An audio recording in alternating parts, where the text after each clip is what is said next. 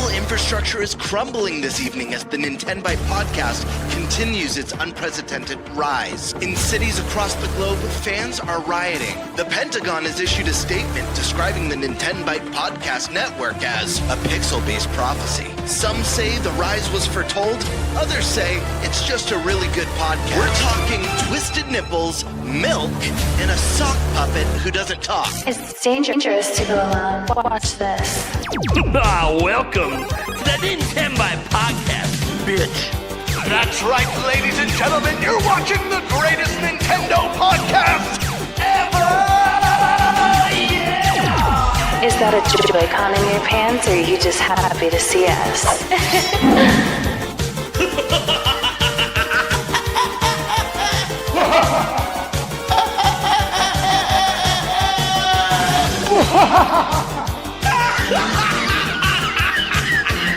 Shut up! Now feel the power. Everyone, do you feel that? Oh my god, I feel it! I feel it too, GameBird. What is it? It's the power of our podcast. I feel it! This is rad, Nintenbyte. So rad. Power.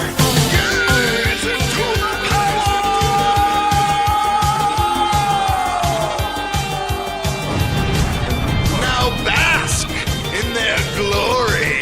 I'm Nintendo Prime. Oh baby.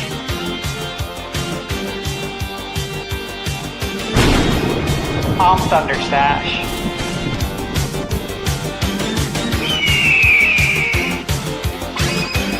I'm GameBird Classic.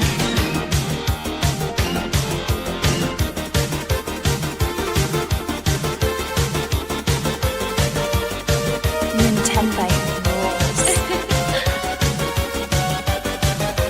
Let's rock. Hey everyone, welcome to the Nintenbyte Podcast. What is it? Season 3, episode 57. Oh man. This show is always an exciting one when it is our reaction show to the latest Nintendo Direct, everyone. Oh man, we finally had our first Nintendo Direct after 9 months. Pretty crazy. Unfortunately, no Eric today. He announced last week he wouldn't be here, but just reminded everyone that he's not, but that's okay. We have a couple other guests coming in here. Let's go ahead and get them introduced. First off, we got to start off with the Deacon himself, Mr. Sandstorm McDowell. Yo, what up? I'm glad to be here, man. And it's at perfect time. It's the day after the Direct. It's a lot to talk about. Yeah, we've had time to sit on things and digest it and think about it. Speaking of thinking about it, someone who was so excited about the Direct immediately was like, hey, do you have room? Not this week. I was like, get me on here. Wham! Chad, all I have to say is Deltarune tomorrow, guys. Can I get some Deltarune tomorrows in the chat? I'm excited. It's good stuff. I mean, obviously, I'm excited for Deltarune, but there's a lot of other cool things too. All right. And then we got to get over to the man who I've been waiting to hear from since last week. A man who at one point during my live reactions, I was like, a GameBird over there must be changing pants at the moment based on what's happening on screen. Mr. GameBird Classic. Is something missing? Are we missing something right now? Well, you know, the whole crew's not here. I forget things. My bad.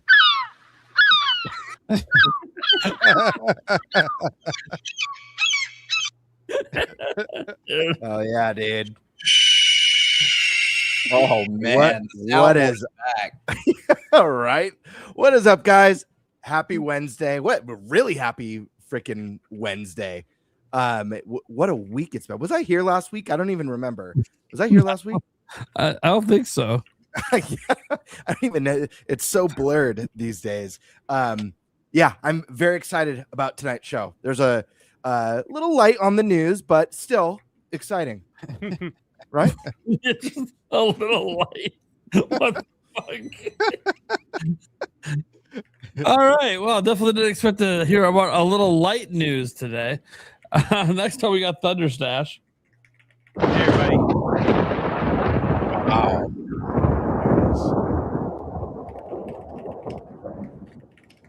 All right. Hey, happy to be here, guys. Busy week. Haven't got a lot of sleep this week. I can't imagine not. Yeah, that was a quick turnaround from Summer Game Fest to the Direct. But I think I'm good now. I'm ready to roll. I got all the Summer Game Fest videos converted from .move files to MP4s. So now I can actually get cranking on the editing. So I'm excited. All right, man. All right, guys. You guys know we have a lot to talk about today. We're going to revisit our bingo cards, of course, that we did last week, just to see how we did between Summer Game Fest, Xbox, and Nintendo. We'll see what happened there. We are going to obviously have to talk about that Nintendo Direct. I think it's only appropriate, right, that we talk about the Direct. Of course, we'll talk about some of our favorite announcements from it.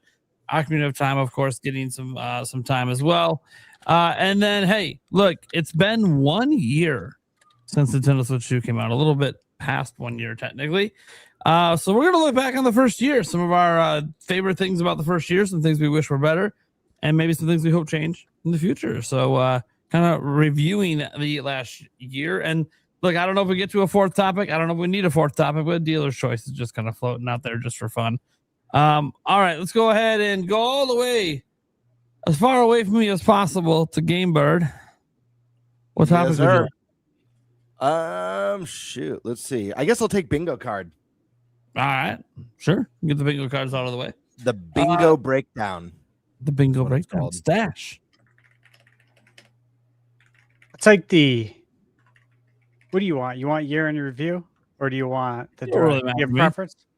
Nope, don't care.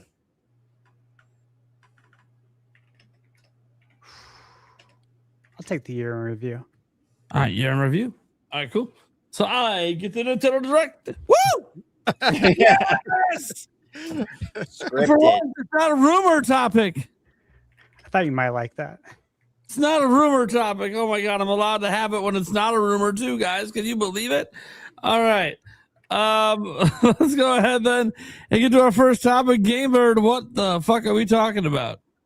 Yeah, we're gonna do a little bingo breakdown. Last week, I was here last week. The topic helped me remember. Last week we each did some bingo cards. Did Eric by any chance send you his bingo cards so we could go over his as well? Or I mean, it's on the laptop, but I'm a little lazy.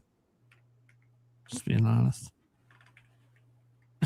All right. I'm Well, literally staring at the laptop.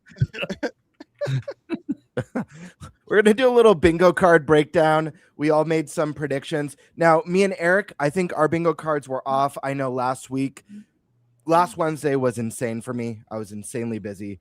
So I had basically kind of read what we were doing for the week right before the show. I did my bingo card within less than like 2 minutes, knocked it out. And I didn't quite follow the rules because Prime had established we're supposed to be picking things that aren't already confirmed for Switch that will appear throughout Summer Games Fest and the other showcases with the Switch 2 logo. I didn't do that. You said it was totally fine. So if my card looks weird compared to Prime's, probably doesn't look quite as weird as Stash's, because I know Stash went full like dream style because he's got that insider sneaky touch going on. But it's pretty self-explanatory. Bingo card time. Would anyone like to start first? Would you guys like me to go first? Should we have Eric's card pop up first, since he's gone, and we could just shit all over it? That sounds I have fun. just an Nintendo Direct one, so I can go after that since mine will be quick. I could. I mean, if no one else is ready to go, I guess I can go. I just gotta find mine. I mean, I can go. I'm ready. Or actually, no, you go first, Primal. Yeah, FVLAM. Let's hear it. FVLAM. All right, FVLAM. Break it down. All right, I'm going to share my screen then. Hmm. This Sorry, I can't actually see in these glasses. Oh, there we go. I can actually see again. Okay, so yeah, you can see it. So I'll break it down. Can I full page? Oh yeah, I can present it. Wow. So yeah, this is kind of my bingo card. Some of these, if basically my thought process whenever I make a bingo card for any announcement direct type thing, the outer edges and specifically like where GTA 6 is and where Nintendo Land 2 is, that's like where I think the least that's likely things that are going to announce. I put those things there, and then the further in you go on the bingo card, the more likely I think it was going to be announced. That's like kind of my logic. So it's like obviously the free space is free, then most likely, then less likely. So I'll go start from the top. So obviously like Smash, and I didn't think that was gonna happen. Actually, I was like, it might, maybe we'll get a tease. I don't know. I didn't think if we did see Smash, I didn't think we were gonna get any kind of gameplay or anything significant. But I could have thought, okay, the Furukawa would have been like, we gotta really show off stuff, make up this price stuff. So we may not have gameplay ready, but let's just get like a animated, like teaser trailer, kind of how they did for Ocarina of Time, right? So I could have seen something like that happen where they just kind of tease it. 'Cause I mean, that's what they did with Smash Ultimate.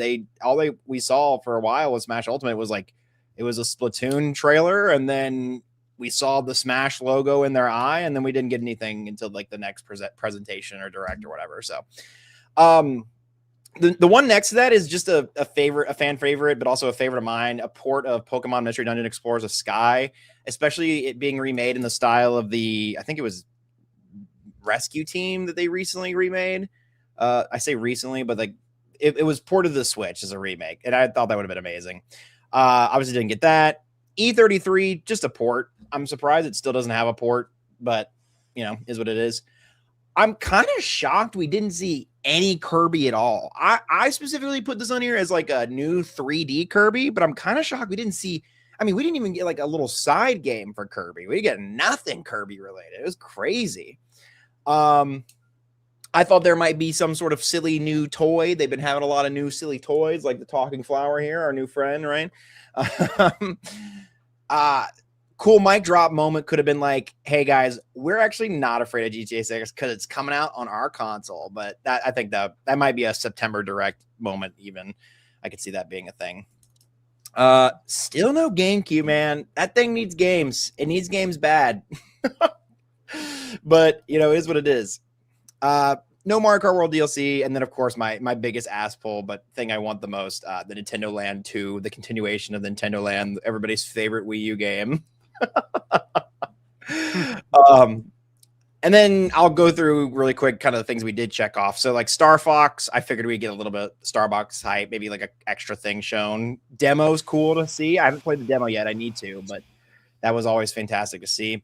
Fire Emblem, of course, release date. We got that finally. Dust Bloods. I was kind of let down by the amount of Dust Bloods that we got, but at least it was there. But I'm a little scared at like where it's at in its development process. Like, I don't, if they're doing the test thing and basically how little they're showing us, but whatever. The Pokopia DLC, fire. That looked like heat. That looked like it was cool as hell. Rhythm Heaven, that was sick. I really love the RPG mode in that. And then the two big ones for me personally, and these are the biggest announcements for me. Deltarune Chapter 5, as Deltarune tomorrow. Love Deltarune, love Undertale, love all of it. I'm deep in the sauce with that stuff. I was popping off at that. My chat was popping off. And then of course, I mean, Ocarina of Time remake. Come on, man. Ocarina of Time. That's like saying you're gonna remake one of the greatest games of all time. You know what I mean? Other things I was kind of surprised at, but I wish were there. Maybe like no new Paper Mario. I know I saw a rumor about a Wario type game being there, so I was surprised there was no Wario game. No Farming Slop. Kind of cool in that one. I love that, by the way. When you put your card up, I saw that. I was laughing. Listen, I'm not saying farming games are bad. It's just that it feels like the genre has been extremely oversaturated recently. It's less about, I'm not. It's not that it's not my kind of thing because I do love mini farming games. I love Stardew Valley. I love what is it called? Oh my god, I can't think of it. The I'm trying to think of it, like the original one. What was the one that Stardew Valley? Harvest Moon. Harvest Moon. I love Harvest Moon. I don't know why I couldn't think of the moon. Thank you for a second. But yeah, I don't know. Sometimes it just becomes an oversaturated category. Man, we need a Mario baseball, man. I feel like that's the only way they're gonna like redeem the sports games in general from people buying it, because Mario Tennis Fever was a really good game. It was just not a $70 game, but it was a really good tennis game. Like I had a ton of fun playing that with me and my friends and stuff. But yeah, that's my bingo card. There's a couple other things on there, like the Nintendo DS screen, and I know I have Super Mario Titans on there. I know it's AI generated, but I thought it'd be funny to put it there because it's become like a meme at this point. So, anyways, They keep putting out new stuff too. Like, new footage and of Mario Titans. I'm like, they're like still sticking leaning with hard it. into it. Pretty funny. I love it when a meme like that just becomes completely unhinged, and yeah. I do too. But yeah, I don't know. What do you guys think about bingo card? Do you think I'm crazy for having any of these on there, or like? No, I think this. I honestly think this is a pretty solid card, and it's funny because when we all presented our bingo cards last week, someone got really like offended by our bingo cards in chat. It was like, this is insane. You're only going to get like 4 or 5 of these max. I'm like, well, that is bingo. Like the goal is to get 5 in a row. So getting 5 would be epic. I think they thought that bingo means like everything on the card we're expecting to be there, which is not the case. You're just trying to get 5. 4 if you include like a bonus space. But pretty solid card. I'll go next. Oh yeah, let's see it. So I don't have that many. 5. I have 5. I got right. So Final Fantasy, that was a layup. That was easy. Given. Right. Thanks, Nate the Hate. Ocarina of Time. Again, thanks, Nate the Hate. Another layup. Yeah. Tales of Eternia. Wasn't a layup. Was happy to see it. Lords of the Fallen 2. Been calling that one for a while. And the latest Toys for Bob game coming to Switch, Spyro. So there you go. That's all I got right. Everything else is wrong. You know what? I'm good with that. Hey, no you free got space. 5 though. You thought Pikmin was so free that you put it in the free space? I like to live on the dangerous side. I mean, hey, there you go. That's not bad. I would just put. Is it Koizumi? Is Koizumi who does it, or is it Furukawa also does? It was at the directs. Put their face on it in the middle there. I got a good free space. Yeah. Prime, real quick before I throw my card out here. Was there anything on your bingo card that you're surprised or like disappointed wasn't in any of the presentations? I could see like Zelda 40th being one of those items because I think a lot of us expected to. I think with maybe the exception of Stash, who didn't quite think they were going to do 40th anniversary yet. I could be remembering wrong, but I feel like that's one that like I was a little bit surprised. That's correct. All those major presentations and no Beast in Reincarnation. Where the hell is that game?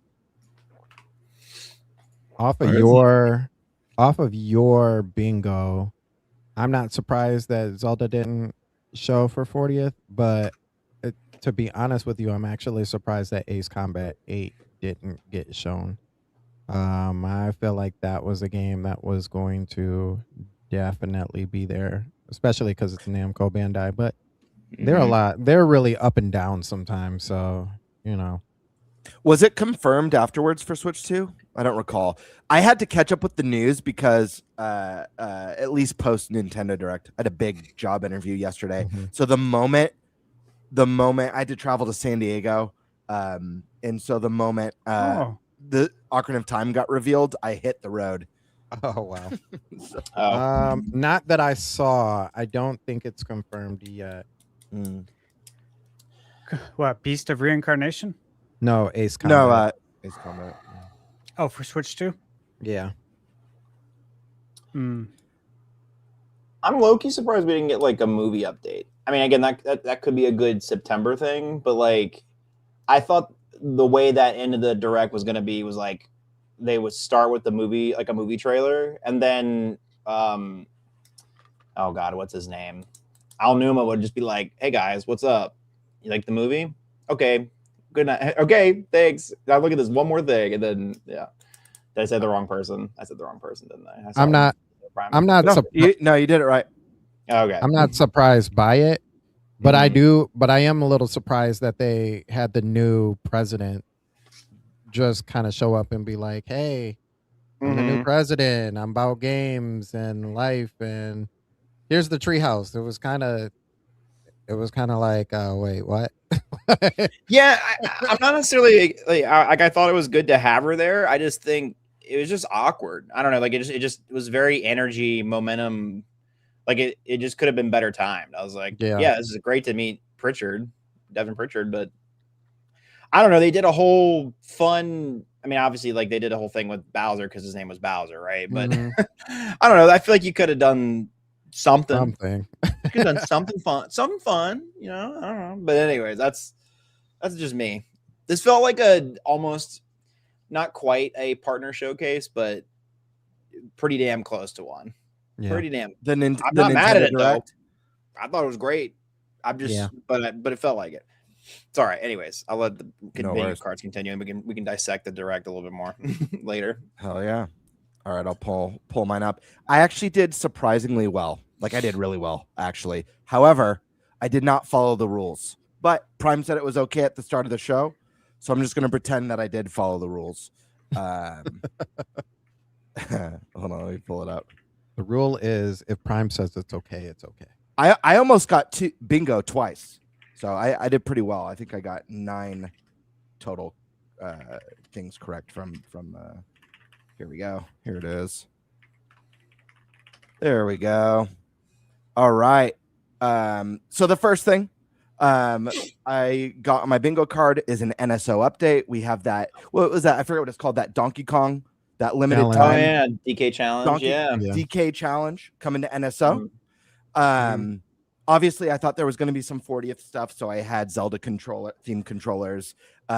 Zelda movie tease or trailer. I did specify that I didn't think we were actually going to get a trailer. That I thought it would more be like either a cast announcement or some sort of a set photo reveal, like a photo of Hyrule Castle, like a still of Hyrule Castle or something like that, and that the trailer would come at a later date. But no Zelda movie or Zelda 40th stuff there.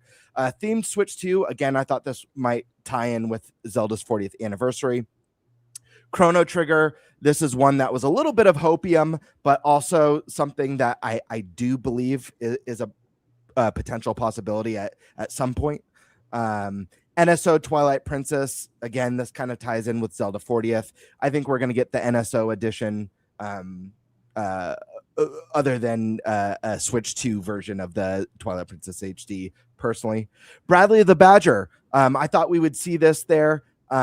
This is one of my favorite announcements from the last Game Awards. Grant Kirkhope's doing the music for it. The game looked pretty quirky and fun. Reminded me of the golden age of Rare. So I'm excited to see more of that, but disappointed that we didn't get it here.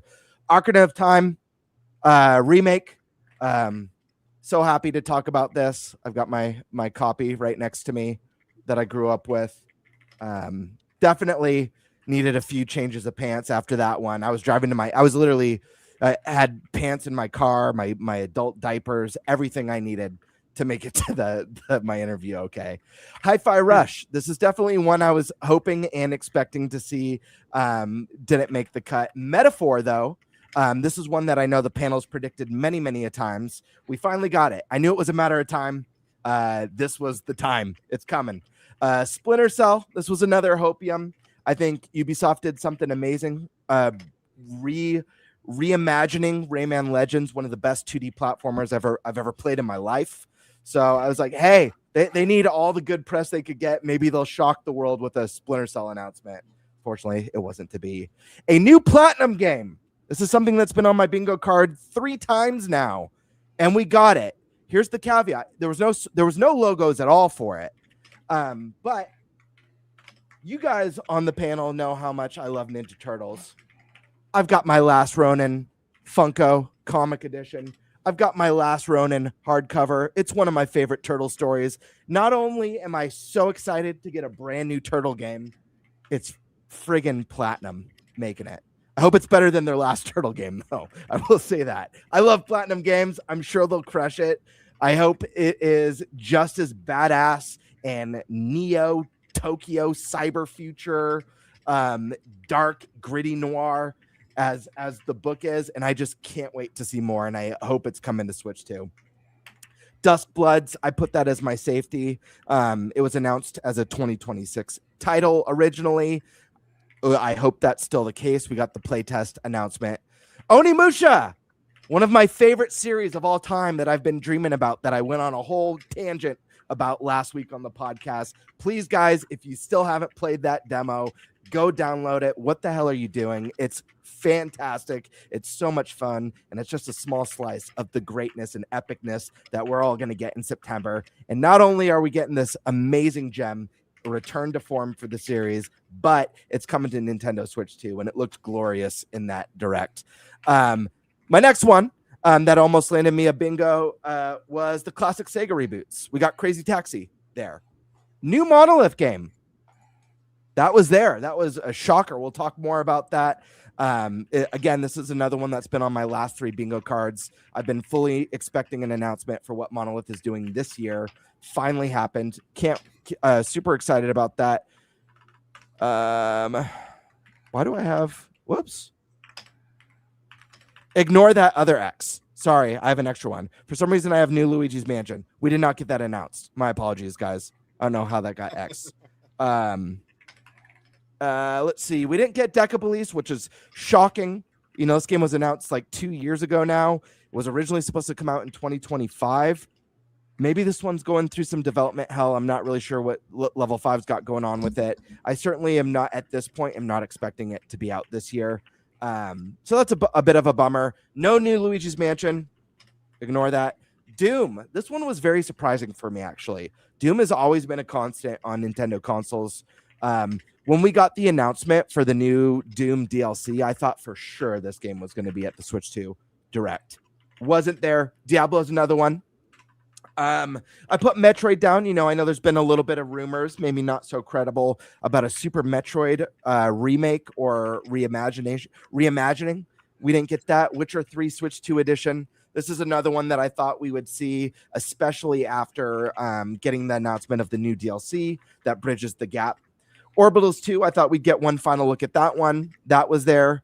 And then lastly, I thought we could possibly see another glimpse at Pokemon Gen 10, which didn't happen, as well as Banjo-Kazooie 3, getting jiggy with it, which was another ultimate hopium that wasn't there. But all in all, take out my little mistake in there. It's still 8, not too bad, with almost a bingo. So I'll take it. Bird. Yes. Yeah, great looking bingo card. Obviously, I knew when you presented your bingo card the strength of it. Did you really? No. Or are you like, oh damn, he did pretty good? That's awesome. Yeah, well, also because like I knew some of this stuff.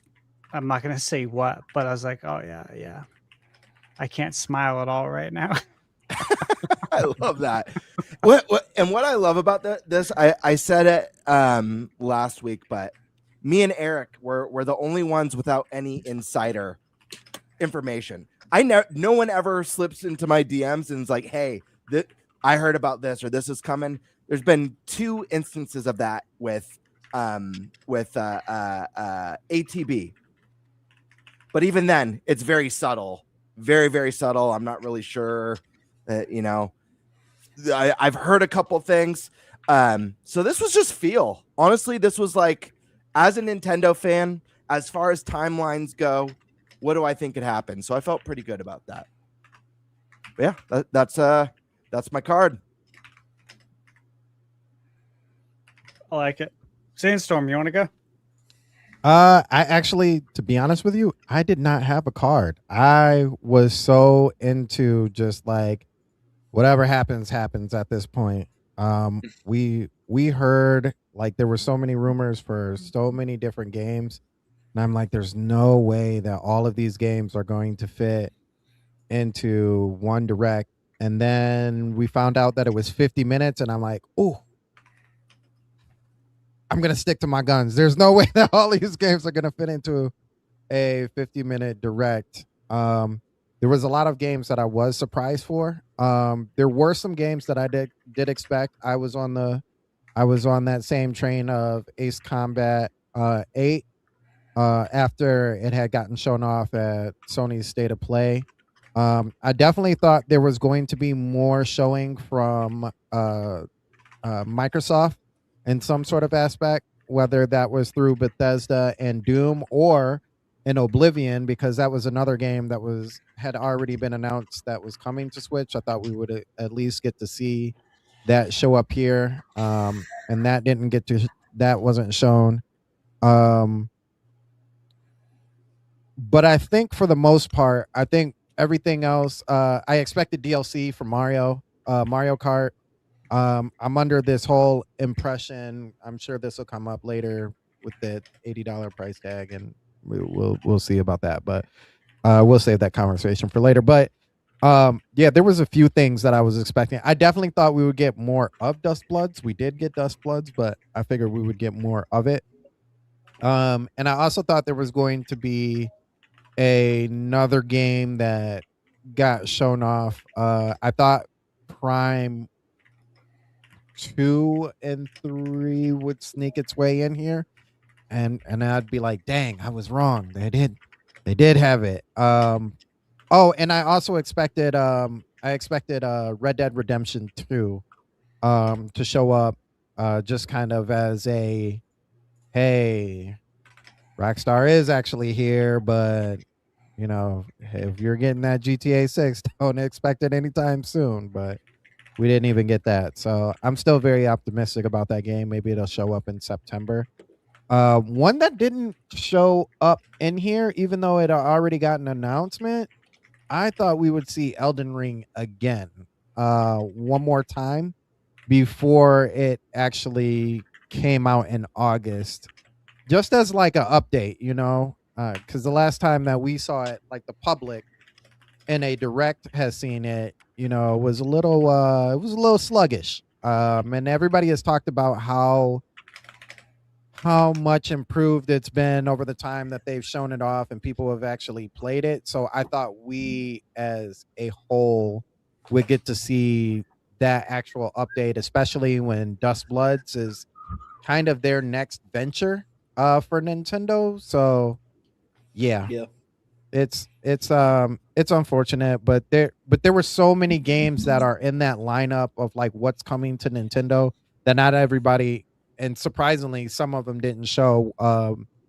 Monster Hunter Wilds, I thought that was like that's a big name game. Like it didn't show here, but we already know that it's coming. COD was another one. I definitely thought that was going to be there because it's Call of Duty. You know, it's been 13, 14 years since we've seen that, and that didn't show. So it already had told me like first come, first serve, friends. First come, first serve at this point. So, but yeah, I didn't have a lot of expected for a bingo card, but there were some things that I was looking forward to seeing. Yeah. Okay. What do you guys think? Can we go? Yeah. Go for it, man. Let's do it. You're the last one up. Let's see it. Okay, now let me preface this for anyone who wasn't here last week. This was a hopes and dreams bingo card because it didn't make sense for me to do one because there's too much I can't talk about. So this was the best way to do it. And I got some things right, even though I didn't want to. Dragon Quest. We got Dragon Quest Monsters. I'm really excited for that because again, I played part 3, loved it. I think I put like 80 hours in on it. Had zero intentions of doing that. It was just that good. Let's see, Castlevania. Again, this is coming out already on Switch. For anyone who doesn't know that, when it was first revealed, it showed the Switch logo. So, and I also have it pre-ordered physically at Best Buy. But I heard there were some people that were hoping that it would be announced for Nintendo at the Direct. But it was last year. And again, I have it pre-ordered. So, if you're excited for that, if that's news for you, it's out. It's coming out for that. Let's see. Resident Evil. We did get Veronica. Dude. I texted you about this, Stash, because we chatted a little bit. But dude, you kept such a straight face because when I saw Resident Evil, I was like, oh yeah, I bet Code Veronica could be there. And you're like, I don't know. Like with such a straight face. So it's under embargo still, but like I can at least say that I met the producer of Resident Evil Veronica, and I got to do an interview. Yeah, so cool. There's a lot to be excited about, but I can't say anything.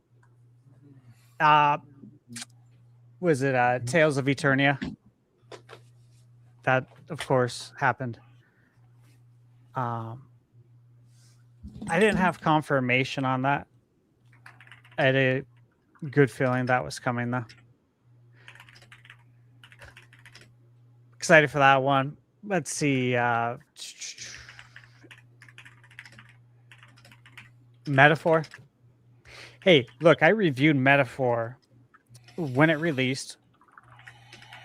Within the first week, I said in my review that this is coming to Switch 2. Do you guys remember? What was it, 2 years ago when it came out? Something I forget like the that, release yeah. date. Something like that. But I boldly claimed in the review that I bet you anything this is coming to Switch 2. So I knew this was coming. It's just a matter of when, not if. Phantasy Star Online, I wish that would have happened. Sonic, I used that as the placeholder. The whole thing was about this Sonic 35th. I did play a Sonic game at Summer Game Fest. I can't talk about it yet. So,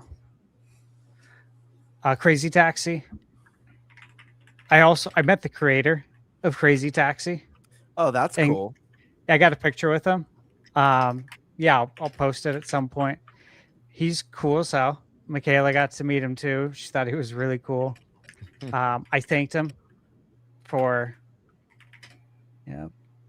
being a part of my childhood. Said I was there on 9/9/99. I was sick from school that whole week.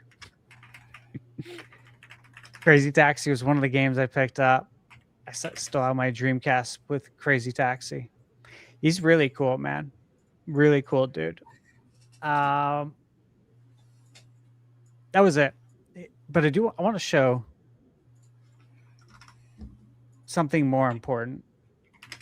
Okay, and that's, let me pull this up.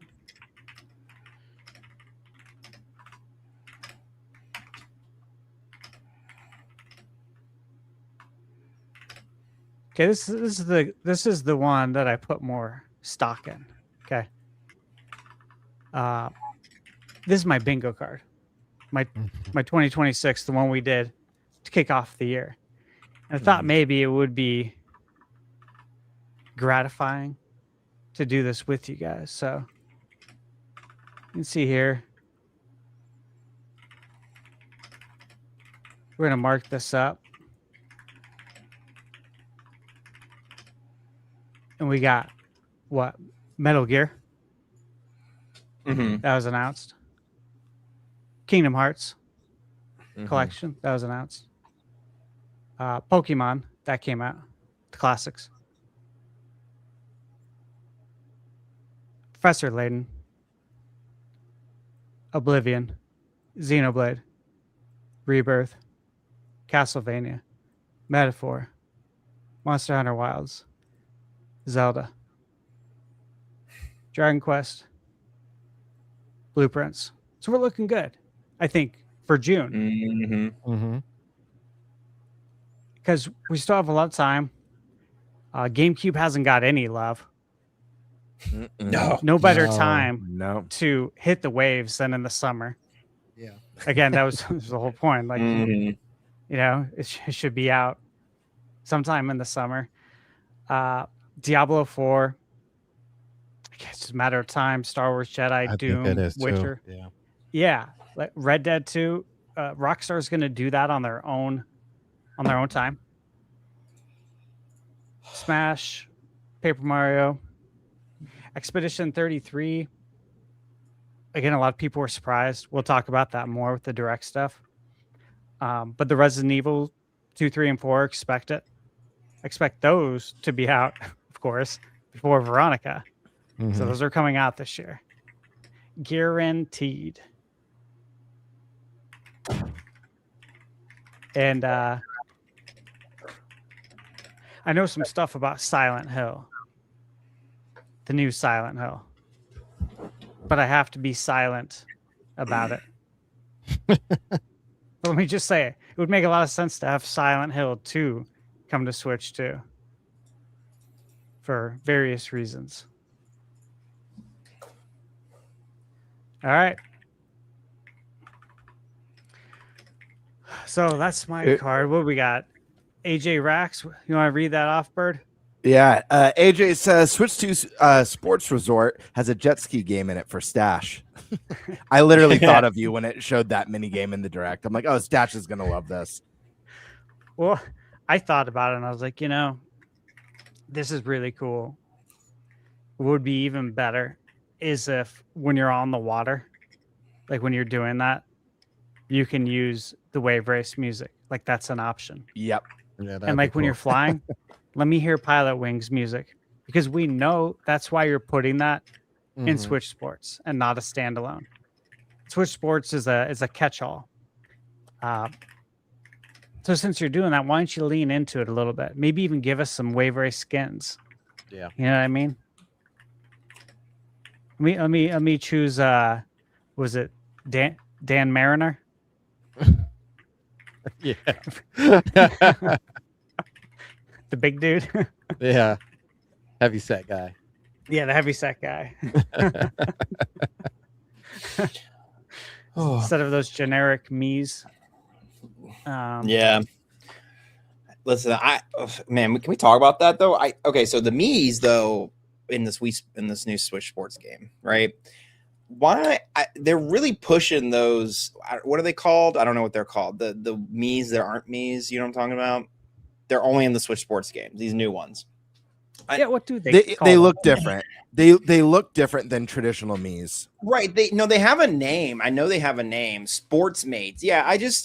I'm like, you now have Tomodachi. Like, I understood it initially because it was like, okay, Miis are kind of this. They're almost a decade old. You know, they were part of the Wii era. We're 2 consoles beyond that. So it's like, all right, yeah, I get why you want to move on from it, but the Sports Mates definitely weren't the best. But now you've like reintroduced Miis into the public zeitgeist. You know what I mean? Like, we have Tomodachi Life here now, and that's like the standard now. People will think they've transcended the Wii era. I feel like with the new Tomodachi Life game, you know.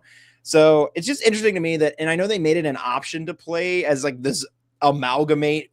You have the Mii head and then the Sportsmate body, you know, in the new games.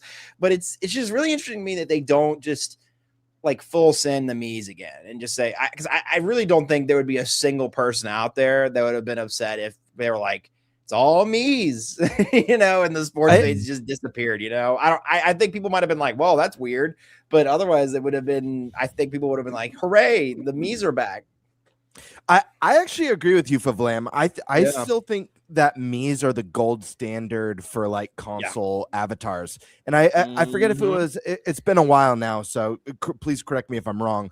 I believe that Xbox 360 was the gen that introduced the Microsoft avatar characters where you can make yourself, right? Yes. And it just didn't hold a candle because there's something kind of like quirky and odd about Mii's, you know? And Tomodachi Life, I think you make a great point of bringing them back into the world and the popularity and kind of that social media presence, because that game is so whether it's TikTokable or Instagram shortsable or YouTube shortsable. They just come back full force with it. Right. Yeah. Someone described Tomodachi Life as it's Mad Libs for friends and family. And I was like, that's honestly like the best way to describe that game is it's like the best Mad Libs you've ever done ever. Yeah, no, it's really strange to me. I mean, like I get it, but I don't like the sports. I think they look, I don't know. They're just too like corpo. They feel, you know what I mean? Like they feel very generic. Sanitized. Yeah. I don't know. There's something about the Mii that just like it's simple enough, but it's also has this iconic look that no one else, like you said, GameBird, with the X360, like nobody else has been able to replicate it in a way that doesn't feel either special or like a gimmick of a Mii. And I think that's pretty cool that they've had something that stands the test of time this far with the Mii's. But I don't know. Anybody else have any comments on the Mii debacle and what we're doing with these Mii's? No, I mean, where the hell is Miiverse? Yeah. And now makes me wonder because, like you said, Mii's are such a staple now that they're even in Smash Bros. As how they are in Smash, you know? Yeah. So, like, looking at them in this game, it's like, is that how they're going to look in Smash? Because I don't want them to look like that in Smash. I know. Are they going to make up?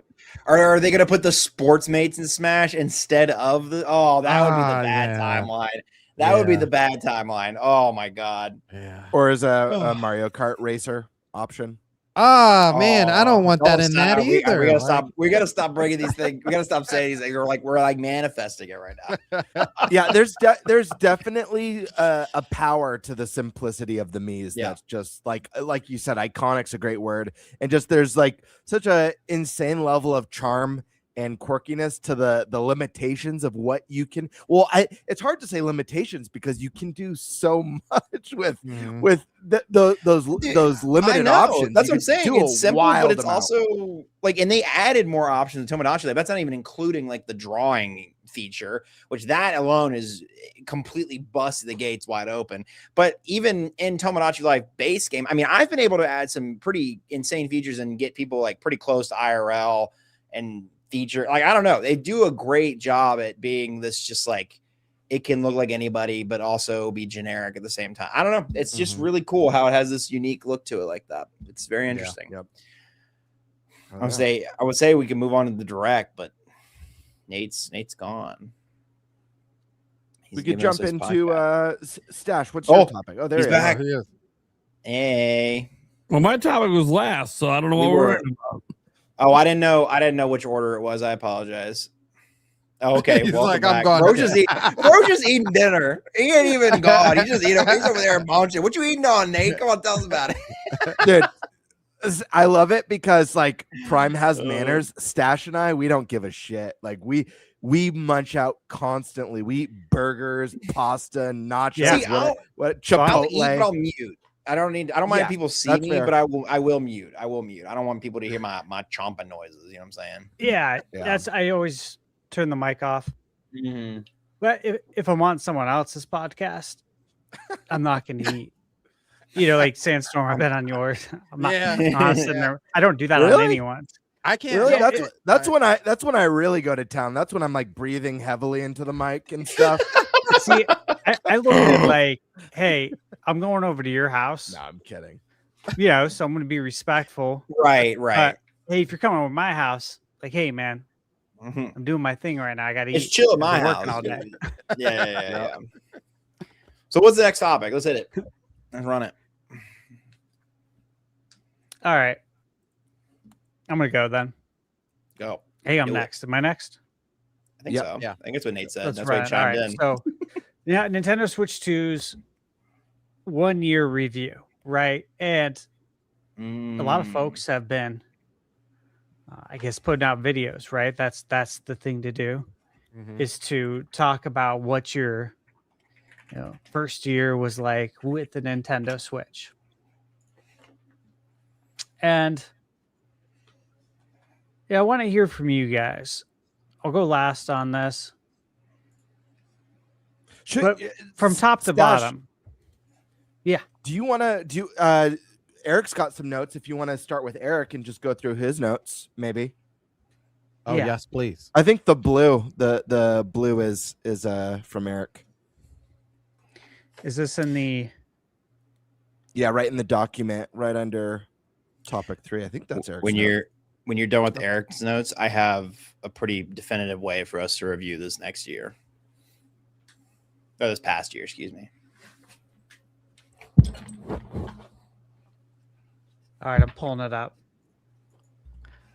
I like to, once the notes are done, I download them to a Word doc, and then I add my own notes. Okay, so I got to pull it up. All right, so guys, we're going to do Eric's thoughts to kick us off, okay? And let's see, this is on. There it is. All right, Eric said the good is the amount of games that were released and or announced. And another thing that was good, he said, is this last Nintendo Direct. The bad, the seeming lack of direction, to me, as he says, on how, when they were going to release or announce their games, having so many games that we didn't know anything about. And on the future, Eric says, I am not sure how they are going to beat this last Direct because it was a banger, but hopefully they figure out some way to do it. Just keep bringing the games. And when we do have the Direct topic,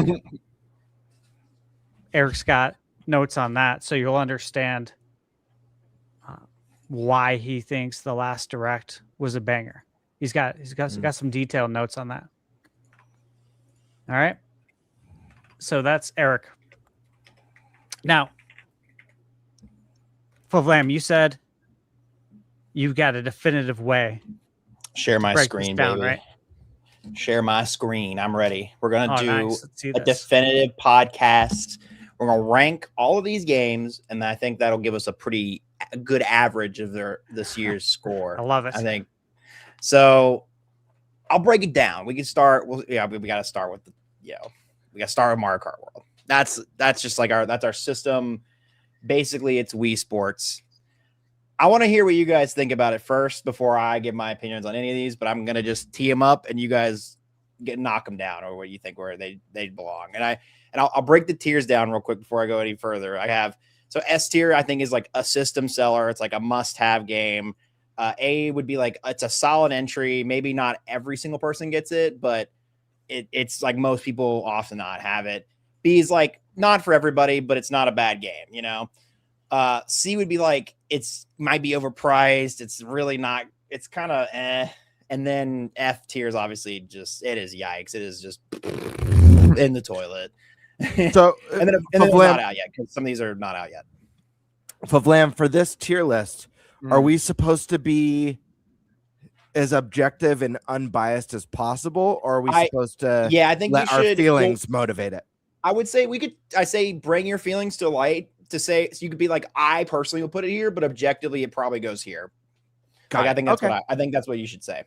Sorry, I'm cool. I thought this would be fun. This would be a fun way to do this. This is easy. All right, Nate, where are you putting it? You're back. You came back strong swinging. Where are you putting it, Mr. Prime? What, Mario Kart World? Yeah. System seller. If it's not a system seller, then system sellers don't exist. Wait, are we voting on this, or are we each going through each game? I think we'll I think we all say what we want about Mario Kart World, and then like if the consensus seems to be like, okay, yeah, it's S tier, I'll put it up there. And then but if we start to have like some debate, then it's like, okay, maybe we debate a little bit and then we can like vote. Cool. Best out of 5, let's say. Yeah, but like we just say your piece about it. You know what I'm saying? What about you, Sure. Stash? Where would you put this at? Mario Kart World system seller. Absolutely. Mhm. Oh yeah.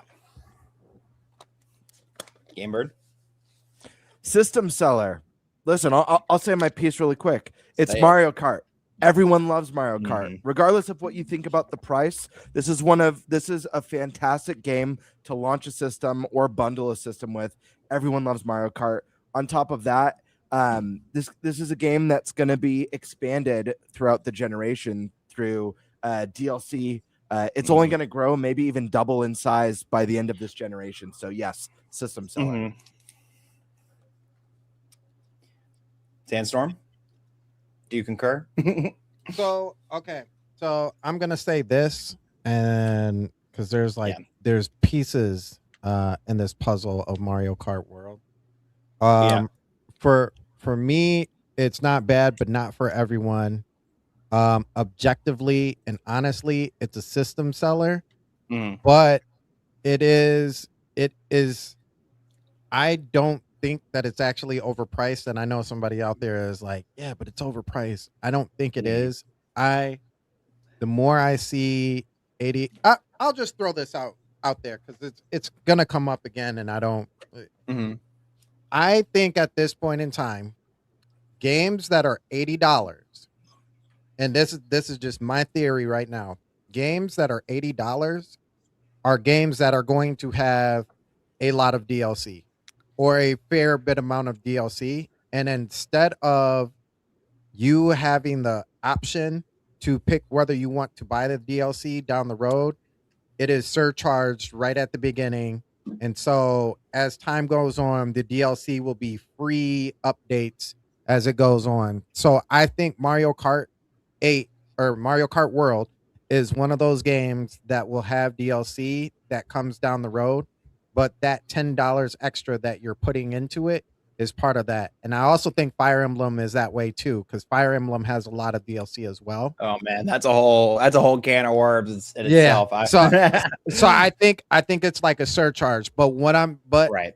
I say all that to say, if you had to pay $80 day one for Mario Kart and it comes with all the DLC in the future and all of that is free updates, it's a system seller easily a system seller. Right. But I still think objectively it's a system seller.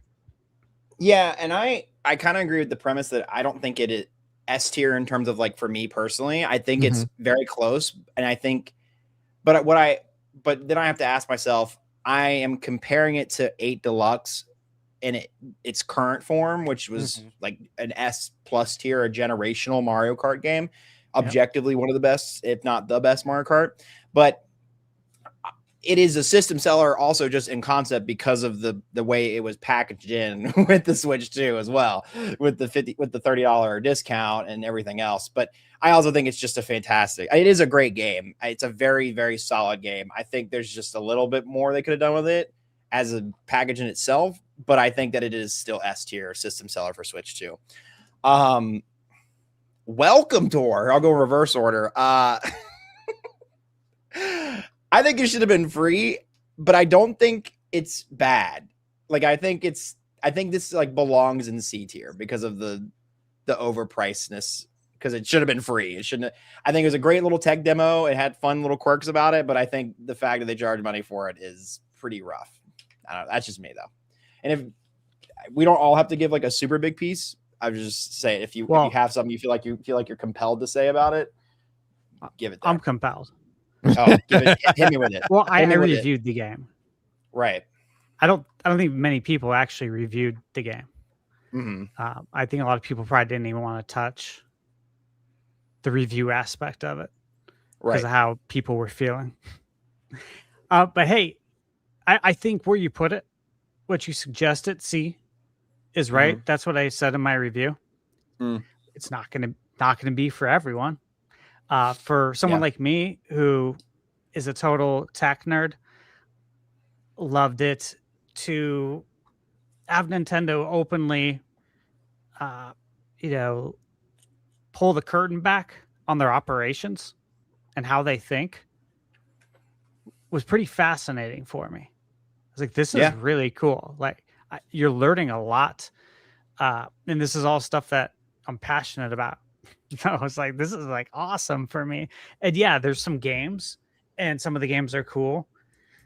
But it's really just, it's like an interactive museum game, but Nintendo style. Yeah. And so for $10, the price was fine. I think making it free would have been a good call? Absolutely. Absolutely. I said that in the review too, but it's not. Yeah. The reality is it's not. It's $10. But at the same time, the reality is you're going to spend more than $10 when you drive through Taco Bell. Okay. So. That's true. You know what? You got me there. And going to regret it afterwards. You totally are. You totally are. Yeah. You're going to pass out. You're not going to play any video games after you eat that. So that's where I'm at with it. Yeah, I can see all sides of the opinions that it should be free. And that and I've heard the case that if Reggie was still there, it would have been free. Right. I don't argue that.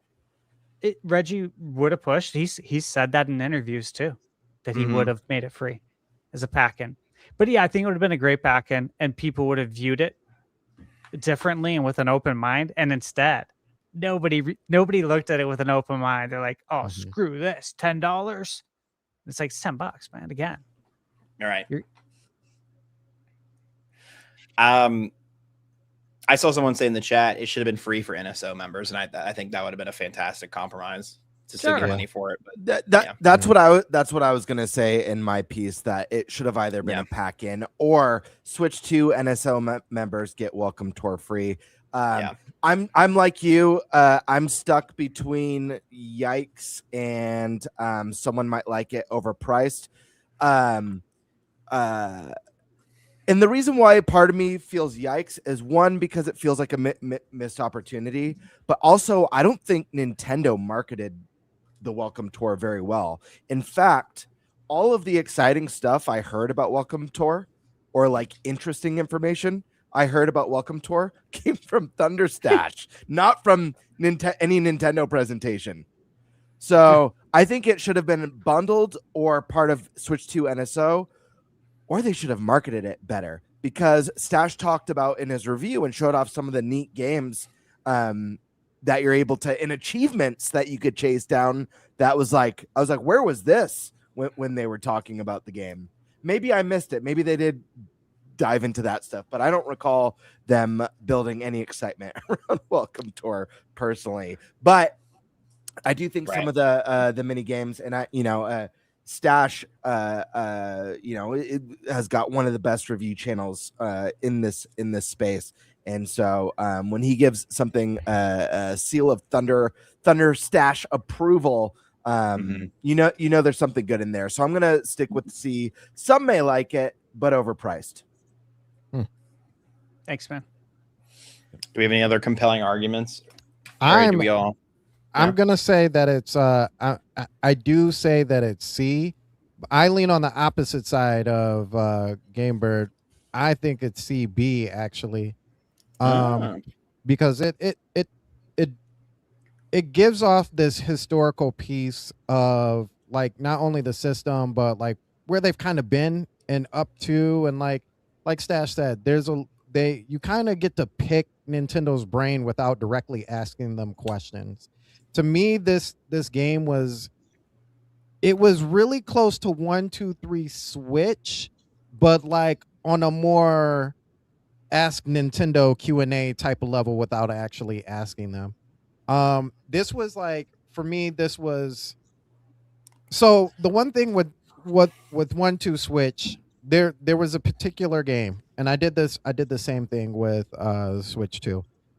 I would go around at like my job.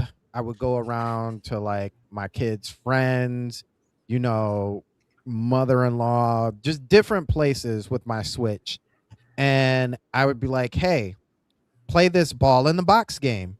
And they'd be like, ball in the box. And I'm like, yeah, you got to figure out how many balls are in this box, like metaphorically. And they're like, but you have to hold the controller and you can slide it around, and just like visually watching other people do that, and they're like it like blows them away. They're like, wait a minute, like what is in here? And you're like, nothing, it's just a rumble. Like, and you're like, nah, that's not possible. This was that for me for the Switch too, because it was like, hey, shake this controller, hey, mouse controls, like they're all the little pieces, and it like really, until you like really have like a one-on-one intentionally with those things, you're like, whoa, wait a minute, what is going on here? And then they explain it to you and like, oh, and I'm getting a history lesson too. Like, Right. so for like the nerdy side of gaming, that's why I think it was really good, especially for us. And I think it was also good for people who like really talk about frames and graphics and all that other stuff, to like get this piece and see what actually goes into hardware. Unfortunately, that's not for everybody, but like you guys have said, and why it remains in C for me, it was overpriced. I do think it was something that should have been free for everybody to really like engage into, but they chose to slap a dollar sign on it, and that's what it is. So yeah, it's a C. Any other arguments, or are we happy with it in C? Prime. You got something to say about it? Dude, okay, guys, this is welcome tour. Are we gonna be at this topic for like the next 5 hours? That's why I was like, that's why I said if there's nothing else to say about it, you don't have to speak. We could just go on to we could just like, if you have a compelling thing, you're like, I really want to say something about it, we'll say it. But otherwise, Okay. we just Welcome Tour boom, was go on. divisive, Right. which is why I think we had to give some nuance into like Right. why our opinion is probably different Mm-hmm. than the masses. And to the masses, I believe you have not played it. I believe you judged this book by its cover immediately and said no. And you turned your brain off. And I'd put money on it that the majority did that. Yeah. If I could prove it. So So that's why I want to give some nuance. no, that's fair. That's fair. All right, next one. I don't mean to go first again, but I just have something to say about this one. The mere existence, but it's my of turn, this- so I will. Yeah. The mere existence of this is an S tier. However, the current state of it is a yikes, in my opinion. It is. There's not a lot on there. I mean, there's some cool games. I think it definitely could probably be higher. But me personally, I'm like, dog, we need some games on this. This thing needs to be updated. But I'll let you all, if there's anybody who disagrees or thinks we need to go higher. Yeah, I'm gonna say you're right, and in theory it should be a S tier system seller. I think in reality it's a B. There's still a lot of content there for like even the younger generation. Wind Waker, even though you're not getting the best version of it. Soul Calibur 2, you are getting the best version of it. There's just, and then they just announced well, not just, but Pokemon, what's the Pokemon game? Can't think of the name, the subtitle for it. Gale of Darkness. Gale of Darkness, thank you. It's on there right now. Yeah, a game that we haven't seen since GameCube. So like I think it has a lot of potential there, and there's a lot of stuff for people who are not us, who grew up with it. So I do think it's not bad as of right now, but it's just not for everybody yet. I think I could agree with the B. I don't know. Does anybody else disagree with the B? I think If you don't, Go ahead, speak Bert. now, forever speak your piece. I was gonna say I think B is a great place. Initially, I was thinking A, solid entry. More specific, obviously, GameCube is a cherished console. More importantly than that, without GameCube on, actually, no, I'm gonna bump it to A. To be honest with you, and Really? the Really want reason A? why, Yeah, one, because despite having a limited library right now, I think it's going to grow throughout the generation. I think it's going to be evergreen. Secondly, Right, but this tier list is about grading it on 26. its past year. Right. The fact of the matter is, this did not up the cost of NSO, so this was a free add-on to the expansion pass. And without this, if you want to play a lot of those iconic games, it'll cost you, depending on what ends up coming to this. Some GameCube games are very expensive now, more than retail at that, if you can hunt them down. So right. I'm gonna say A, and I am gonna factor in potential. I understand it's a limited library. It's got my favorite game of all time on it, Wind Waker already. So yeah, I think there's room for improvement, but I think the sky's the limit. So I'm gonna say A. Yeah, I'll give my thoughts on this as well. For me, it's an A. And again, I know we're talking about the last year. 2v2. And having Wind Waker, it's legendary. Okay. Yeah. You got Luigi's Mansion. That's true. Which Luigi's Mansion 1 isn't available. And it's not on Switch 1. Yeah. The only way to play it is on GameCube NSO. Dreamcast. I bought Dreamcast on day one. I bought Soul Calibur.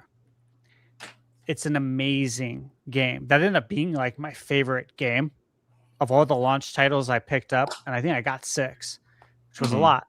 But again, I had my own job. So I had my own job as a kid with no rent. Right. You're buying video games, bro.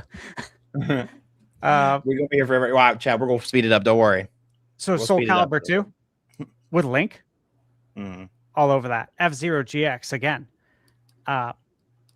amazing game. Mario Strikers, you got the online play. You got Chibi Robo, which is a deep cut.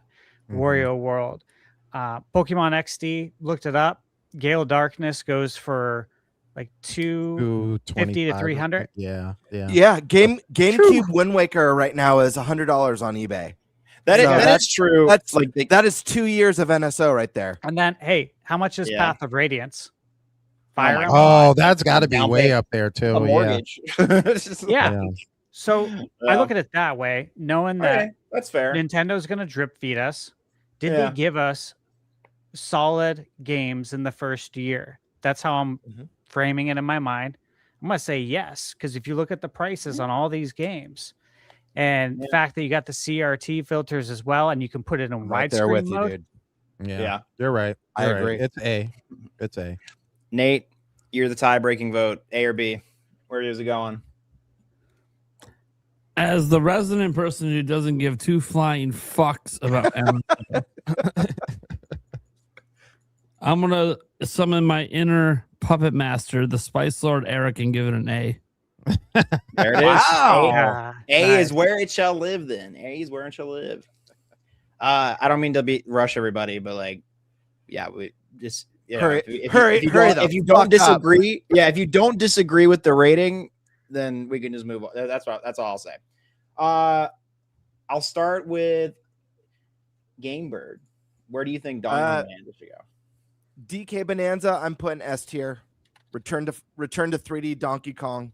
New design, amazing music, great game. Keep it nice. Does anybody here disagree with S tier? All I can say, compelled to talk. All I can say is ditto S tier. 100% agree. I think I'm on that too. Pretty easy one. It's just a generational kind of game, but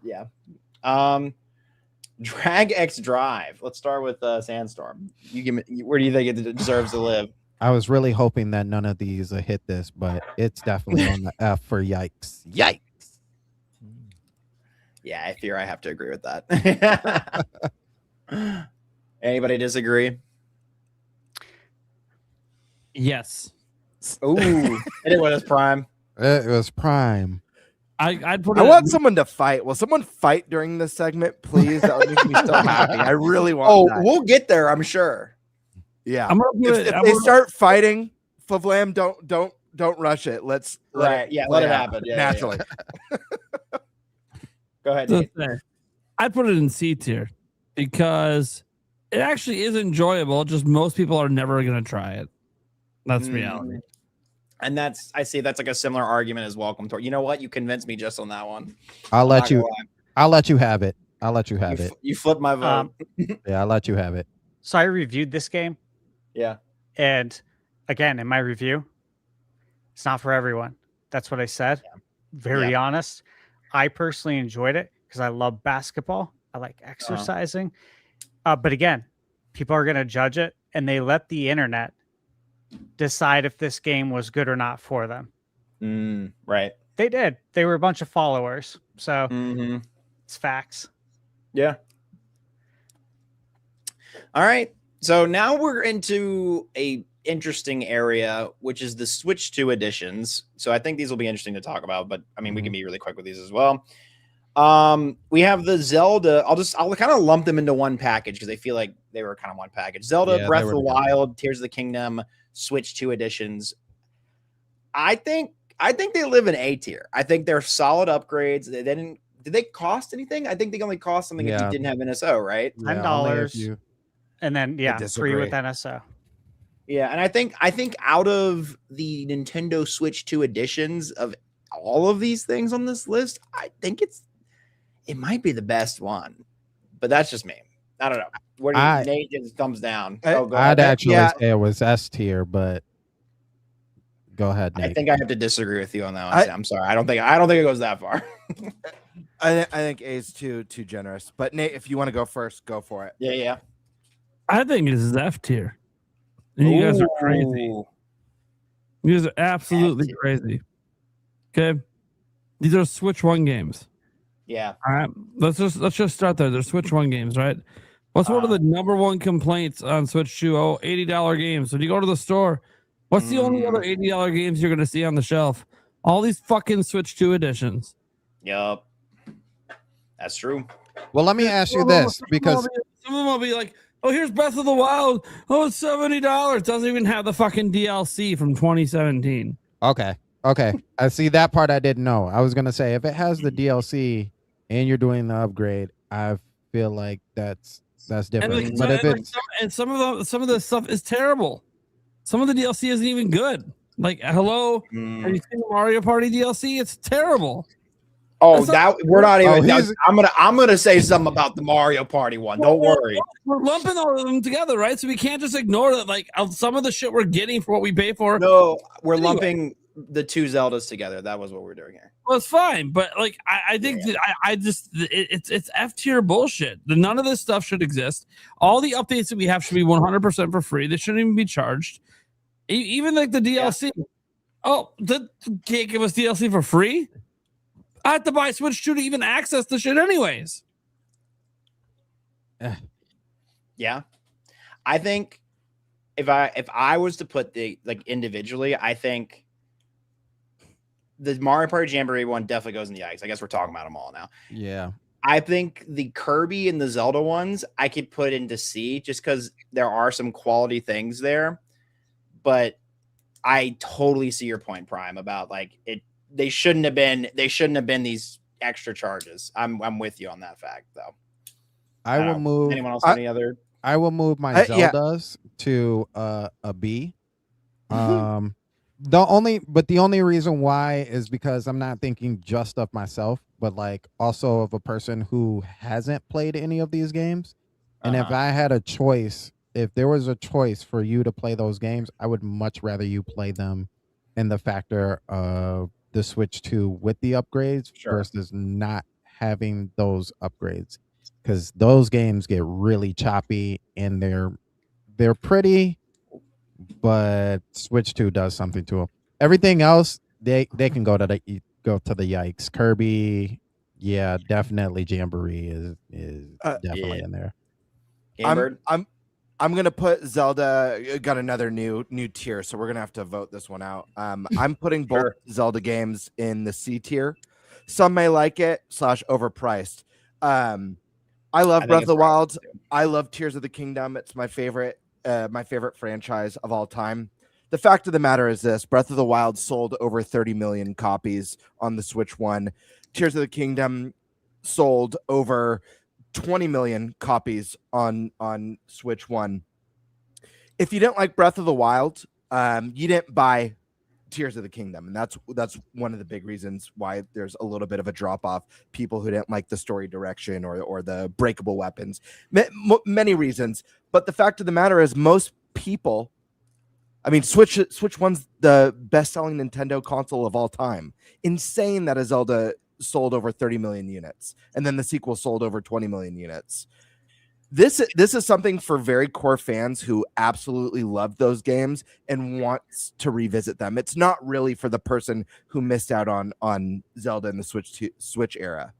It could be, like, I'm not saying those people don't exist. They definitely do, but most people did. And when we're looking at like the first year of Switch 2, I don't know that that's a compelling reason to own the console, because if you're already a Nintendo fan, you probably already played the shit out of these games. If you love Zelda or if you love them. So yeah. I don't think either of them are a strong argument for Switch 2 having a strong first year. That's why I put it in C. And I say that as someone who absolutely adores these games. And I do agree with Nate. I think the slightly overpriced, especially when there's companies doing their Switch 2 editions for $5 or under. But yeah. That's just my thoughts. I agree with that. I think I can concede to a C. I think a C is like for at least the Zelda I haven't even ones. given my thoughts yet. I'm sorry. Go ahead. No, I was just saying I changed my vote from where it was. Keep going. Okay, so 2 of the highest rated games of all time. Right. On Switch 2, you can play them in the best way possible, of course. As Sandstorm said, there's a lot of very choppy parts on Switch 1. Load times are like instant on Switch 2. You have HDR wide color gamut support, which if you have a TV that has HDR and it's calibrated correctly, it's a big if. It's going to look absolutely stunning. 60 FPS resolution. You got the Zelda Notes app that acts as an achievement system that, again, nobody uses it, but it's there and it's badass. If you're going into this and this is your first time, like you don't have Switch and you're buying a Switch 2, hell yeah, this is a system seller. If I didn't buy Switch 1, I'm buying Switch 2, and you're telling me I can buy 2 of the greatest games of all time and play them in their best form, I'm 100% there. If you already own the game and you're telling me, wait, I can play this in its definitive nature, yeah, with the resolution, frame rate, all that for $10, or wait, hold on, I have Switch Online, so you're telling me it's free? Oh man, I'm all over that, right? So that's how I'm looking at it. If you're new, it's a system seller. If you own it already, it's an A. And again, I beat Breath of the Wild right when it came out. That was 9 years ago. Mm-hmm. So for me to revisit it right now would feel like a new experience again. It's been I played that continuous. There's probably so many things I don't remember. It would feel new again. Yeah. So where would you put it? I would give it. If it was you. I'd give it an S. Damn. Hey. Look, if I'm telling someone, hey, they say, hey, I'm buying Switch 2 for the first time, what should I buy? You know, I didn't have Switch 1. I'd be like, get Mario Kart World, DK Bonanza, both Zeldas. You'll be set for a long time. Well, I will say, I think Nate's F and your S cancel each other out. And then we have 2 C's and a B. So it's probably, I think these are going to live in C tier. Yeah, they live in C tier. I think that's a fair assessment. If am I wrong on that one? Out of everybody's opinions here. I think everyone made valid points. Right. I'm I think the happy average wherever it would lands. be C. And do we feel the same way about Jamboree? Dude, the Jamboree DLC. You put so you put much them dick. all in the right place. Yeah, I feel like I'm these not three even- are in the right spot. Yeah. Well, I don't know. I didn't play the Unless Kirby somebody has something to say, DLC, yeah, go but- ahead. Where were you? What the Kirby DLC? Granted, I didn't play it, but I do feel like that one could be the one that maybe pops into C. Maybe I don't know if anyone has any. Put it top. thoughts on We'll that. put it at the top of F then. Yeah, Yeah, I I'm- personally like the Kirby DLC a lot. Nate, still same. Again, I F? think most people haven't played it. I haven't played it. Oh. I'll bump it. We'll bump it up then for the people that have played it. Then we'll bump it up. Put it bottom of C. Now, so the ZA. Okay, so Pokemon Legends ZA. This is such a weird one because it wasn't like it's a $10 upcharge, and I don't like that it existed on Switch One, but I understand why it did. But there's no besides like you just get a more functional game with this edition. You know what I'm saying? Like it's like it just feels like the definitive way to play. It's not even like an upgrade. It's just you just get a more functional game. You know what I mean? I don't know if that makes any sense. I think it goes in yikes because of that, just because of it in pure concept is that I think it's a solid, great game, but I think as a Switch 2 edition, it's like, I don't know. I could put it in C tier just because the game is solid and it's there, but I could put like top of C tier, but I don't know. I want to hear what you guys think about Pokemon because I feel like this one's a really big. I personally Go somewhere. think I put it between B and A, to be honest with you. As an entry in itself, it's the first of its kind, if I'm not mistaken, to be like a live battle, not wholly turn-based Pokemon game. Like all the other stuff, like the performance and all that stuff. Me personally, I don't really care about any of those things in particular. It's mostly about the game in itself. And I think they did a really good job of adding new mega evolutions to the game. Yeah, some people hated that it was in just one city, but man, even in that one city, there's places to go. There's actually things to do as far as like catching Pokemon and stuff like that. I had a terrific time with it. I got to see my boy Totodile again and move him into the mega evolution space. So I would say it's definitely a solid B. It wasn't bad to me. It's not for everybody. But the battling system that they put in place, on top of not allowing you to just get every Mega Stone, you actually had to work for some of those. I think it was a good entry. Yeah, I think it's different. You know, you've convinced me. I'm only saying something because you've convinced me to flip my vote because I think because it came out during the Switch 2 era and it wasn't like Breath of the Wild where it was like, oh, it's an addition that makes it better. Yeah, I think B. I think I could agree with the B. I am a very solid B on this one. I think the proof is in the pudding. Like, just look at the discourse. This game wasn't for everyone. And I think that's reflected in the sales. You don't need a Switch 2 to play it. You can play this on Switch 1, regardless of the fact that it looks and runs better. I think a lot of people aren't going to enjoy the fact that it's isolated to one city. I didn't personally have a problem with that. I think the lack of voice acting was a little bit jarring in this one compared to previous entries with how animated the characters were. I think the combat system was phenomenal in this and a lot of fun. But I think the city left a lot to be desired. I don't think being stuck in a city was a problem because I actually think that's a really cool theme and setting to do. I just think that the city in and of itself didn't feel alive. It wasn't very interesting.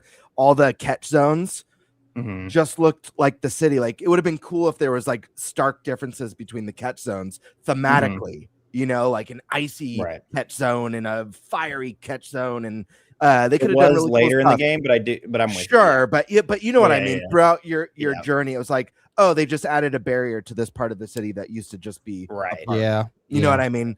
So I think it's a really fun game. I had a blast with it. Combat system is top tier, but I think this clearly wasn't for everyone, despite it being a really fun Pokemon Legends game. And I think the sales, reflect that. Right. Okay, I'm fine with it there. Anything else, or we're gonna move on? Where do we put it? B? Not Yeah. bad. Right here. Not bad. Not for everybody. I think it's better than not bad. I think it's a solid entry. I think it's a solid entry. Yeah, it sold 4 Yeah, I think in million terms on of- Switch too. I think if you look at it in the lens of just Pokemon, I think it is A. But I think in terms of the compendium of Switch games, I think it's. I think I have to agree with that. Not bad, or not for everybody category. Yeah. That's just me. I don't know, Nate. I Any mean, other? it was for 4 or- million people, but yeah, That's Yeah. true. it Yeah, depends you know on how what? you That's want to fair. look at it. No, that's fair. That's fair. B. You say, what did you say? B. B. Okay. I think that's a deciding vote there. I have to factor in, and it is hard because I actually really love this game, but I Right. have to Same, factor yeah. in with everyone that if, like, when I think of like when I'm rating system seller, if I can play it on the previous gen, like Mhm. that stands out. Even though I personally want to play the best version of all these titles, I'm just Right. trying to think of like the necessity. Like I've gotta have a Switch 2 for this, and I don't know. When it comes to that, I've got to place it in the B tier. Seems like it's B. I think the majority of us. But you're valid, Stash. You're still valid. Yeah, I thanks, see man. your- No, I'm I see your cool with POV. that. I get everyone's Yeah. point too. Yeah. Hyrule Warriors. I'll let somebody else speak on this one. I didn't play this one, so. A. It's a I'm not A. going to say anything else. A. It's a F, A. baby. You say F? S. Oh, I thought he said, I was thought he like, said what? F too. I thought I I thought he said said F. I too. was like, what the hell? S? Where are we between S and A? Do you think it's a system seller? It should be. But look, realistically, it's going to be an A, but it should be a system seller. People just aren't going to try it. Okay. Yeah, that game is really good. It is very good. I would yeah. say an S as well. Ooh, We 2v2. got 2 and 2. I haven't. You know played it, what? so I can't Zelda really give an Zelda opinion is my favorite franchise, so you can move it up to S. I'll flip it up. I'll flip with you guys. Put in an S. on it. All right. Dang, you Oh, guys yes. are hardcore. I love that game. I'm so But- happy right now. Seriously. It's only on This Switch was too, my you know? Cody It's not a game Switch last 1 year, game. and That is me. true. This Yeah, was my Cody last year. Everyone laughed at me, and here it is up in S tier. There it is. I don't think that's a terrible thing to say. It's your goatee. I think it looks like a cool game, but I mean, I don't know. Yeah. That's all I can really say. All right, Kirby Air Runners. Me personally, it's an S tier, but I think for most people, it's an A. If I had to take a guess, I don't know where you guys stand with it. I'm gonna say A. Yeah. It's, It's- GameBird, I'm an A. I'm a solid, A, yeah. solid A. Hey. on this Sandstorm. one. What you said A as well. I was Hey. gonna say A. If it was me personally, I would put it at. To be honest with you, I'd put it at C. I didn't have the Oh. game for that long because I personally didn't like it, but I like all the Oh. things that they actually did with the game, and I think it's Right. a really good game. There's just some games that you're not good at, but you can easily say a game is a good Mhm. game without not being good at it. So Mhm. yeah, it's definitely an A game. ThunderStash. Hey, Yeah, fair enough. Okay, Prime 4. This is gonna be a controversy. This one's gonna spark a lot of debate. I feel like. I think I want it to be an S tier game, but I'm gonna say it's an A I feel- tier game. I feel like Hyrule Warriors should have sparked some debate. I'm sorry, guys. I love Hyrule Warriors, but it's a Warriors game. Putting a Warriors games aren't universally loved, even though I love the Hyrule Warriors games. And You're I feel not like supposed putting- to like this game that much.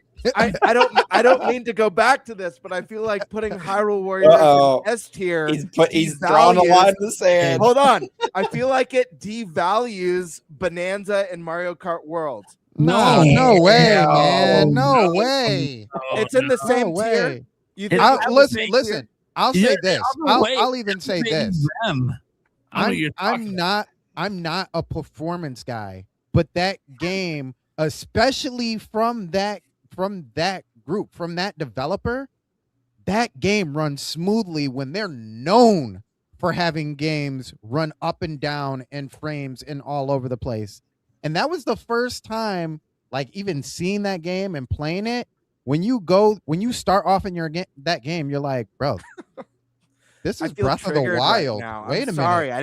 I didn't mean to come back to that. You have a very but now I feel bad about Breath of the Wild and tears being like seeing Hyrule I don't. Warriors above I Breath of don't the Wild. feel That bad makes about me that at I all. don't feel bad about it. Yeah. Because I'm not judging them on the merits of the Switch 2 part of it. The Switch 2's got nothing to do with those games being great. Yeah, I don't Right. know. It's, Anyway, it's I'm ready fine. to move on. I'm sorry, guys. I just like He just wanted to your section put his- again, and like my heart rate went up.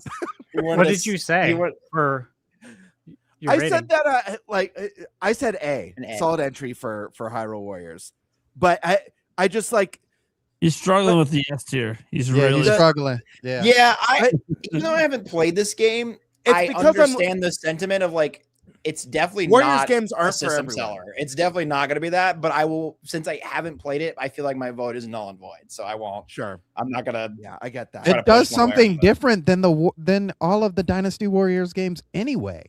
Like there's so much But added who to is it. asking themselves? Yeah, I'm getting a Switch 2 for Hyrule Warriors. That's There's a all lot I'm of gonna people say. actually. There's a lot of people. There's a lot Well, of people. I think all the Zelda fans are saying, "Hey, this is a new Zelda game that's only available on Switch 2. Right. It's the only way to play it." So in that sense, Right.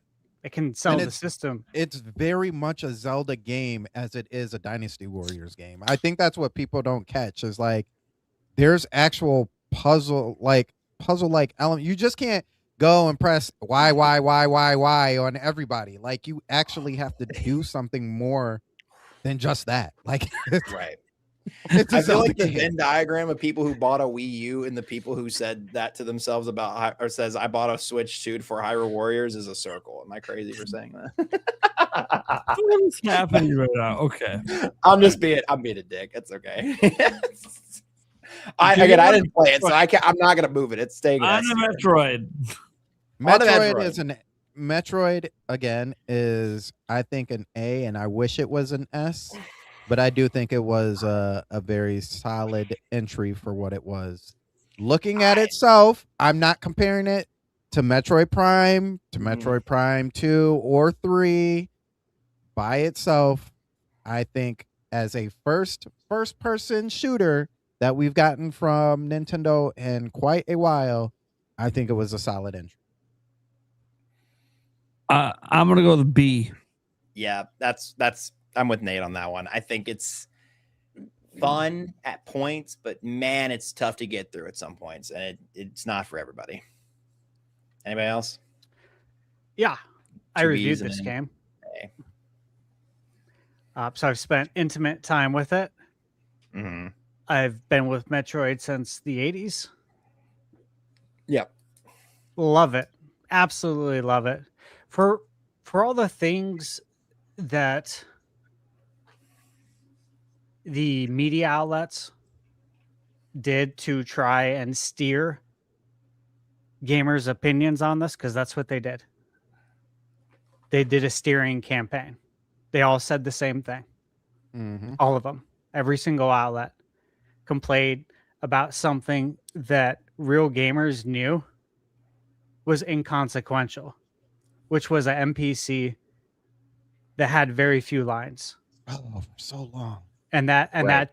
that literally changed so many gamers' opinions. So they steered everyone. I'm not sure why they did it.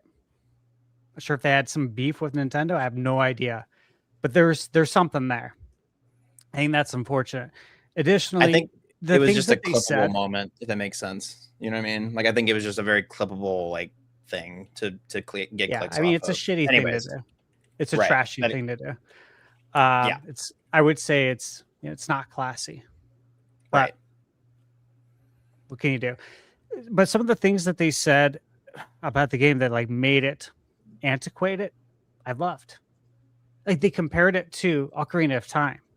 I'm like, yeah. So you're comparing it to the greatest game of all time.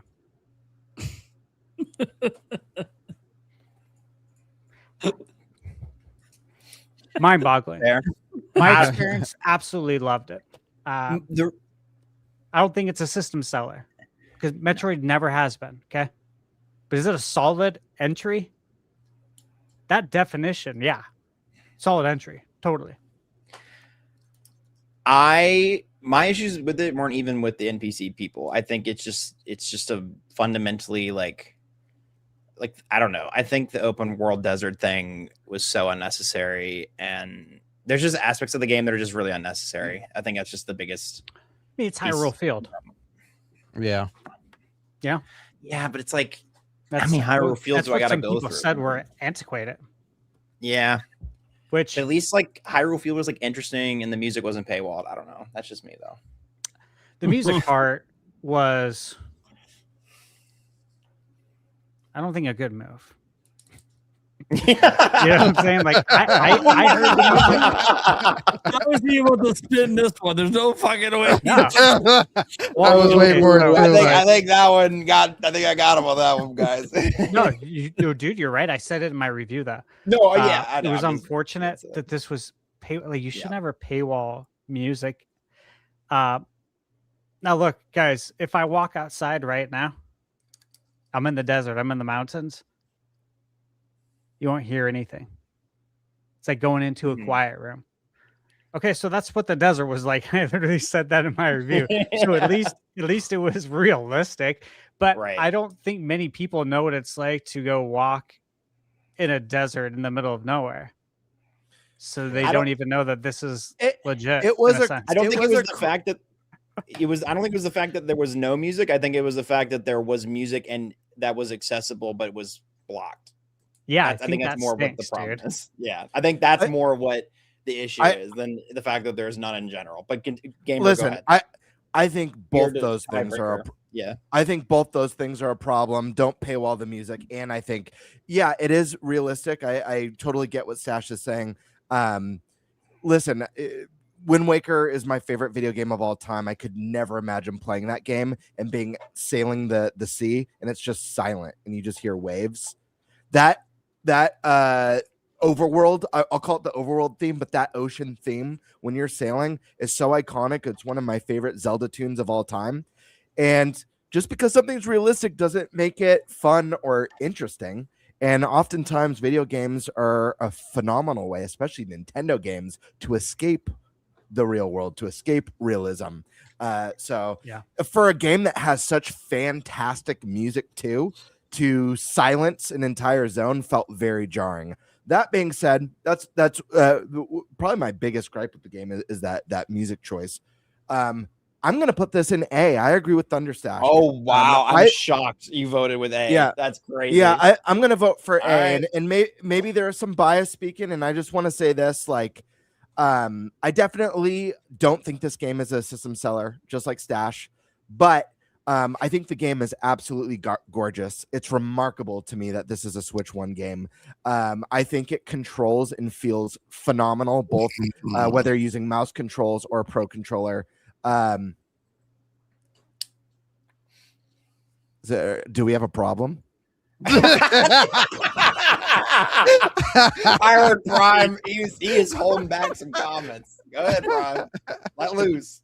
They call me a shell. Holy shit. Dude, hey, I'm the one who, when we have like Nintendo Directs, have when we graded them, have called them C's or C pluses. I'm not a shill, and I did mention I have bias, but I do think this game's fantastic. I think it could have been excellent, and I think it misses the mark. But I do think the game is a visual treat. I think a lot of the boss fights in the game are really fun. I think it has the best music in the series, and I do think the core hub town, or not hub town, sorry, the what's it called, the desert, I forget what it's called. Someone help me. Anyways, it's been so long. I Those are so amazing. That's such an A tier. You remember the name of it. Yeah. It's okay. I don't remember a lot of things either. The point that I'm making is that was the worst part of the game. I think the game would have been better off without it personally. I think one of the things that makes Metroid games so special is the level design and the interconnectivity of the worlds. And I get that they were going for almost like a Hyrule field. I just don't think they hit the mark in that game. I don't think it was interesting enough, and I think the music really hurt it. But I think this is a solid entry, and I think it's a game that should have achieved excellence, but it's one of the most good. It's one of the most good games, but it's just such a strong good to me. Right? Does that make sense? Am I making sense? Yeah, I can concede that this game has very high highs but it also has very low lows. I think I can agree with that. There are very really cool moments in this game that I got to, like when you first go get the bike and you're in I forget what it was, like the Thunder area or whatever. I thought that was like cool as fuck, and I think it's the coolest of any Switch game has ever looked. Yeah. But that being said, that's where it's at. But anyways, I think the votes are in. It seems like the A's have it. So that's right. I would not be disappointed if this landed in B. That's just my opinion. Yeah. The only thing I'm disturbed in is Hyrule Warriors being S tier. he's still Hyrule Warriors.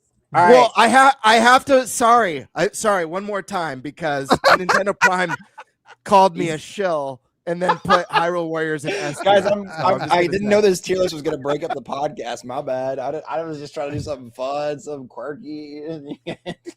Prime turned his camera off. He said, "Nah, we're not doing." All right. I feel like a couple of these can be pretty fast. I don't even remember the Animal Crossing. That's going in yikes. I think it was like a slight graphical upgrade. Maybe and you got some of the DLC for free now, which is like not bad, but I just I don't know. Yeah, I think it was just kind of unnecessary. I think that could have been a free just upgrade, not calling it a Switch 2 edition. Any disagreements? No. Are we good with that, or can we move on? Next one. Yep. Mario Tennis Fever. I think it is like, other than Welcome to It, is the tried and true example of an overpriced game for the system. Yeah, I think it's a great game, but I think it is entirely overpriced. It needed to be $50. Agreed. Anyone else? Any disagreements? I'm happy with C on that one. Yeah, lots of fun. I think they got us overly excited about the single player adventure mode, and maybe that's the thing that could have. Maybe that was the thing that could have pumped it up in the rating. But I think C's solid. Yeah. A lot of fun. Anything else? Nope. I don't mean to push more, but yeah. Nope. I haven't played the Xenoblade games. I mean, I'm sure they're like the rest of the upgrades, and it's just like they're nice, but I don't see I don't know. I will let you guys, if anybody has played them. I have not played the regular Xenoblade, but Xenoblade Chronicles X, I'm sorry. And this is total bias, but that's a S tier game for me. Like, not only are you getting upgrades for it, and yeah, the upgrades are smaller. It's not even $10. I think it's a $5. That's a $5 one. Okay. But there's more content at the end of that game than there already was in a game that's already well over 100 hours. That is a boss game. That is actually, to be, if I can even be even more honest, Xenoblade Chronicles X out of all the Xenoblades is my favorite. Like, and that's including like Xenogears and Xenosaga. Like Xenoblade Chronicles X is up there, and Xenogears, and then Xenoblade 3. Like, that game that's a fire game, but that's my bias once again. I think it's definitely a system seller. Okay. I think I would put that then. I think we can leave the regular Xenoblade, and yikes, I could concede a B tier since it's like not for everybody, because I know that's kind of just like Xenoblade's entire personality is the people that love it, and the people who haven't played it or don't like it don't. I don't know. Maybe is that a fair statement, or Prime, you have something else to say? I'm fine with X going to B. Obviously, the other Xenoblade Chronicles needs to stay in F. For those who don't know, the original release looks better than the version. In some that's respects. funny. So And then I cannot that makes give sense. that version of the game kudos for looking worse. yeah, that makes sense then to put that. That like, shouldn't even be allowed. Yeah. Yeah. I'm okay with Right. Xenoblade Definitive Edition and Yikes, strictly based on I'm not aware of this one looking worse than the other versions. However, I'm okay with it being in Yikes only because we're rating Switch 2's first year. This game's available on the Wii. It's available on the 3DS. Oh, It's available yeah, it on the is. Switch 1 and now on the Switch 2. So this is the fourth version of this game. Yeah. There's so many places to play this. Obviously, this will have the definitive stuff. It'll have like the extra story content.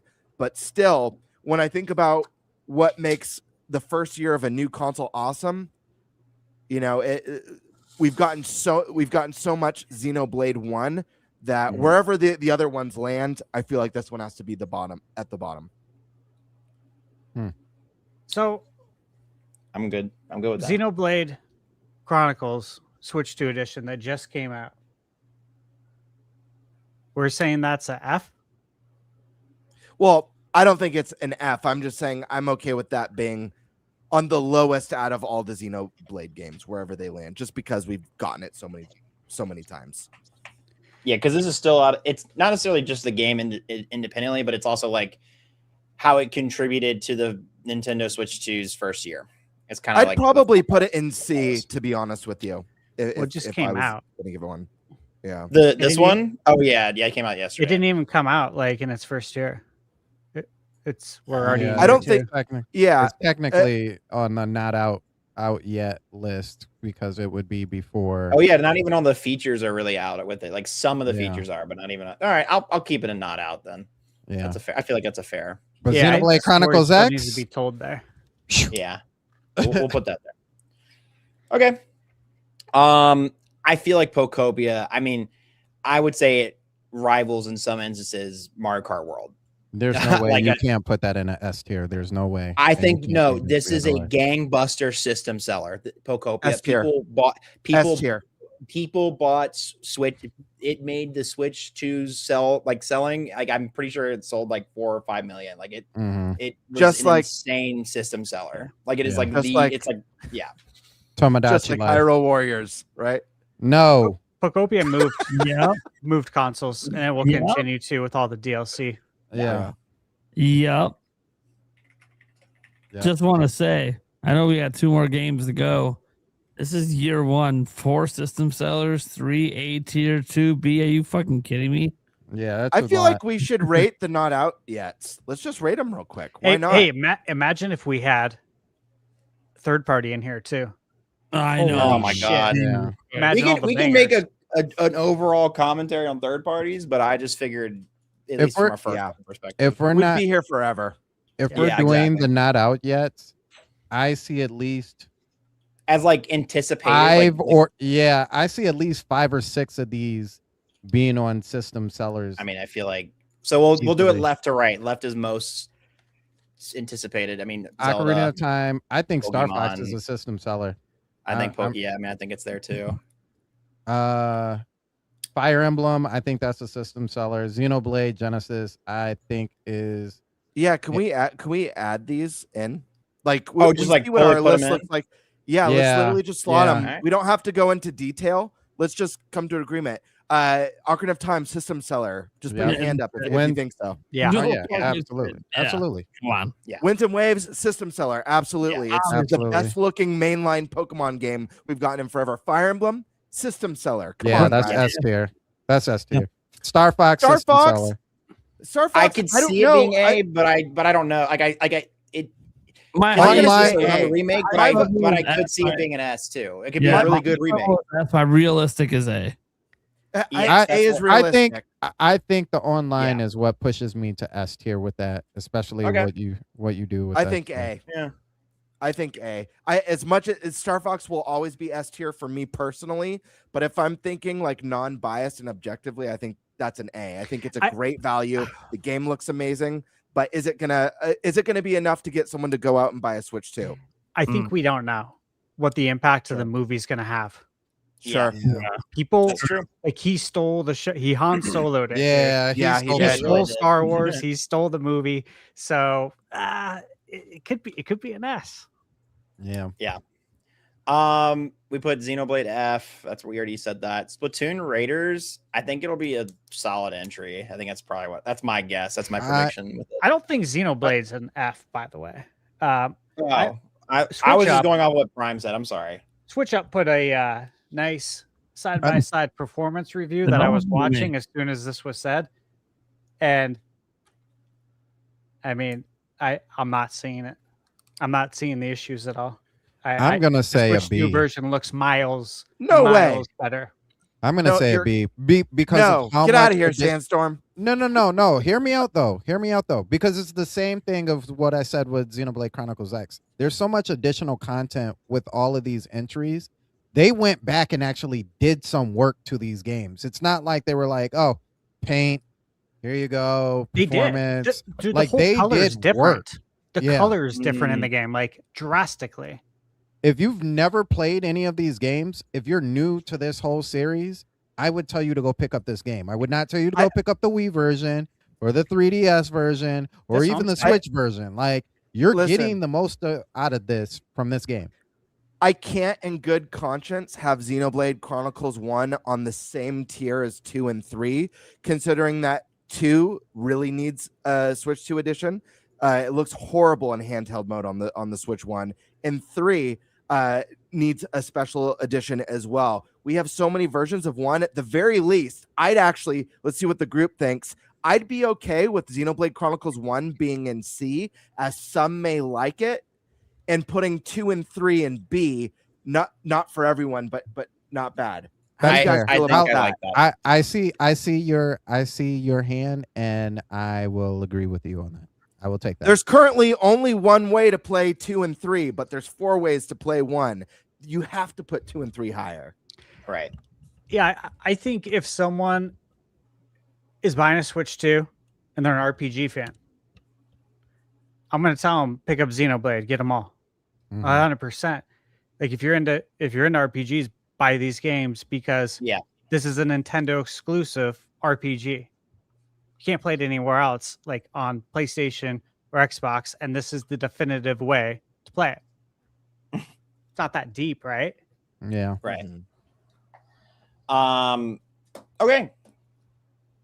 Resort that, I'm putting that. I think I'm S tier. S I wanna tier, put bro. it- S tier. It's I S just tier. I can't get over the I don't know, man. What, Switch Sports thumb burnt me wrestling? so bad. Switch- I just optimistically I think it should be It's S, gonna but I sell think it's like gonna be A. It's gonna sell like 15 million copies and outsell almost every game on this list. Yeah, All it's right, S all right, I'll tier. put it- It's all right, I'll it's put it- it's Wii Sports.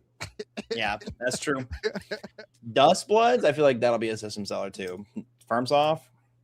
I think it'd actually be a A. gonna- I think it'd be a I think solid probably gonna be an entry, A. only I'm gonna because say of a how B. niche it is. I'm gonna say B. And then I put Genesis in A. Is that fair? Yeah, I think it's A. All right. What? You guys Yeah. are insane. Is it a system seller for us? Yes, but I don't. But Not for just me. just like everybody else in the Xenoblade area, it's a niche game. Like What's insane? Xenoblade Genesis. in Genesis? A. Like putting Xenoblade. Oh my gosh. It's a brand new Xenoblade. I feel like that alone would put it in it. I feel like that's like it should be. I don't know. I mean, obviously we don't know the quality Yeah. of the game or like where I it feel goes, like but it's Monolith be a has game. gotten. I think Monolith has gotten more popular with time, and I think what they're going to be able to do with this new Xenoblade game is going to go above and beyond what they were able to accomplish with the original Xenoblade trilogy. I agree, but we put everything at B, so above that is A. Sure, but Are are we you going think it's gonna be like an S? Is that what you're saying? Well, Well, hey, well, I hold would on. put- Let me finish. Let me Go. finish my thoughts real quick because I want to Sure. say this. Here's another one of good conscience. I can't, in good conscience, put this next to Duskbloods. Duskbloods. That's like putting this next to Night Rain. Listen, I understand it's You Miyazaki. put it I at the top of the understand B. it's FromSoft, but this is a experimental. This isn't a new Souls game. You know, this isn't Elden Ring 2. This isn't Dark Souls 4. This isn't Bloodborne 2. This is a little passion project that's a PvP VE. Hold on, Nate. You could have your 2 cents. I want my 2 cents too. Yeah, absolutely. I'm just saying this is a very experimental. You guys title. are good at the piece super fast. Yeah. How much do we know about Dustbloods? We're gonna get a playtest soon. We're gonna learn more. This is one that we could bump up to A. We could bump up to S maybe once we see more. But how much do we really know about it? Outside of the little trailer that we've gotten, some of the cryptic messaging about what kind of a game it is and how experimental it is. So I don't know. Like, I feel like we need more information. And let me see. What do we have? Where do we have? That's not fair. I feel like that's cheating.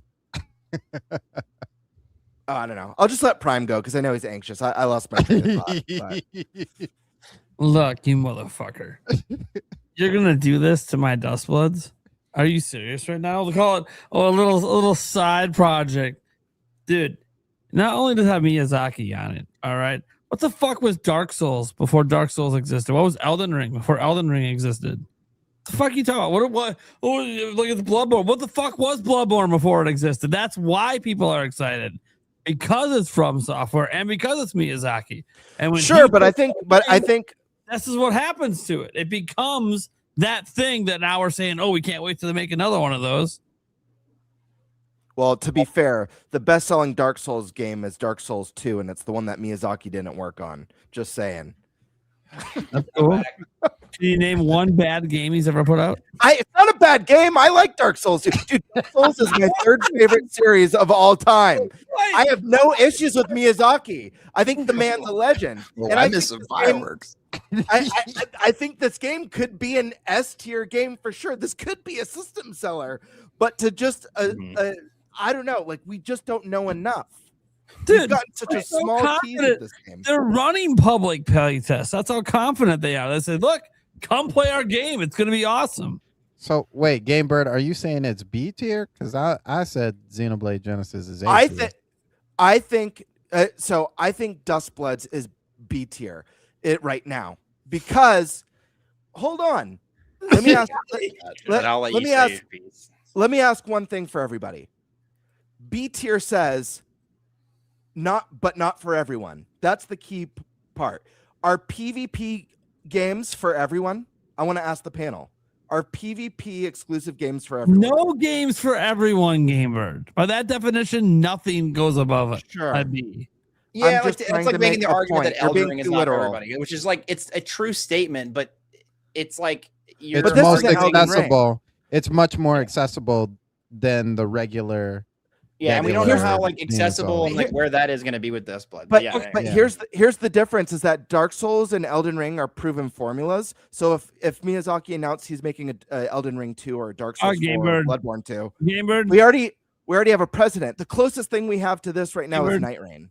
Can you guarantee that Star Fox is going to sell more copies than Dustbloods? No, I can't. I don't know what will sell more. Oh, okay. So then why the fuck would Dustbloods not be up here with the arguments about audience reach if Star Fox is? But I didn't ask for Star Fox to be an S tier. I asked for Star Fox to be an A tier. Yeah, but you're asking for this one to not even be as high as Star Fox. Well, the only reason why I said I feel uncomfortable is because I don't think Dustbloods is above Xenoblade. Okay, wait. I got it. I don't. That's me personally. GameBird. I don't think Dustbloods is above Xenoblade. Well, Xenoblade should be A as well. Yeah, I think Xenoblade is A. Xenoblade now question. Question, GameBird. If you could pick I'm putting one of these titles that you can move down, Dustbloods, Hyrule Warriors, or Star Fox, which one game are you moving? Hyrule Warriors. Dude, we're literally sitting on a panel where we put a Musou game above the next Monolith title. I love Hyrule Warriors, but is it really? I didn't say my bigger peaks. deal than the next. Yeah, It's probably Stash going to go. sell more copies than the next Xenoblade game. You did that, Prime. You did this to me when Switch 2 was announced, and you put like Bravely Default in the F tier, and it ended up at D. So, All right. anyways, we got Stash. Hey, I want to note, GameBird. When I said S tier, I said there's no way fuck it's going to be here, but it's S tier for me.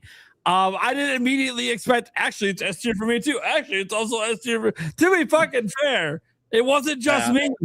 Yeah, that's true. It wasn't only him. 3/5 of this panel had it in S tier. That's how it ended up there. At least I agree with you, but I haven't played the game, so my opinion isn't very valid. So Well, I want to hear Stash's thoughts. Yeah, Stash. What I'm you getting got? my blood's boiling. about what? What are we on now? Xenoblade or in Xenoblade. We're on Xenoblade. Xenoblade. Yeah, so Xenoblade. I think Xenoblade Genesis. So the new Nintendo Switch 2 only Xenoblade is a system seller. Thank you. Okay. Easy. Thank you. Easy. I think in some senses, Duskbloods for people. I think there's people monitoring it and looking at it, saying they know this is a Switch 2 exclusive, and that if this game's good, like if it reviews good, I will buy a Switch 2 for it. There are people that are monitoring this very closely. That's fair. I also agree, though, with Bird that we don't know enough about it, and that PvPvE is not for everybody. It's true. It's like, hey, I love Elden Ring. I played Night Rain. Didn't hit for me. Okay. But I love Elden Ring. So these different forms of games aren't for everyone. I'm fine with where it's at. But I think Duskbloods can move around based on what we ended up finding out. Yep. That's fair. Okay, good discussions. Voice Good of the reason. It finally Stash happened. Man. Finally you. happened. Pretty easy one here. This game this Switch 2 edition fucking sucked. Yeah, I think it's the worst of all of them. To be honest with you. It's probably on the same par as like the Jamboree one, man. Like it is rough. Yeah. I was really sad too because they made a huge deal out of it, but whatever. I haven't played Yoshi games, so I'm gonna leave that to you guys. I think Yoshi's a B. I think it's undeserved of how much people actually hate on it because it actually is a solid game. But even still, I don't think it's for everybody. I think Anyone B's else? a fair place for it. I haven't played it yet. I have it right here. It's B. just I have other games I'm Need to get working it. on. B. It sounds like a solid entry for a Yoshi game, compared to based on what the masses are saying compared to previous entries. But again, I mean, you guys already said it. It's Yoshi. It's not for everyone. Yeah. People are immediately going to be like, "Oh, this is for a younger audience, not for me." Yeah. Prime B, happy with it? Haven't played it, so Okay. All right. Last or not least, I added this one to this list because I know it's a Switch 1 game, but I feel like since it came out in this generation, it's so impactful. And it's an Deserved. S tier. It deserves. Yeah. I think it's a system seller. I think it could be argued. Me personally, I put it in S tier. Yeah. Is it objectively though? If their argument is made for A, I can understand A. I would put it top of A though. I know what That's just me. GameBird's gonna say, and because of what GameBird's gonna say, that it's out on Switch as well. I agree with you, FVLAM. Like A is fine with me. I think honestly, I think it sells systems on either or. So Yes, whether that's I agree. Switch or Switch 2, it's going to sell a system. S tier. Yeah, I think so. We got 2-3 S tiers. I'm gonna say A tier, top of A though, Okay. as well. The difference between Tomodachi Life, and it's one of the reasons why I rated Pokemon higher than Zelda as well, is that just for like Tomodachi was day and date on both consoles, so there's more incentive. It's not a game that you put 200 hours into on the Switch 1 and now there's a Switch 2 edition. I don't think it's a system seller. I don't think you go and buy a Switch 2 so you could get Tomodachi Life. But I say it's top of A because it's definitely a game that you want to have on your Switch 2. See, and that's why I'm like, I could be convinced about the A tier because like I think I agree with you about the fact that it's on Switch 1. I don't think anybody's going out and buying a Tomodachi Life to get it, but I think it deserves its spot in S tier just because it is such a moment. Like it is, you know what I mean? Like once you get caught, you're such caught. a frenzy. Like I think it just deserves to be there because of that alone, even though it's not necessarily a system seller. I think it's a breakthrough game too. Like in itself, like it's not like Tomodachi is new by any means, but like this one has like really exploded with people who are like, have we seen this game before? And it's like, yeah, it's been here for a while. Like there's been under entry. So yeah. Any other disagreements or pieces that ThunderStash? No? S? All right. Well, that's our list. So what I'm gonna do though, I'm gonna screenshot this and I'll send it to you all. But what I will also do is now move all of the ones that haven't come out because the original discussion was of the Switch in this first year. So I took a screenshot of this, so we have it captured of where our opinions are. But now I'm gonna pull all these back into not out yet. Because now, again, the original topic and discussion was how do we grade the first year of the Nintendo Switch? And this is what's out after the first year. This isn't out technically. It is. So above that, this is what's out. So where do we think? Where does this average? Because this looks like a B, like a B plus A minus to me. But I want to hear what you guys think based on this screenshot.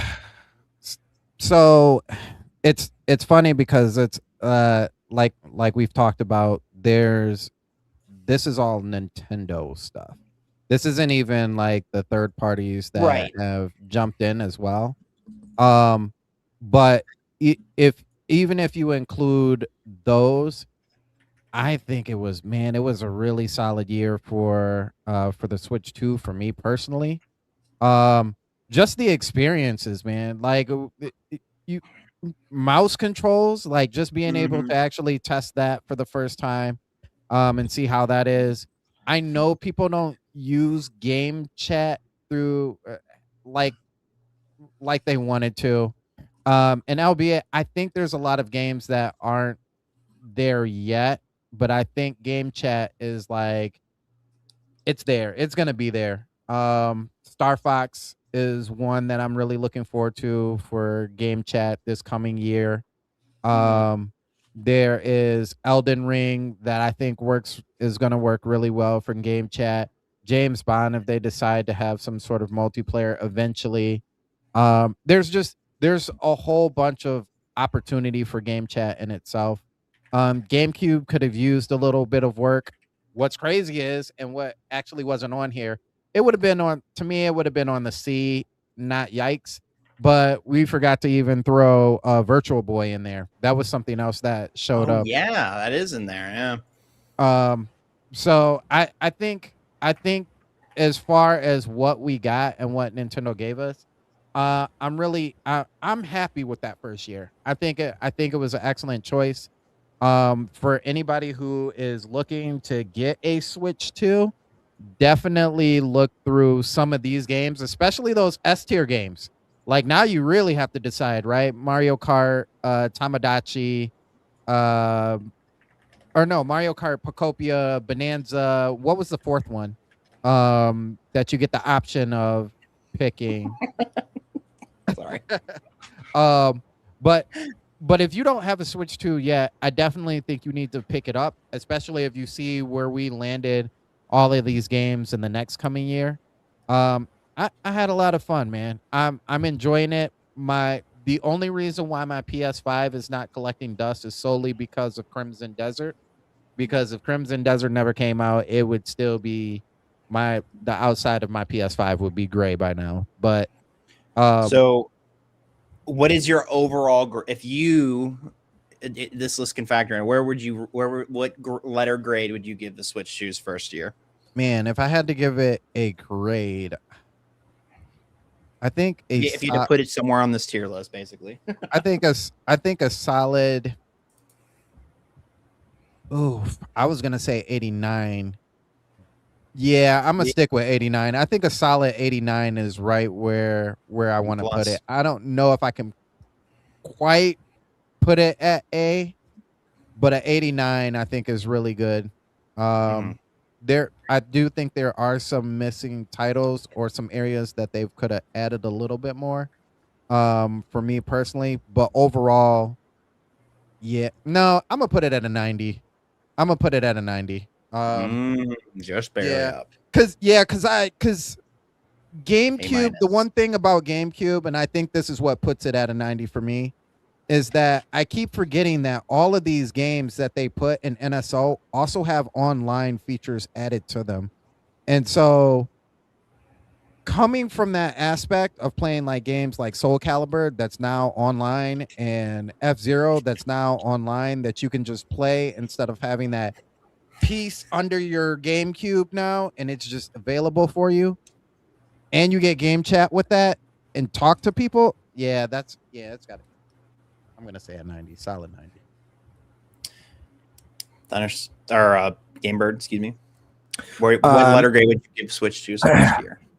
A minus. I actually think the Switch 2, despite a lot of the discourse online, I think the Switch 2 has had a phenomenal first year. I think the only thing holding it back from being masterful is that we didn't have a big holiday game last year. I really think that's the only thing that's keeping it back. This chart is fantastic, but it doesn't show the whole picture. We're getting something with Switch 2 that we haven't had for generations, and that's the promise of consistent, strong third-party support, including day-and-date releases. And we're seeing that through Capcom with the new Resident Evil, with Onimusha now being confirmed day and date. Capcom's just one of many. We've got Square and tons of companies throwing everything they can at Switch 2. And who knows what's going to come next. And we're going to see less and less ports of the past and much more day and date as we move forward. But we've already seen a lot of it. It's been such a strong promise of third-party support. Taking that out of the equation, the games we've gotten have been fantastic. Getting GameCube on NSO is great. There's so much potential for that as the years go on. Brand new Mario Kart Pocopia, which is phenomenal. One of the best rated games of the year.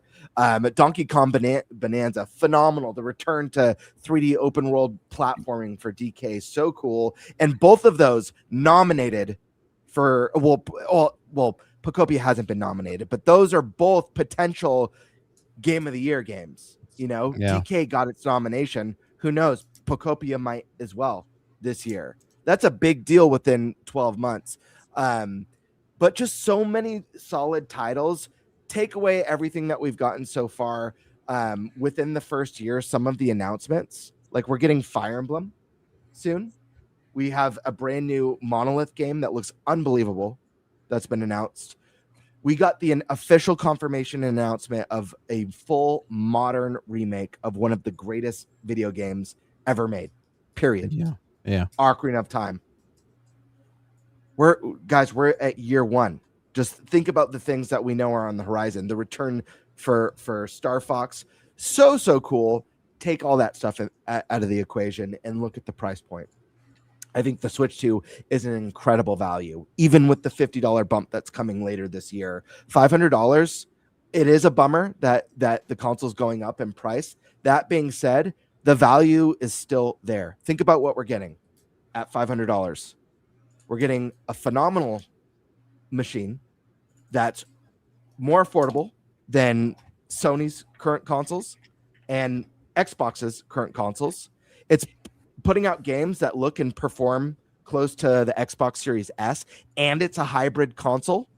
On top of that, it's the only one of the big three that comes with 2 controllers out of the box. A lot of people forget that part. The Joy-Cons, they break off into 2 controllers. Might not be the most ideal way to play, but technically you get 2 controllers with your console. It's a great value. And Yeah, I don't know. There's a lot of praise. I think you guys know how it is. Every new generation, it takes a while for developers to find their groove. I think Switch 2 is hitting its stride quickly. I think on the lesser exciting side, we're seeing a lot of Switch 2 announcements. It's less exciting because Switch 1 is the most popular Nintendo console of all time. So a lot of us have already played this stuff, spent dozens of hours. But we'll be out of that phase soon, and we'll be full steam ahead very soon into Switch 2. I think this is very strong, especially looking back at, I mean, a lot of people love to praise Switch 1's first year, but the most praised game from that first year is a port of a Wii U game. That's true.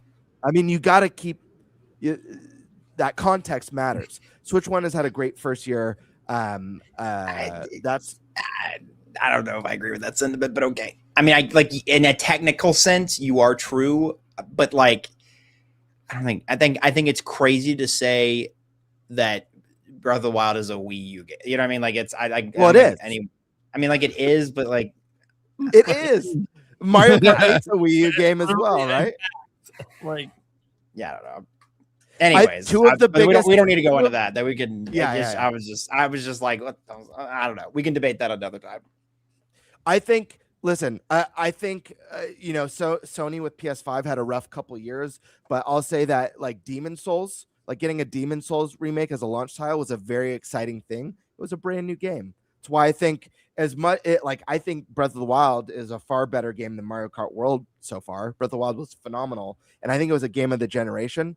But I give the edge to Mario Kart World as a new release because you could only play it on Switch 2. It literally is a Switch 2 exclusive. But yeah, that's a whole other argument. But anyways, long story short, it's an A- for me. I think it's had a fantastic start, and I think people forget about how a lot of consoles have launched throughout the generations, and for some reason Switch 2 gets a really bad rap, and I think the only weak spot in its first year is that it had no big holiday title in its first holiday. I agree with that. ThunderStash, what's your overall grade? Of all the years I played video games, this is probably the biggest no-brainer A+ for me. And the reason why is because this tier list is awesome. But again, it would have taken a very long time to go through all the third-party games, all the indie games. My channel is proof of it with all the games that I've reviewed on Switch 2. The fact that I chose to review Resident Evil Requiem on Switch 2 over my PS5, and I didn't regret it. Amazing. The Switch 2 boost mode for Switch 1 games that was deployed on the last big update, that's huge as well. So, I think I've played it every day since it came out. I do have Virtual Boy, by the way. It's down there. Oh, he's one of the 5. I'm just kidding. Keep going. I mean, I set a reminder on the phone. I know. I'm just being silly. But yeah, again, Zelda coming out. Ocarina of Time. That's my favorite Zelda of all time. It is the highest rated game of all time. And we're getting that, remade, which is very exciting. We still have Mario to go, Smash, so many great games. Mm-hmm. So yeah, this was easy, man. I haven't put it down. I think people need to just look at everything that's out there too, and play everything. There's plenty of games to play. Mm-hmm. I'm gonna go before Prime because I want Prime to be the showstopper. I give it a B+, and that's. I feel like I'm being generous with a B+, excuse me. I think the third parties carry it a lot this generation, but I think that's also for me at least, a reason it brings it to a B+. I think I just would have liked to have seen more of both, if that makes sense. I think the games that we have are very solid. I just don't think we have, like GameBird said, we don't have that just knock down, drag out. This is the reason I buy a Switch 2. I think everybody has their own kind of individual reasons, but it's not like I don't know. There's no like universal one on this list where it's like, yeah, that game rocks, even if it isn't mine. That game, you know what I mean? Like, I think a lot of them you can make the argument for that. Don't get me wrong. And I think they're all fantastic in their own right. I just maybe I'm just because I'm comparing it to like Breath of the Wild, right? And that was such lightning in a bottle. But The Wii U port. okay. I'm giving you a hard time, dude. No, I know. It's okay. I don't know. I think it's fantastic what's there, and I think a B+ is very fair. Not to rhyme or anything, but I think that's where I'm at, because I think there was also a lot of stinkers and a lot of things I was looking forward to. I was really looking forward to that Jamboree DLC, and it fucking sucked. Yeah, you were hyped for that, I remember. And the Mario Tennis is overpriced, and I wanted to play with more people. I want more people to like play it with, and it was a very limited time I was able to play it because nobody else bought it because it was really expensive. Like there are just some misses and things that I'm questioning about Nintendo on the system that bring it so low for me, excuse me. But otherwise, it has really, really high highs and really solid entries and really great games. And I think at this point, if I had to say, like, ultimately, is the system worth buying now? Yes, 100%. Also, especially with the prices coming. But taking that out of the picture, out of what we have here, I think, yeah, there's something for everybody. And especially now with the deal where you can pick between Mario Kart, Pokopia, and Bonanza. Like, that's literally 3 different distinct experiences that would satisfy anybody. So B+. That's where that's my final verdict. And again, that's me being generous. I think it should be a B. All right, Prime, close us out. All right, I'm gonna give it an A. Flat A. Not gonna go with A+, although very tempting to do so, and that's only because of communication fumbles. I'm gonna hold that against Nintendo, but yeah, okay. I don't $80 Mario Kart and all this other stuff that I don't like. Yeah, I don't like every decision they made, but Chill. But the way that they communicated some of that stuff made it even worse and bigger than it needed to be. So I didn't like any of that. That said, what really matters is the games, right, guys? Like, we're talking about a platform, and the whole reason we buy it is the games. And the biggest compliment I have for the Switch 2 since the day I got it is my gaming habits haven't changed. I'm just now suddenly playing even more games in my bed than I was before. And you might go, well, why? What changed? Oh, Nintendo has a platform that third parties actually want to put their games on. That's what's changed. And now I'm playing a hell of a lot more games in my bedroom than I am having to sit in my living room on the TV or having to come out of my office and play on the monitor. No, it's right there. Resident Evil 9, right there on my Switch 2. I beat it laying in bed one night, like 1 a.m. in the morning. Hey, look, rolled credits. Sick.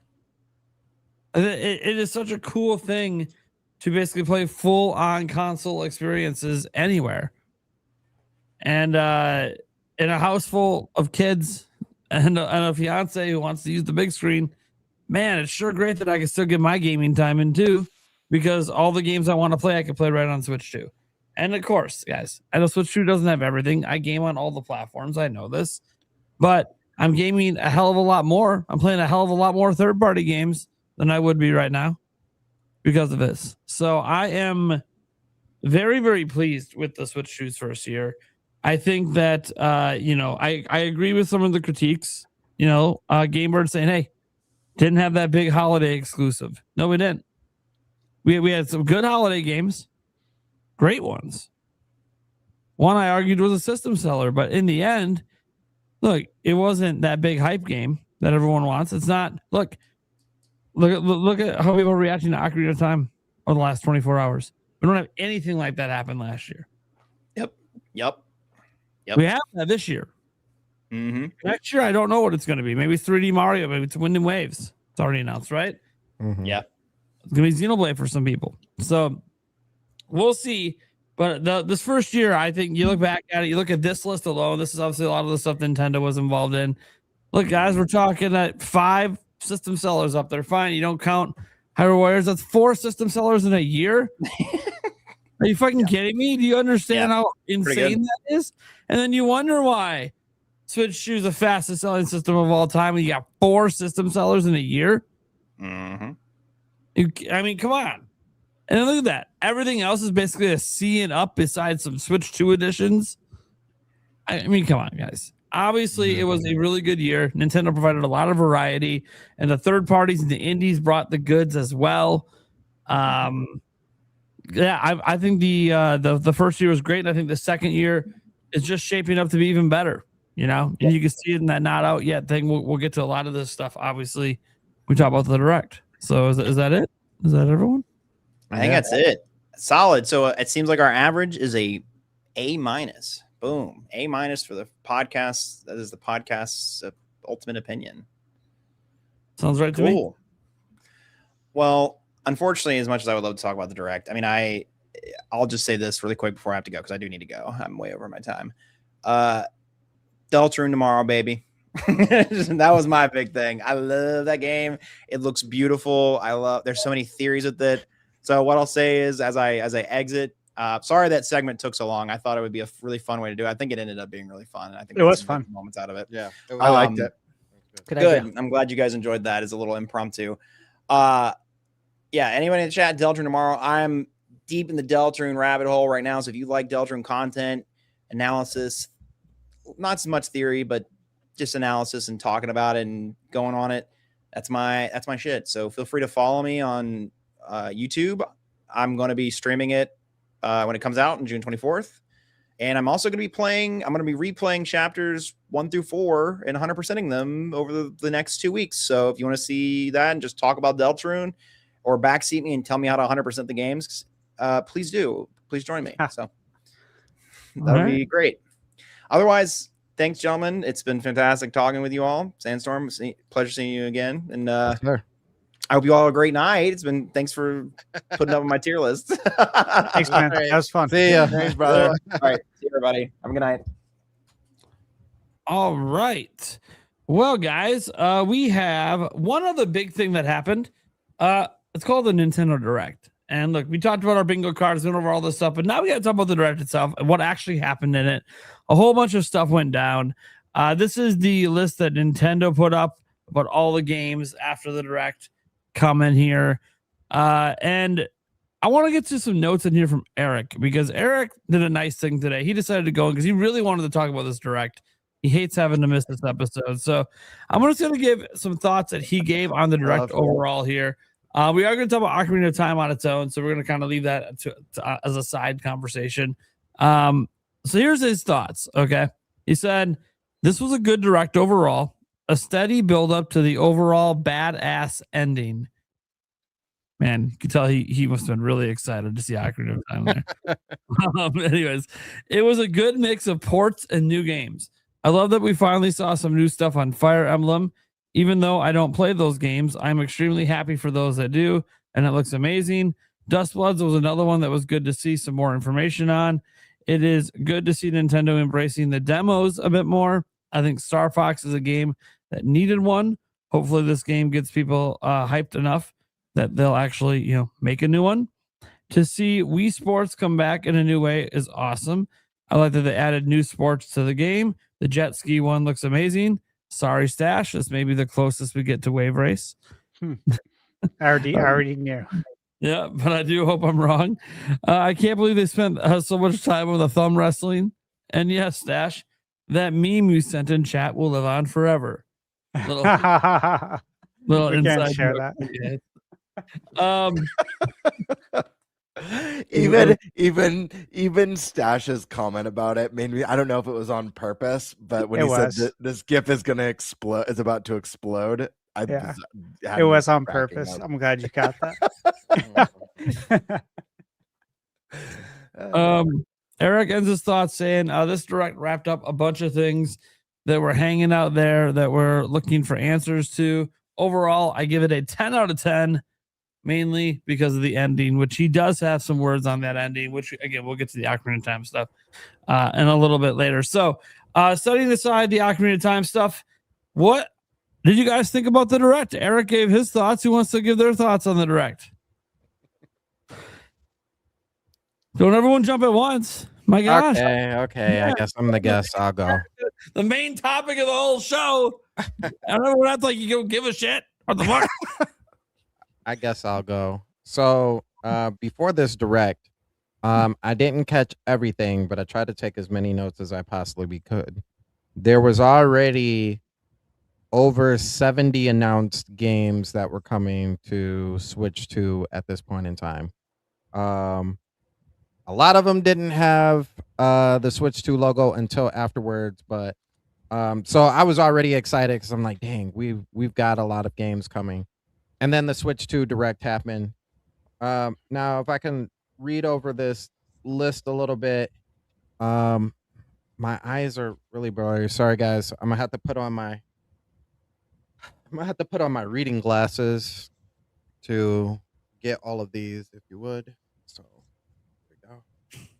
Read a little bit better now. There we go. All right.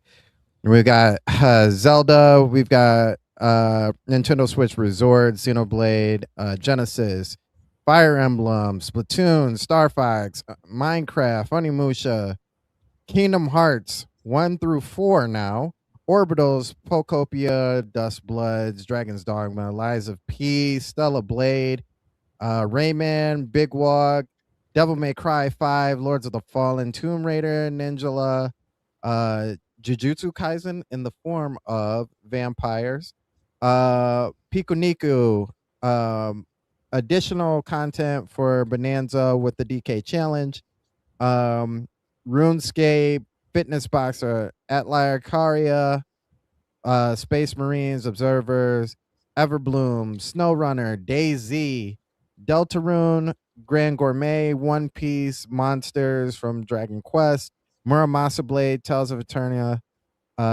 Metal Gear Solid 2, Final Fantasy Resonance, and Hello Kitty, as well as Rhythm Groove. Now,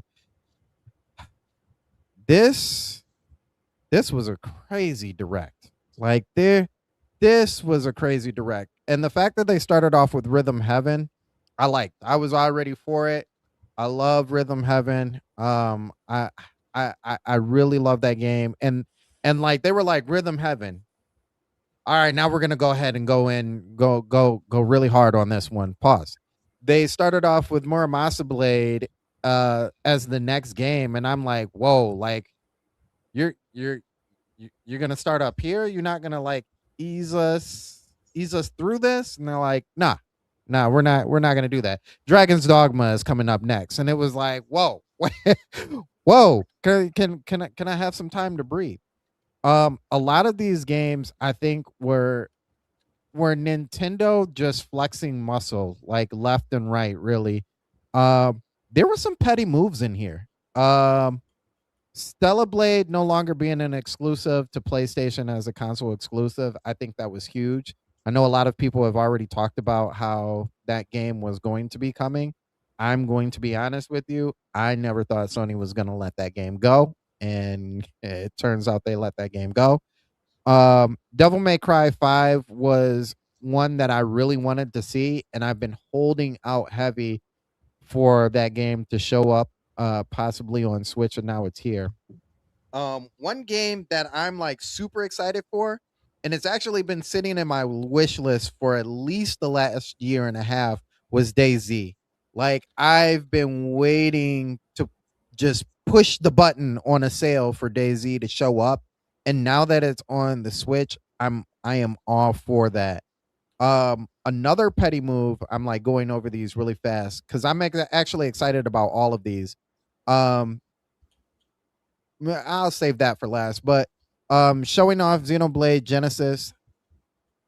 Man, after you talk about Xenoblade 1, 2, and 3, and then you go into Genesis and show us what we're going to play with next. That was crazy. That was crazy. I just, even looking at the world and looking at the inverted world, it was like my mind, even watching it, I'm like, how do you do that? Like how it just couldn't compute with how crazy that game's going to be. So I'm really excited for that game. Now, one game that we talked about the last time that I was on here, which I was saying was like Nintendo's ace in the hole. Like this is the game that will sell easily was Wii Sports, and then they show off Resort, and I'm like, that's it. That's the one. That's the one that's going to get people back into buying. Updated graphics. It's not your Wii that you're playing with anymore. And online on top of that. So we got that for Switch with online, but now we have game chat with online as well as bowling. Boxing's back. I'm all for it. Basketball's here again. We've got golf. Like, and then, you know, shout outs to Stash. We got Wave Race too in the form of Sports Resort. So that one I think is going to sell gangbusters. I'm going to be honest with you. If it weren't for the Ramageddon that we're still going through, I think that sells a lot of Switch 2s. And then we've got Dust Bloods, which I personally wish that we had gotten more information on it, but I'm really excited for the summer stress test is basically what it is. I'm definitely going to be there for that. Liza P was cool. I've been excited about Liza P. I'm glad that it's coming here as well. But on to the petty move. Man, did we all think? No. Did Sony fans really, really, really think that this year was the year that Kingdom Hearts 4 was going to be shown off at the State of Play? They knew it. They knew this year was the year that Kingdom Hearts 4 was coming to the State of Play, and it did not show. And it automatically meant that Kingdom Hearts wasn't going to get shown this year. And for Nintendo, out of all companies, to be like, y'all want some of that Cage 4 gameplay? I have a fun theory about that. Because after the direct, I talked to one of my buddies on the phone. He called me up. He's like, dude, did you just watch the direct? I was like, yeah. And he said, he's like, I can't believe they got Kingdom Hearts 4 for the direct. And I was like, yeah, it makes me wonder if there was something in that deal when they brought Sora over to Smash. Like, yeah, we got Sora in Smash, but we want, we want a slice of that Kingdom Hearts 4 when you're ready to show it off again. That look and listen. That is a mega deal if that really was the case, because for the fact that one, everybody wanted Sora in there anyway, and they're like, yeah, but if you really want Sora over here, you know what you got to do. And I think just even for the fact that them giving them the gameplay trailer on top of that, it wasn't even like the original trailer that we got from the State of Play back then, and then been like, hey, this is Kingdom Hearts 4. It was like, nah, you're getting the gameplay trailer. It was like, whoa, wait a minute. This can't be Kingdom Hearts 4 because Nintendo doesn't get things like that. So it definitely speaks to how close like Square is now like, yeah, we can't leave Nintendo alone now. We definitely have to show up. And that was true with Resonance too, because that was the first time we got to see Resonance. Now, side thing, and this is the last thing I want to talk about, because this was a major deal to me. I know there's some people, you young tykes who don't know anything about this, but for us unks, if that's what you want to call us, for us unks out there, this game right here was a big deal. This game right here was a big deal. Mm-hmm. For it to show up, oh my goodness, I went crazy. This is an art form. This is an art form right here. This game is so beautiful. If you do not pick up this game, I'm telling you, you're not a real gamer. And I'm not even saying pick it up for Switch. Pick it up for anything and play this game. This game is absolutely amazing. This is Muramasa Blade. Pick it up, please. Please, you're doing yourself an injustice if you don't play that game. That's all I'm going to say. Pre-ordered on Wii. Yeah, that game is. I give a hard agree with Sandstorm on that one. That's a phenomenal game from the Wii era, and I Mhm. also suggest you pick up anything from Vanillaware because Oh, all yeah. the games Oh, are yeah. gorgeous and kick ass. To be honest, Yeah, they're amazing. I had a talk with Vigil because he was like, drop it down to a 9. I can't justifiably drop my score down from a 9 from a 10. I say 10 out of 10, but I say 10 out of 10 in the fact that it wasn't perfect, but it had everything that it needed. It had everything that it needed. I know we're gonna talk about the other piece later, so I won't give my thoughts on that. But as far as like what I wanted to see from the Switch, especially in the third party sense, now I don't have to go to my PlayStation for even less things. Because a lot of my gaming, like Prime said, like I'm a dad, bro. Like we don't have time to always sit in front of the biggest TV and ogle over the greatest graphics. Sometimes you got to put that boy right here while your lady is like, "Did you see that? That was funny." And you're like, "Oh, yeah. Back to this game." So yeah, man, it was definitely a 10 out of 10 for me. Definitely a 10 out of 10. oh yeah, All right. Who wants to go next? I'll jump in. All right. For me, my more objective grade, I'm gonna give this one a 9 out of 10. I will say, like, if I'm being very biased, just that finale makes it a personal 10 out of 10 for me. They could have just made an announcement of that game, and that would have been a 10 out of 10 announcement for me. But I want to be as fair and objective as possible. So for me, I'm going to say this was a 9 out of 10. This had so much for me. I will say what maybe drags it down, and I know this was a plus for you, Sandstorm. I feel like this direct was a little bit port heavy. Now, I don't think there's anything wrong with ports because, again, I praise the Switch 2 for its strong third-party support. And I think when we get day-and-day port announcements, obviously for me, Onimusha's huge. It's one of my favorite series of all time. So seeing that day and date on Switch 2, that's a mega announcement for me. When we see stuff, can we pull that list up one more time? Yeah. Just it makes it easier for me to kind of talk about my feelings, and I won't go through everything. I know Sandstorm read through everything. Perfect. Thank you so much. Yeah, when we see stuff like Dragon's Dogma, I think it's really cool, but because it's a game that's been out for a year or almost a year, how long it's been out, it just doesn't carry that same weight.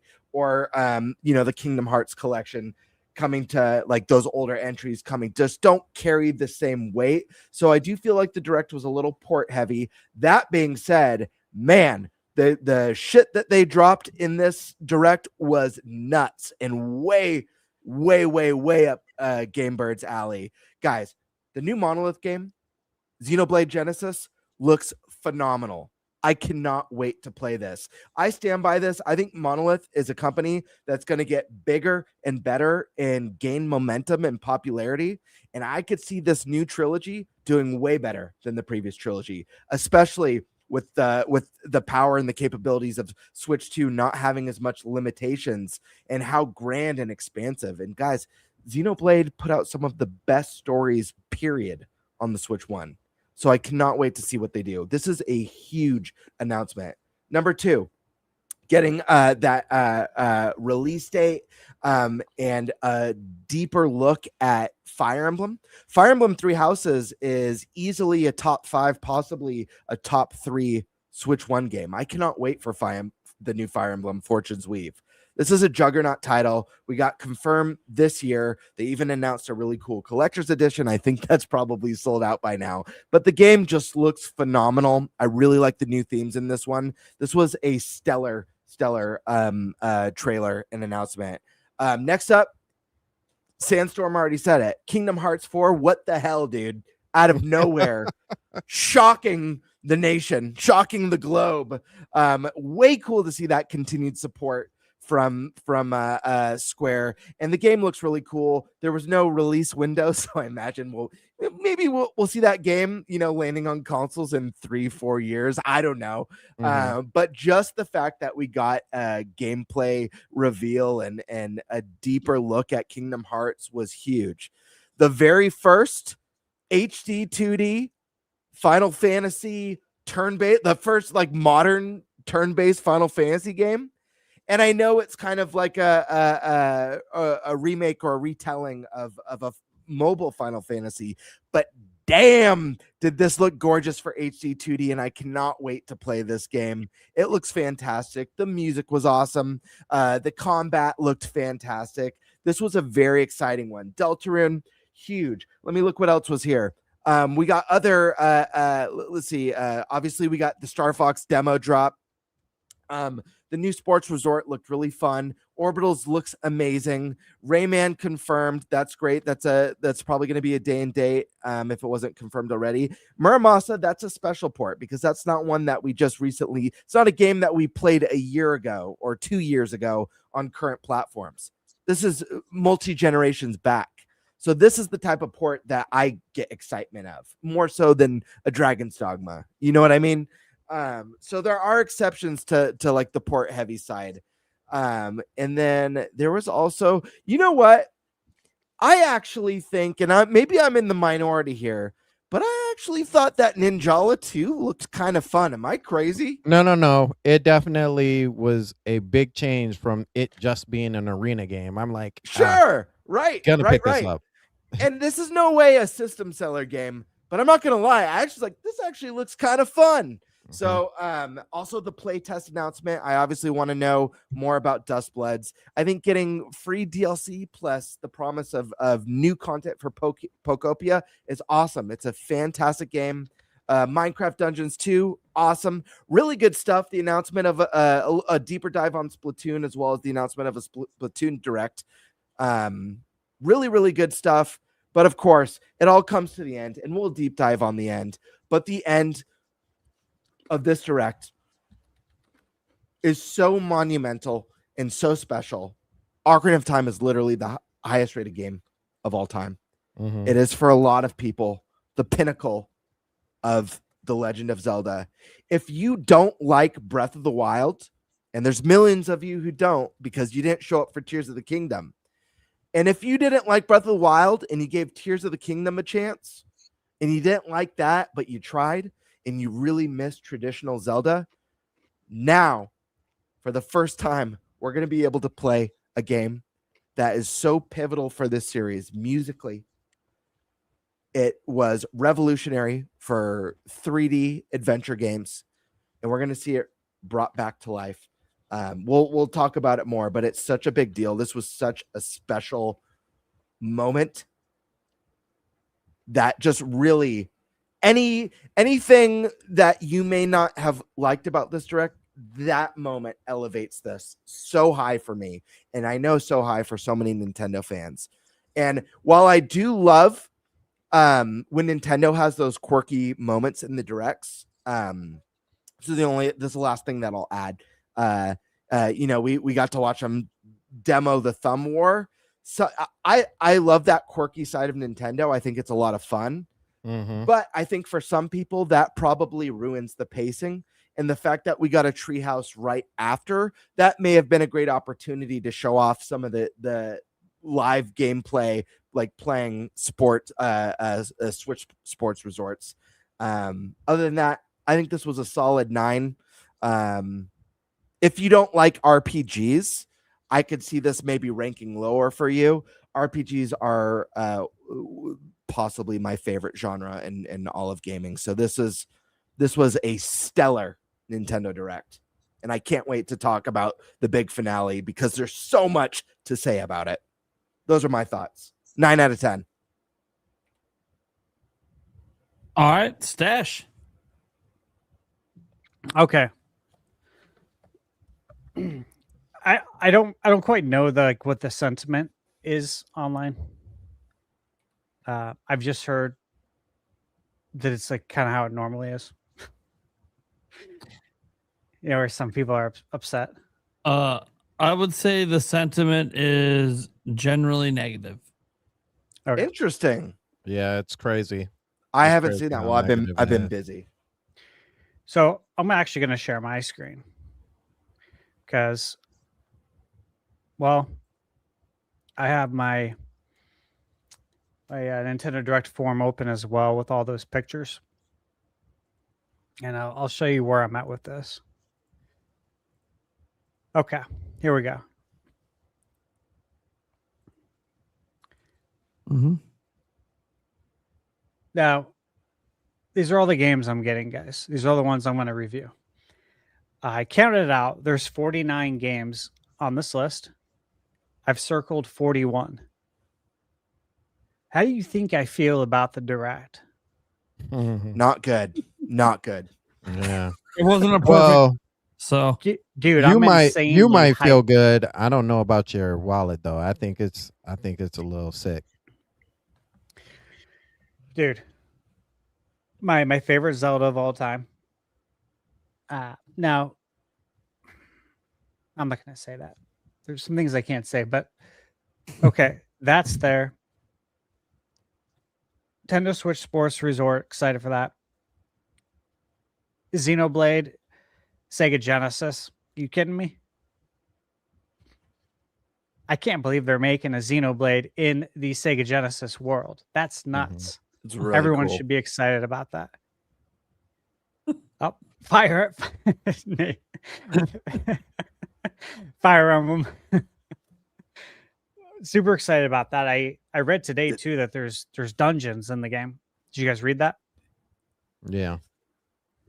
Stash. I don't mean to pause you. Did you see the lineup of voice actors for Xenoblade Genesis by any chance? No. They got a absolute dream cast for this game. Let me tell you. Ooh. Ultimate Play Awards right there.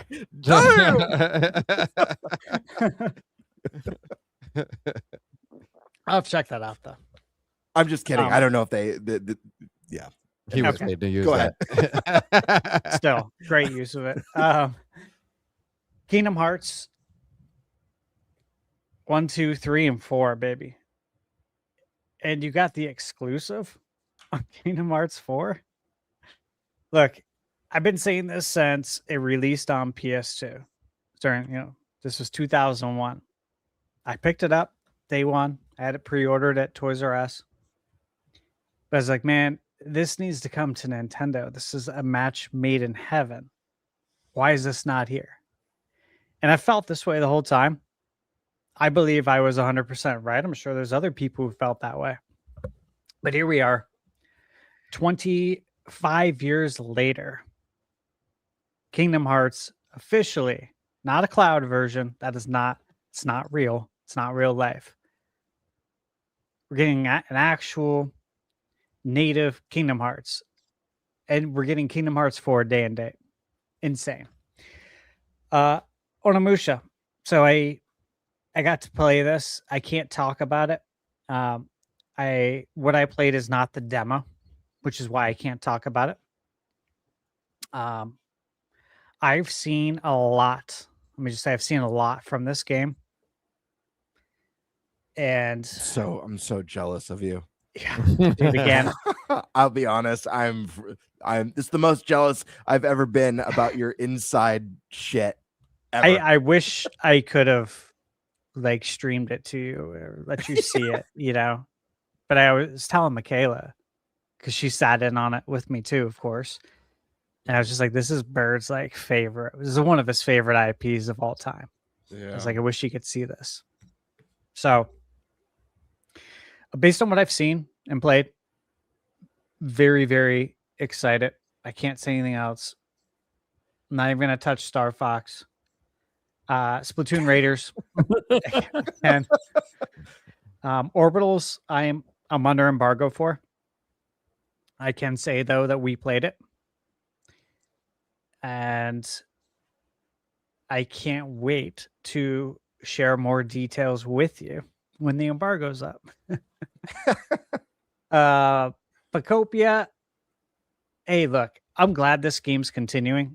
and they're going to be doing that expansion pass.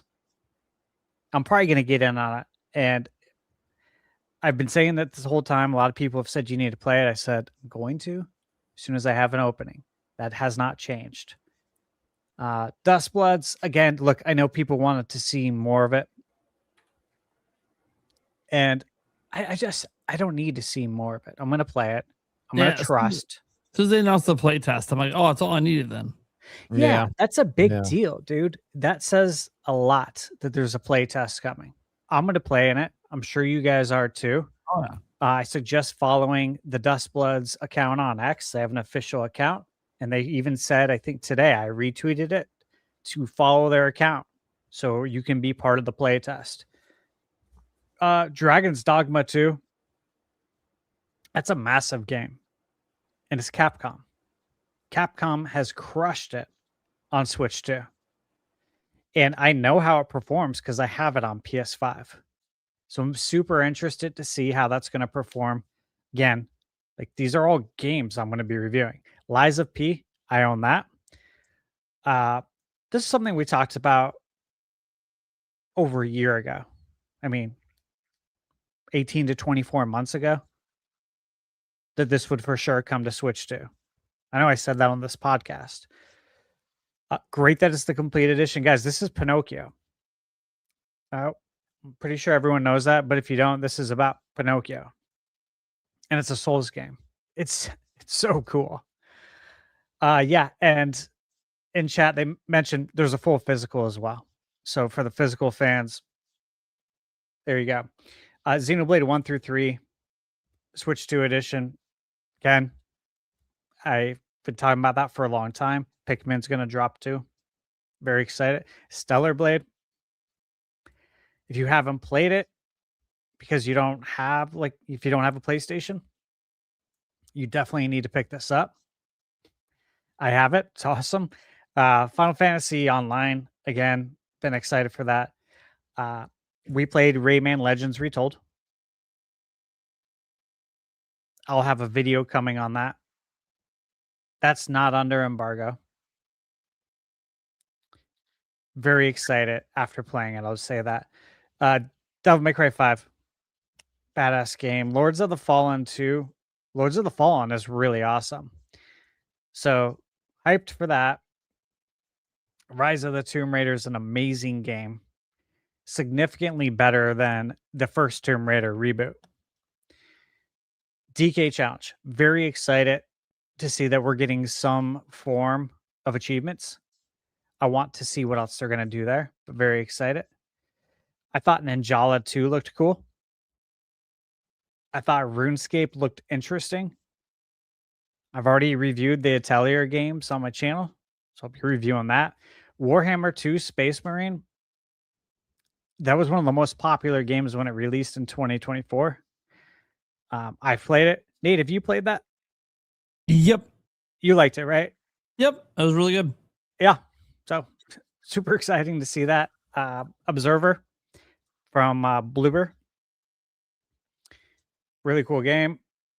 DayZ and SnowRunner. Interested in that. Obviously the Kingdom Hearts stuff. Talked about that. Dragon Quest Monsters. So I played part 3 on Switch 1. The performance wasn't great, but the game was so good that it didn't matter. And I said that in my review when I reviewed this game, that despite the performance woes, this game is just so much fun that you don't even care. And so, of course, I'm really excited that we're getting part 4. And in Japan, this is Dragon Quest Monsters 4. I don't know why they dropped the 4 here. I'm sure they did it for a reason, but this is the 4th entry. Deltarune. Again, if you're a fan of Earthbound, what are you doing? And again, you buy Deltarune now, you get all the episodes. It's one flat price. So I bought it on launch day, knowing that this is going to buy the whole game for me as it comes out. Metal Gear Solid 2. Again, already on the list. Tales of Eternia. That was on my bingo card. I've been looking forward to this one. I love the art style. The One Piece Grand Gourmet looks very interesting. I love the art style. And then Final Fantasy Resonance, dude. That I think that was my most. It's like top 3 probably hype was Zelda, Kingdom Hearts, and Final Fantasy. Resonance looks amazing. I love HD 2D art style. You're giving me Final Fantasy in HD 2D, and there's been some folks that I saw online saying, "Oh, this is just an adaptation of the cell phone game or whatever." Yeah, so it was Octopath Traveler 0. What happened there? That game's badass. They know what they're doing. I think it looks absolutely beautiful. And the fact that you can do like, Agreed. it's HD 2D, but when you do the summons, it goes into a full motion video. Did you guys see that? Mhm. That's wild. Yeah. Like, that's really cool, dude. So these games, what are all of these coming out this year except for Xenoblade? A lot of them. Except for Xenoblade, right? Mm-hmm. And No, like, Kingdom it's Hearts. everything. Yeah, Kingdom that and Hearts Kingdom Hearts 4. 4. Everything's coming out except for those two. Yeah, I think that's right. That's insane. There's 49 games on this list, so 47 are coming out this year. And there's obviously still more to come out. Like, Nate, when we were live streaming it, I was saying to the chat that wait for the press release, and that I bet you there will be more news that trickles out Mm-hmm. from people who piggyback. Sure enough, there was. Wolong Complete Edition was announced. Yep. So we're getting Wolong too, but Wolong Complete Edition was announced. That's coming out obviously before Wolong 2. So that's pretty awesome. Constance is getting a Switch 2 edition, a formal one, which is a great Metroidvania that I reviewed. And there's other games that I played that I can't even talk about that weren't part of the direct that are coming to Switch 2 this year. Yeah. Like I So said, I'm just there were 70 plus even Dude. before this direct. Well, that's the thing too, is like we had all these showcases and not all those games were here. They can't be. It would be too long. Mm-hmm. But based on like all the news we got in the last week with showcases and the direct, it's an insane amount of games that are coming just for this year. Yeah. And can I add something, Stash, real quick? Yeah. I think this might have been, actually not might. I think this was my favorite summer of gaming since the E3 days. Yeah. I gotta say, Agreed. Sony's State of Play crushed, in my opinion. I thought it was phenomenal. Summer Games Fest this year, easily the best Summer Games Fest show we've ever Totally. had. It's not even close. I know. Xbox's showcase, phenomenal. Even if we've seen some of the games a handful of times, like Fable looks phenomenal. Definitely stings that it got delayed, for me, but because it was one of my picked games for Fantasy Critic.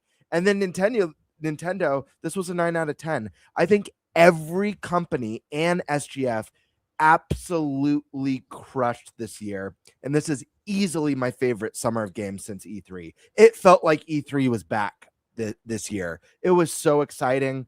I don't know how we top this week again for years to come, to be I don't honest with either.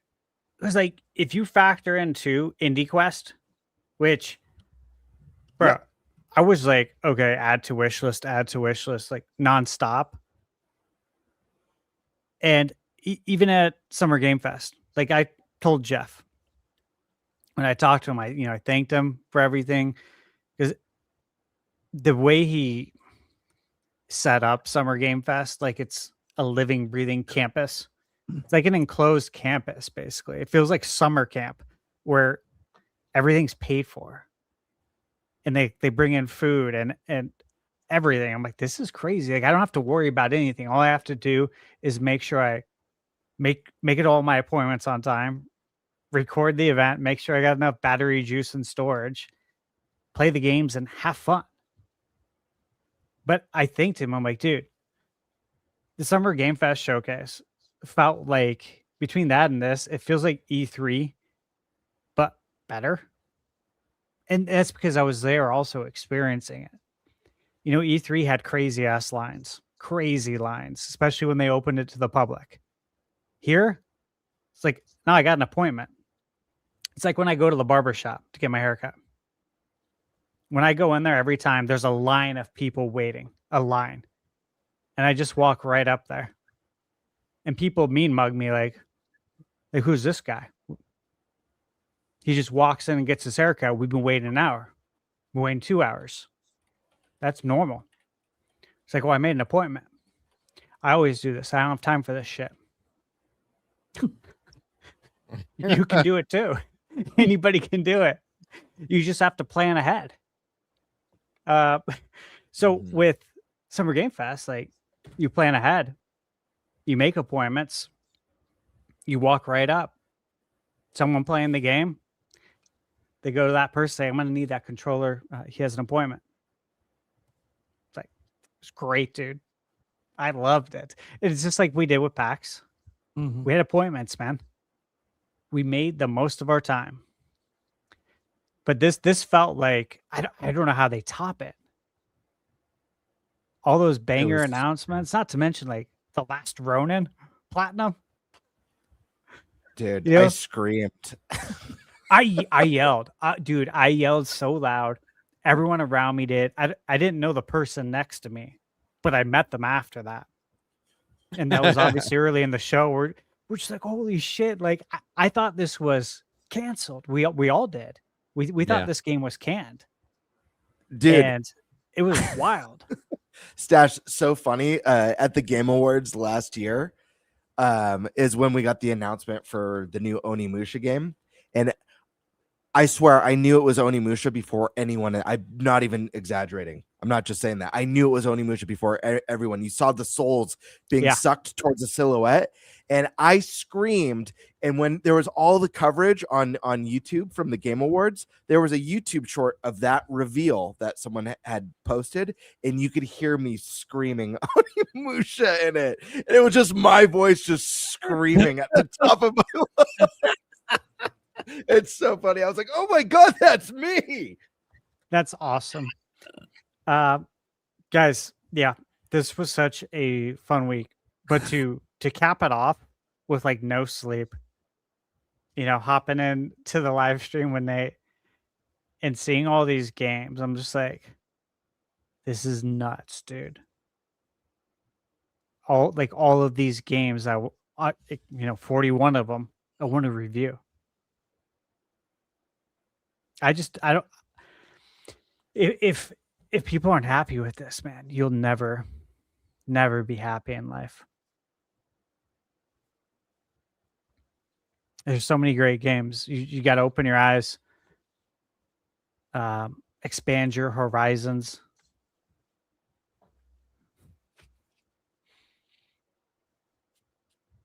All right. All right. Kind of a joyful but ominous end to that part there. So you should have ended with "you idiots." So yeah, the direct, I really enjoyed it, guys. You know, I gave it A+. Like, I'm really easy to please. I've said this many a time. I'm easy to please. I thought the state of play was an A+. I had the Xbox showcase at an A. I had Summer Game Fest at an A. I had, the Mix event at an A+, and many others. So, like, guys, I'm not that hard to please because I like such a wide variety of games. And look, people have all these different criteria how they judge things. Like, oh, I judge, hey, if I was watching this showcase as a new consumer, would this convince me to buy the platform, right? Like, I judge it based on what it does to make me want to buy a system. Well, look, my judgment is this. Does it have a shitload of games I want to play? Okay, then it was a great showcase for me. It didn't matter if it was a new announcement. It didn't matter if it's an announcement of a game that's already here. It don't matter. I want to see shit. So, dude, you're telling me in a direct, where one of the greatest games of all time, highest rated games of ever, Ocarina of Time remake gets announced, and it's real, and it's a high budget, realistic graphics game. What the fuck? Nintendo's doing that? Okay, cool. Oh, by the way, we have our next Switch Sports game. Oh, our next Xenoblade game is announced. Oh, our next Three Houses level Fire Emblem game. We see even more of that. Kingdom Hearts 4 is somehow exclusively being shown in a Nintendo event. What? Wait. What? Say that one more time. Kingdom Hearts 4 exclusively shown in a Nintendo event when they couldn't even put the prior 3 games natively on Switch. That just happened. That's a thing. Oh, okay. All right, hold on. Is there anything else going on? Oh, wait. Oh, you're doing some crazy crap with Final Fantasy now? How the fuck did you take something that was a mobile game and now make me want to play it? What is happening? This shouldn't be a thing. This direct was so good start to finish. How am I supposed to be disappointed in any of this? Now, look, I get it. Maybe a little RPG heavy, I suppose, if you're not like heavy into RPGs. I sort of see that. Like, you know, ironically, if you're someone who's really into farming sims, this probably wasn't the direct for you. I get that. If you really, really just like love platformers and that's all you play, okay, Rayman Legends Retold, and I'm happy that game's coming. But yeah, okay, we didn't have a ton of those kind of games here.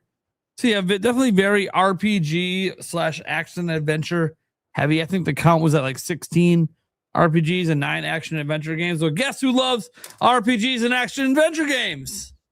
So right up my alley, baby. So yeah, I loved this direct.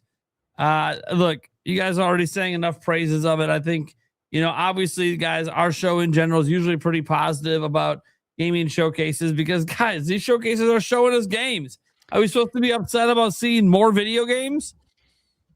So that said, we've been kind of beating around the bush because of an extra special game that was shown at the end, special for many, many reasons.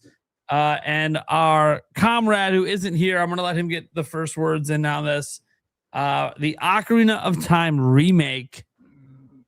Here is Eric Mohr's words. The Spice Lord himself said, "Holy shit." Yes, he literally typed that out. Mm-hmm. For as much as I believed it was possible, I also thought it wasn't going to happen. I am so glad that they announced this. My favorite part of the announcement was the music. The little teases of songs from the game over the narration was a chef's kiss. I am hoping that they showed in the trailer is the actual gameplay and not just some placeholder visuals, because that looked crisp. This was a good direction to go for the art. I know we talked about the art direction, I believe, last week or the week before, and we were hoping that they don't keep with the Link's Awakening or Echoes of Wisdom route. This couldn't be any different. Oh, and this is great for the game. I can't wait to actually play the game this time around. Okay. Thank you, Eric. Who wants to go first? This is special. It'll be the only time probably in podcast history that this particular thing will ever be revealed again. You put a post on Twitter earlier about whoever was the person who did the music for this trailer. Boy, yeah, they were it gave you chills, man. You hear those 3 little notes, you're like, oh. I think we all probably got chills, right? Man, it just hit so perfectly. And it's moments like that, Sandstorm, that I'm glad I wear a diaper. You know what I mean? Yeah. Like you get the bumps just like crawl up your arm and you're like, I know that. And they do it in sections too. And you're just like, you know, the sections the music, the sound effects, combined with the quality of that narration, the largest compliment I have seen of this trailer, universally shared everywhere, is someone's like, because it kind of felt like a movie trailer. Man, did it? Yeah, you think? Holy shit! It just leveled up Ocarina of Time status to that felt like I was being told about a new movie. Whoever was on the marketing team, pay them, bonus them immediately, because they knew what they were doing with that narration. Like I even went back to look at the original like intro to how Ocarina of Time goes, and it's not verbatim, but it is so close. And then I'm like, man, does that mean like maybe all this is full voice acting, because they're telling the story like how the original is being told, but you're listening to it in a narration. Man, this like and to do the whole like quilt, the whole blanket thing, and like move the story, it was like, no, are they giving it to us in this art form? So one thing I will say about this, and I've been putting this on Twitter a lot, is that when we first saw Link, the images that we saw Link, and to kind of answer Eric's a little bit, and you can correct me if I'm wrong, but as far as Zelda games, Nintendo doesn't typically go outside of what that game looks like for any cinematic. So like when they do cutscenes and stuff like that, it's all still an engine. It all still looks the same. They don't like change it up. You don't get like a better looking piece during a cinematic. Even if thinking in Breath of the Wild, right?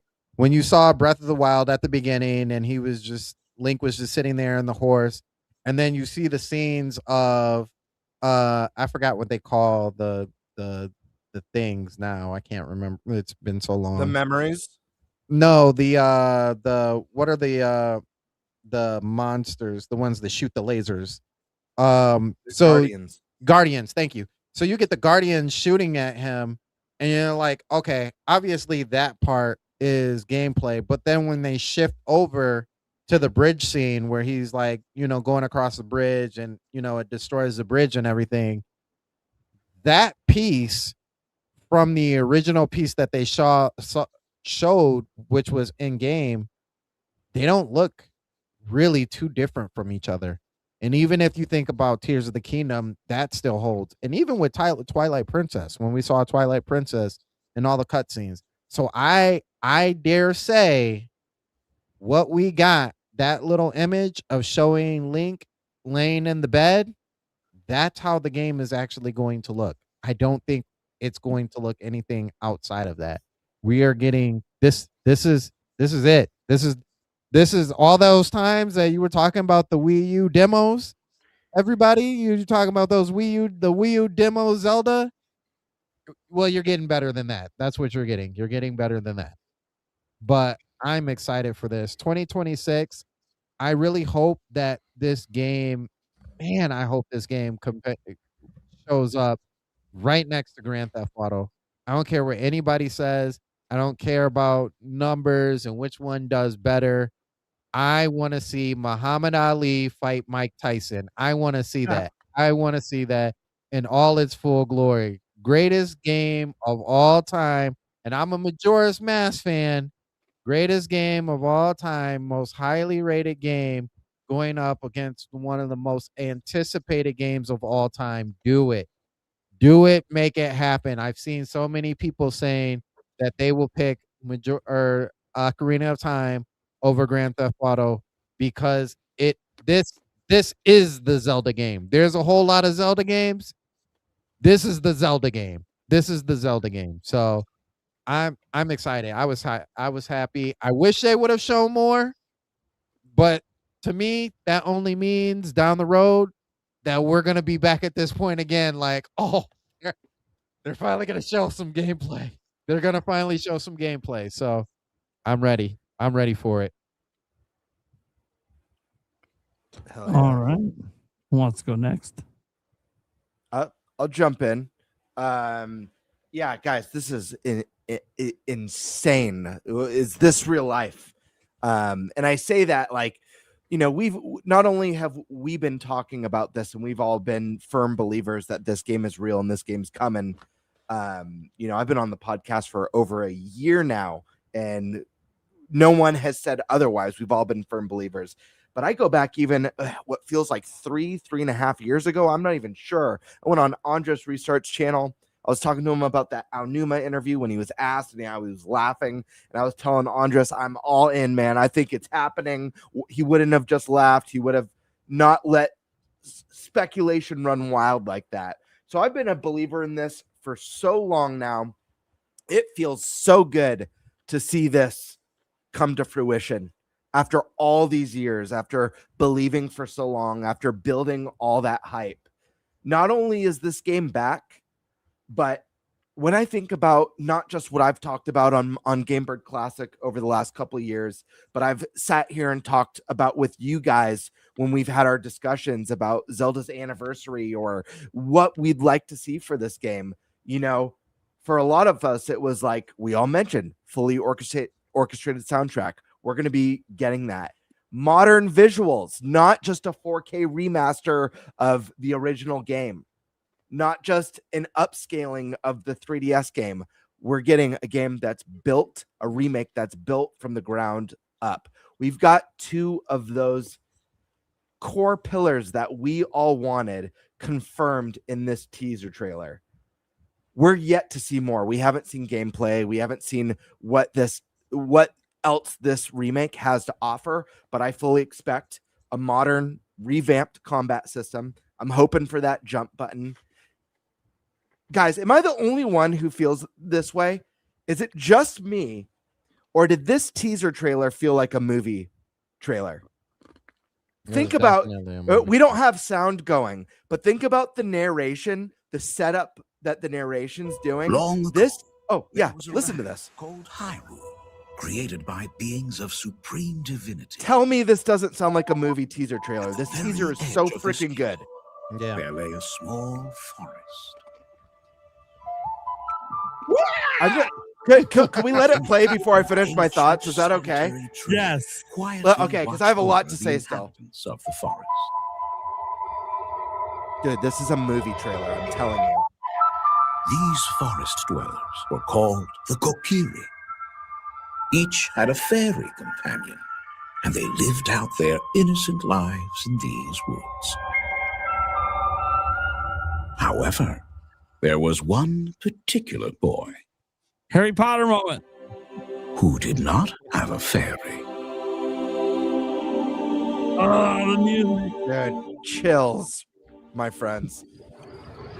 Are you a little boy? You're scared of Hyrule, buddy. Ready? This is different. This is different in the game.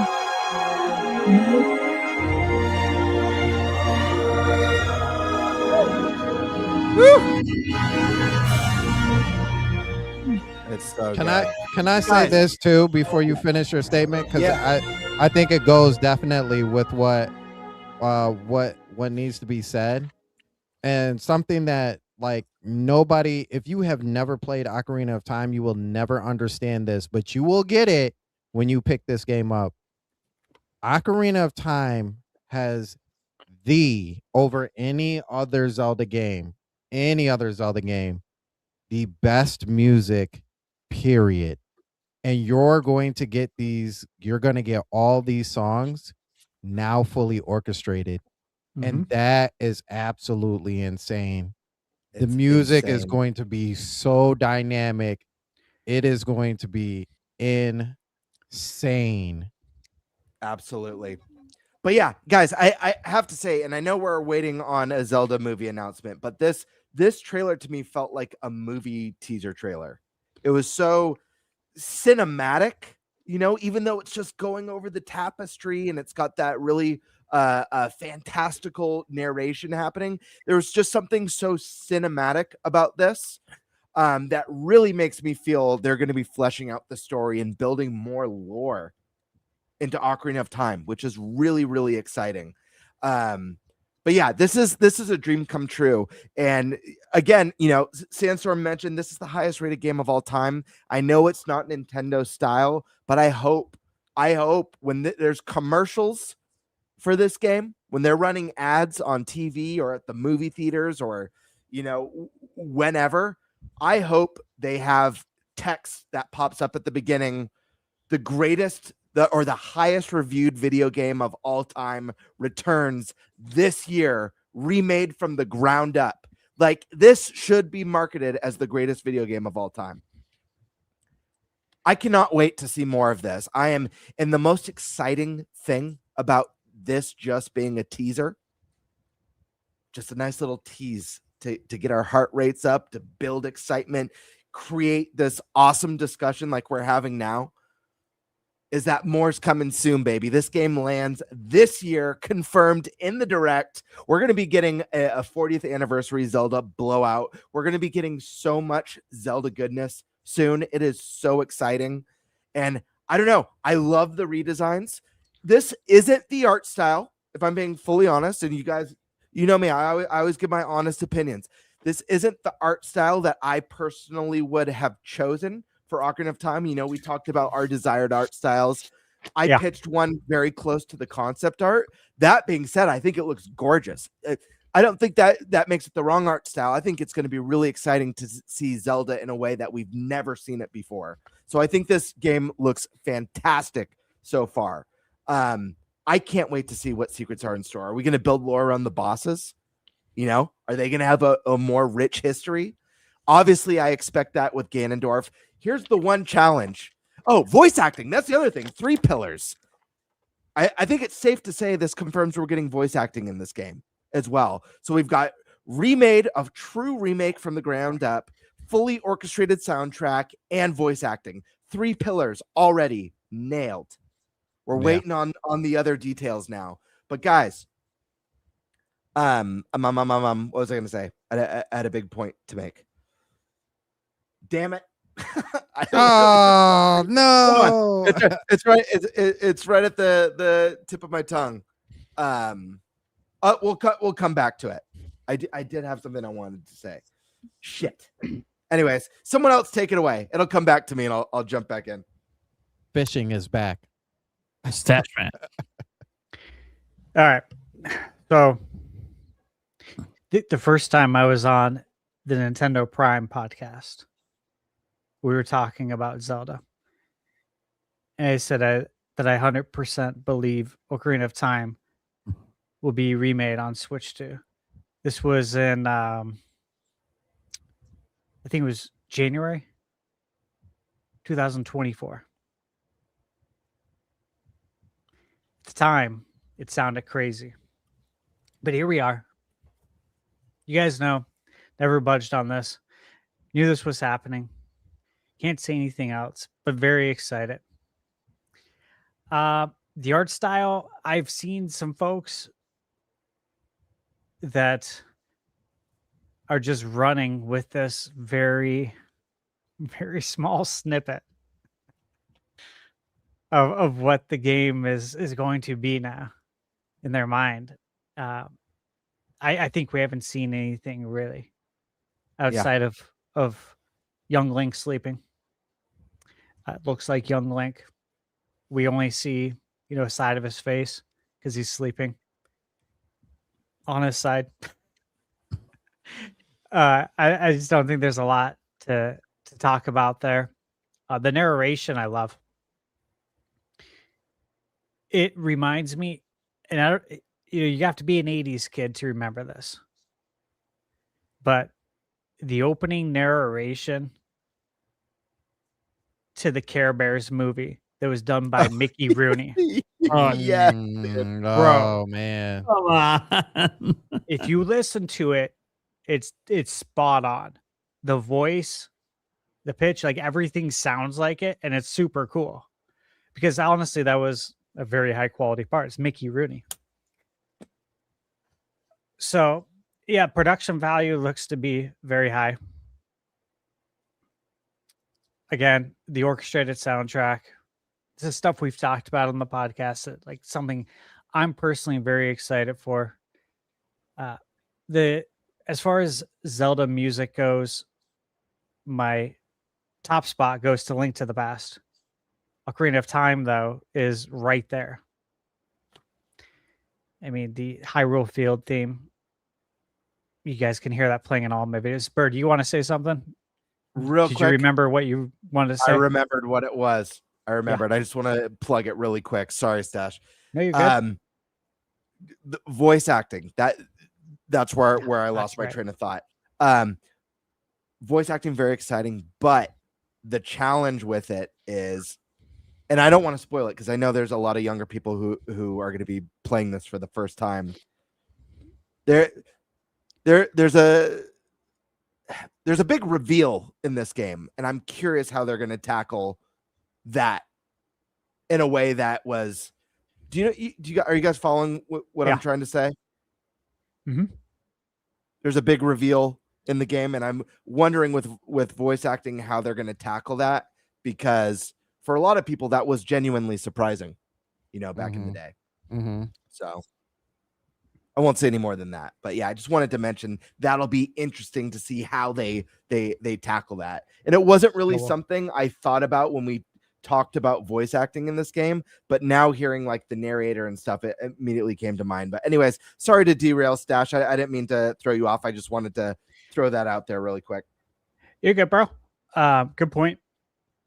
So look, we've talked about this a lot. I'm not going to go into speculation of what the game will be like, and I'm not going to make a heads or tails emotional decision based on the art style that we've seen a very small snippet of. Ultimately, I trust Nintendo. They've earned my trust for decades. There's very few companies that have. There's very few of anything in life that's earned my trust over that amount of time.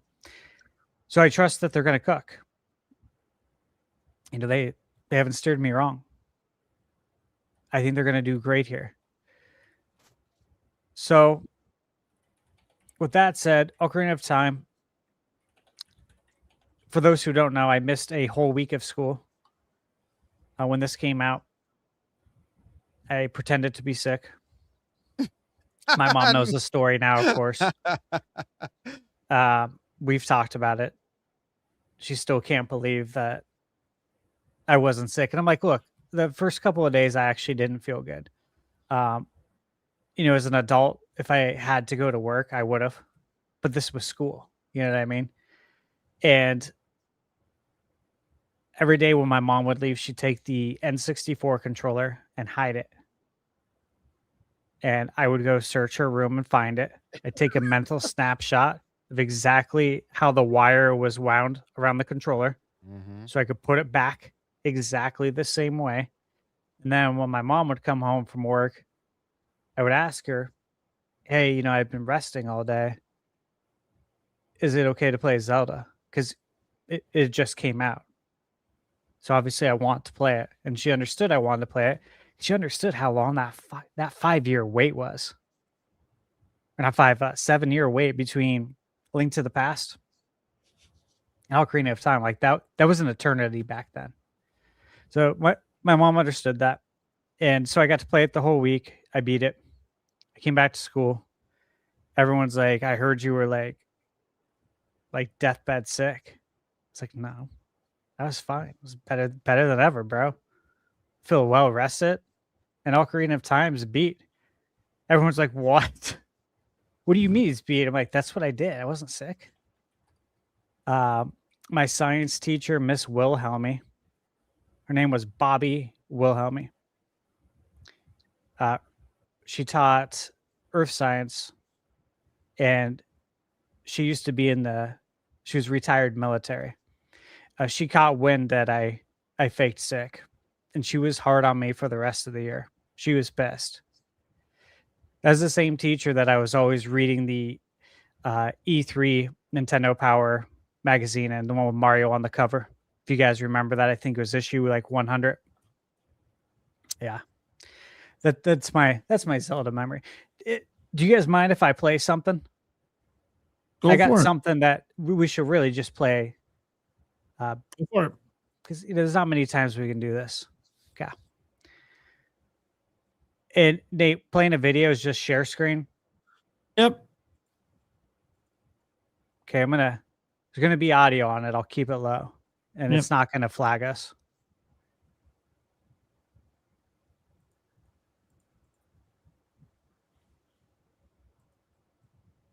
Just for old time's sake.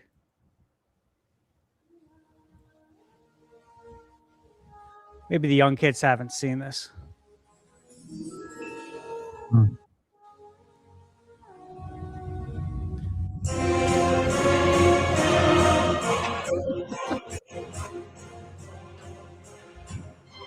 Dude, this is the music also from Conan the Barbarian with Arnold, I think. I'm almost positive it's in that movie as well, which is really cool.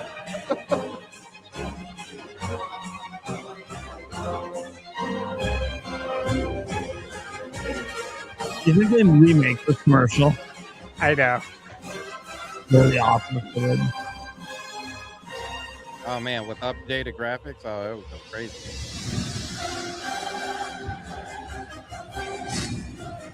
Or will no. Use the same terminology. I wish they would. Did it say, or wilt thou suck? Yeah. Yeah. It's so good. It's so 90s. That's hilarious. I also love at the bottom the get N with the N64 logo spinning or get out. I love it. Yeah. Yep. I miss the 90s. Anyways. I'm gonna use that on my wife one day. Or wilt thou suck? So, are you done on your bit on Zelda Stash then? Yeah. Okay. So I thought. All right. Unleash the Fury Prime. Yeah, look, guys. Obviously, this is one of the most special announcements of my lifetime. I said it towards the end of my video today that somehow I woke up in the correct timeline in my life where I am getting a live action Legend of Zelda movie. Like, what the fuck? And I'm getting a full high budget AAA from the ground up remake of the game that started my entire career on the internet. And they're going in a semi-realistic art direction. Wait. Whoa. What? No. This is Nintendo. It's gonna be like cell shaded or something. There's gonna be like a catch. Nope, you get to this shot right here. Nope, that's the art direction of the new Zelda game. And it's Ocarina of Time. And it's fucking perfect. This is the reality I'm living in right now. That is your little hero of time. Waking up in his treehouse. Getting ready to bitch at Saria for whatever the fuck she wants now. We know what's next, right? I mean, we think we know what's next. Could be new story rewrites, new lines, voice acting, right? Lots of exciting stuff coming up. The world's probably much bigger than it was back then because by modern gaming standards, by modern controls, we literally would beat the game in like an hour. They kind of, I assume Hyrule Field cannot be crossed in 30 seconds. Right. So like, I'm assuming that things are made bigger. Obviously, they have to for modern gaming standards. But guys, this is a special game. This is a risky game. The reason no one ever thought Nintendo would do this is because it is so risky. This is the highest rated video game of all time. The reason you usually only see remasters in cases like this is because it's so easy to fuck it up.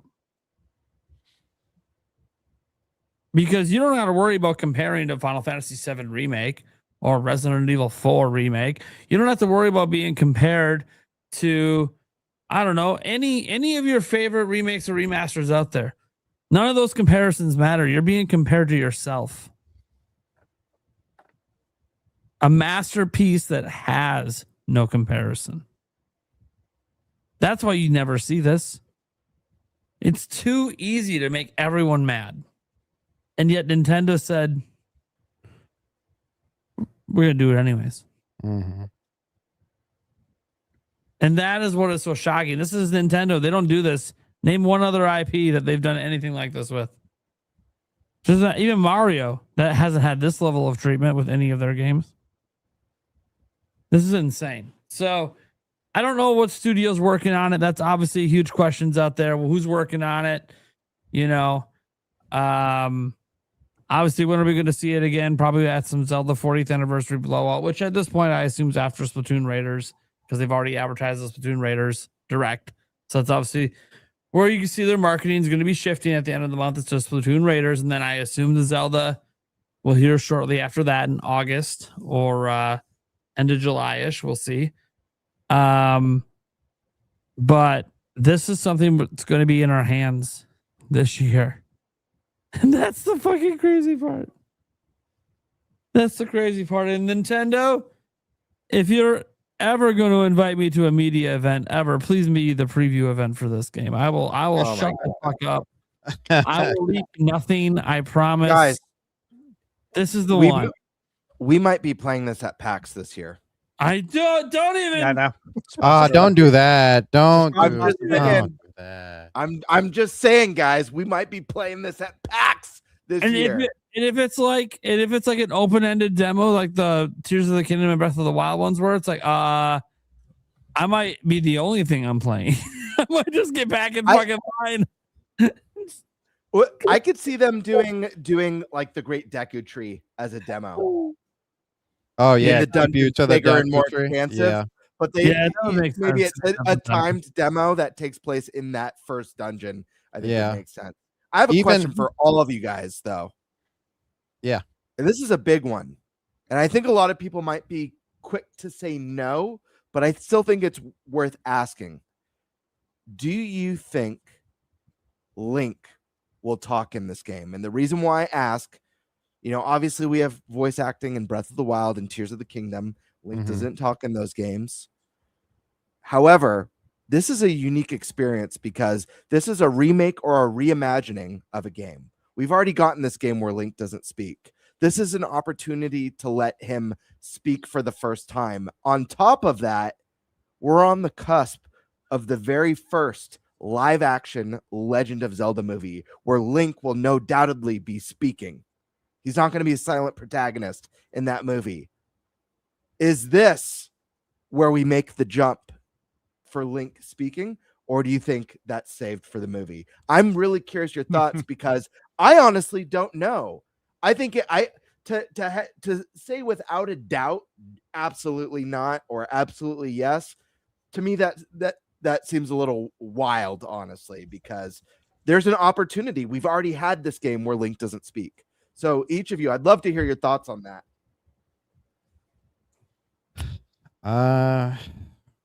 That I think comes with a lot of ifs.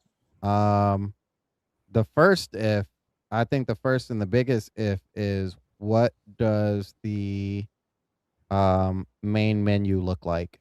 Because if it is reminiscent of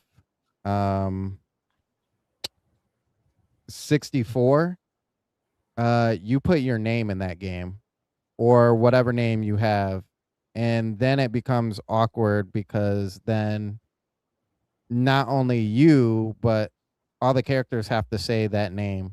So I think if you're looking at it from that perspective, I think it's hard to come with voice acting. But with that being said, if you take that away and unpersonalize it like it used to be, and it's just I think Link, they take it away.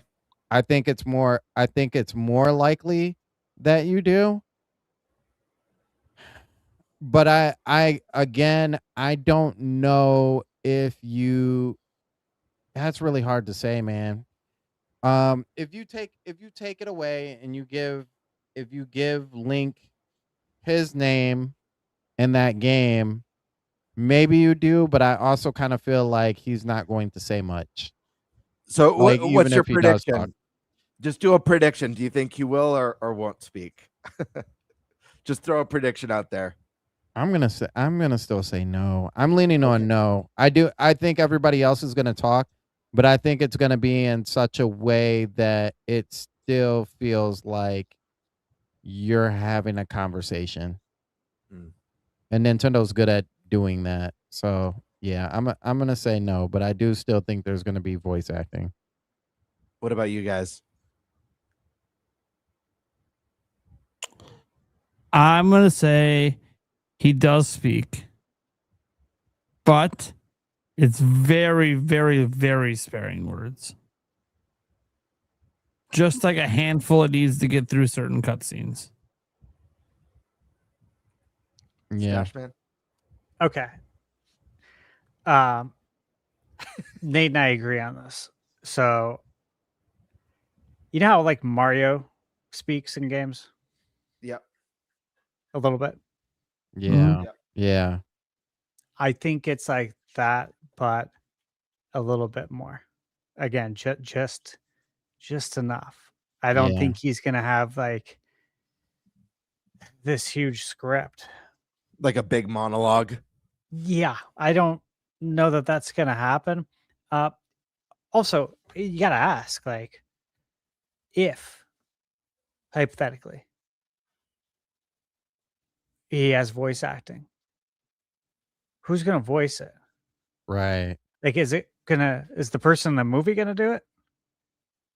But then who's gonna voice young Link and then teen Link, adult Link? That, you know what I mean? Like, it can't be the same person, or can it? I don't know. Yeah, I do think one of the beauty with Zelda is that every entry is a new legend. You know, it's a new theme, it's a new Hyrule, it's a new art style. So I think that gives them a lot of flexibility with who would voice the character. I am actually leaning towards I think he might be voiced in this. To what degree? I have no idea, but you guys could be right. It could be very little. Maybe it could be a little more. I don't think he's going to have a 10-minute monologue, you know, in the showdown with Ganondorf, but I do think there's an opportunity here. I think Link would be a more interesting character if he spoke. I'll always think characters that talk are more interesting than the silent protagonist. I'm always going to think a lead in Final Fantasy is more interesting than Hero from Dragon Quest. Even if I love those heroes, you know, Joker from Persona 5, he's my least one of my least favorite characters, not because he's not awesome. He is awesome, but he doesn't talk. And even though I don't want Samus to be a super dialogue heavy character, her not speaking in Metroid Prime 4 felt a little bit jarring. So if we're doing a retelling of this game and we're doing a stronger emphasis on world building and lore and storytelling, and Ganondorf's going to have more lines and Zelda's going to have more lines and Sheik's going to have more lines and all these characters, it's going to feel a little bit odd with Link just going, you know, at the end of a conversation, someone has maybe it's moments in this game are going to be more intense. They're going to be more emotional and more heartfelt. When you just have someone not say anything and they go like this and the character goes, I thought you would say so, you know, it kind of breaks the immersion a little bit. So I think there's an opportunity here. I don't think it's necessarily needed, but I think it's a tough one. I think it could enhance the experience. I think it just needs to be handled delicately. Remaking this game to begin with, you guys already nailed it, is a big risk. So why not take an extra risk if it means, you know, it's something special that could separate it from the original. I don't know. I just want to get your thoughts on that because I think there's an opportunity here, but I have no idea which way they'll go. Good question. Yeah, good question. It is one thing that we will be excited to see because I think that definitely needs an answer. I'm okay either way. Whatever they choose to do, I'm fine. Even this? I mean, if they choose to voice it or not voice it. Oh, I was gonna say. To be clear, the super chat saying, "Hey, let's throw a curveball, Snoop Dogg to voice Link." So I had to double check. You said, you know, I mean, Snoop's got a very identifiable voice, so that'd be interesting. Right. Who could Snoop Dogg possibly be in that whole game? Oh Maybe man. Sages. Is Snoop? Okay. I think he would. I think it would be. You know who would be absolutely hilarious for Snoop Dogg to be? Roru in that game. The first, just like, what's up, pimpin'? Yeah, you've been in here for 7 years. You know, that would be hilarious. Just and Roru's like long beard, but you never see his like actual like mouth, but you know he's talking. That What would if, be hilarious. What if Snoop played Kapora Gabora? That would be equally well. I guess they're technically they're both the same like person. So Yeah. like That'd be awesome. it'd be funny if he like tried to fake his voice too, like it wasn't him. Snoop fits a lot of characters in Zelda. Let's be real. Snoop would make a great Deku Tree. Come on now. Yeah. Yeah. The wise Yeah. Deku Tree. He'd be freaking Like- awesome. Deku Hey. Tree, why is your eye so slanted? Don't worry about it. When he came out at Summer Game Fest, dude, it was a huge pop of the crowd. Everyone was like, "What? Are you serious?" I was excited too. I saw Snoop in concert back in the day, so I was pretty excited to see Snoop. All right. So, one thing we did get just like the tiniest of glimpse of with this entire thing. Yeah, the music was fantastic, of course. We already know how great the music is in the game. Really excited to see what they do with it all over again. We technically got a glance at the art direction. Mhm. How do you guys feel about this? This was it's an art style Nintendo basically never uses.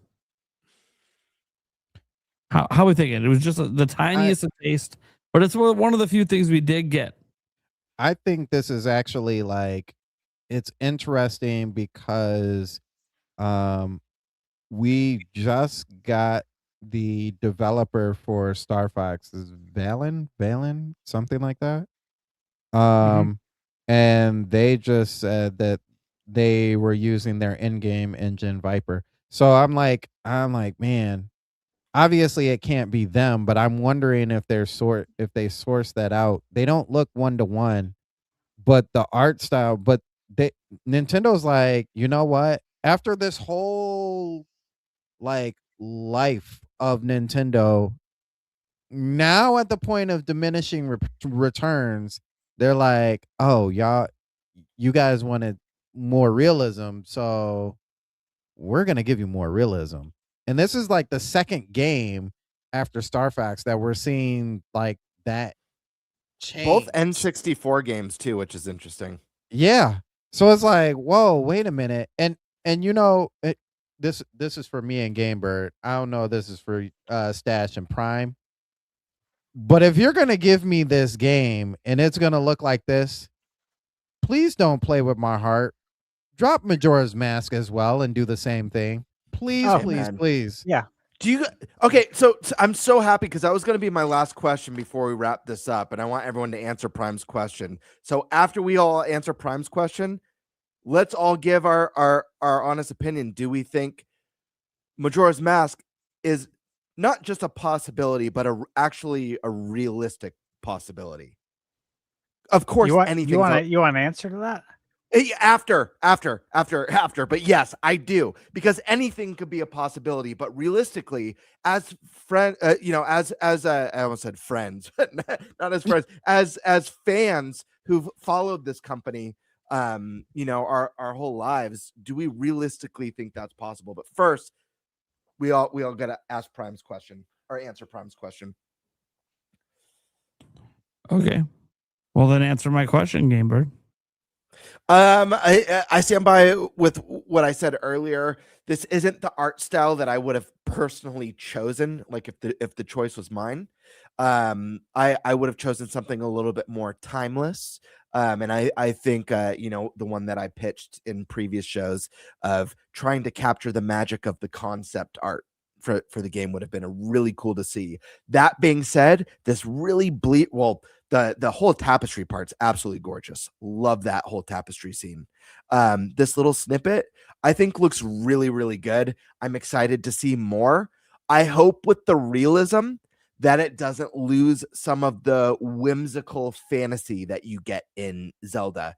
I still want to get some of the vibrant, but we just haven't seen enough. I want this game to look very colorful and magical, but also super dark and gritty at times, because we all know Ocarina of Time gets pretty damn dark and disturbing, especially deep down in that well and you know, in that shadow temple. But the little snippet we see of young Link I think is beautiful, and I'm really excited to see more. May have not been my first choice, but I think it's a damn good choice. So I'll say that. Okay. Stash. Thoughts on the art direction? Yeah, I'm good with the art direction, and I'll also say that we haven't seen enough. Yep. We're not even close. So I don't think anyone should come to any conclusion at this point. And I really don't even think you should be leaning in any direction. You should just literally say, wow, we've seen a very short snippet. Let's see what the game actually looks like. Guys, have you yet visualized, based on this art style, what these, because you all know how iconic each boss is in this game. The boss design, like just from a conceptual design in Ocarina of Time, is phenomenal. It's S tier. Bongo Bongo, Queen Goma, Phantom Ganon, phenomenal boss, like just artistically boss design. They're gonna I'm make so Gwen hyped Rova to look see. hot. I am so excited to see what the great fairies, man. Yeah. Anyways, I'm so excited to see what some of these bosses look like realized in this modern engine. Is going to be unbelievable. Prime, what are your thoughts though on the art style? Well, look, even though Stash like no one should buy it too far in one way or another, this or that. Dude, I love what I saw. I'm all the way in. Yeah, obviously, I don't know what it's going to look like in the rest of the game and how it's going to hold up. And maybe there's some drawbacks to what they're doing, or maybe some of the character designs I don't like. But what we saw, that little tiny snippet, which, look, I'm going to be honest, the trailer feels like we were watching the beginning of the game. Like we were being like shown actual footage from the game, kind of cut up special for the trailer. And that was going to be our transition into taking over Link in his room, like we know at the beginning of the game. So I do believe that that's pretty much what the game looks like.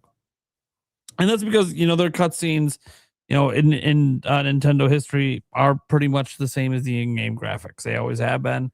So I have no reason to think that that's not what the game actually looks like. It's coming out this year. It's not like it's suddenly going to get a drastic overhaul between this reveal and, you know, 4 months from now or 5 months from now when it's in our hands. And we're probably playing at PAX. Like that's one thing that was crossing my mind earlier today. I was like, oh my gosh, I'm going to probably be hands-on with this before the game even comes out. And that is so freaking, yes. Like, I didn't get to do that with Tears of the Kingdom because like they didn't have E3 anymore or any preview events like this. And now, hey, I get to do it again for another Zelda game. That's going to be so exciting. Whatever else, Dustbloods, I assume, and whatever else they end up wanting to show off there, whatever's coming out September on forward.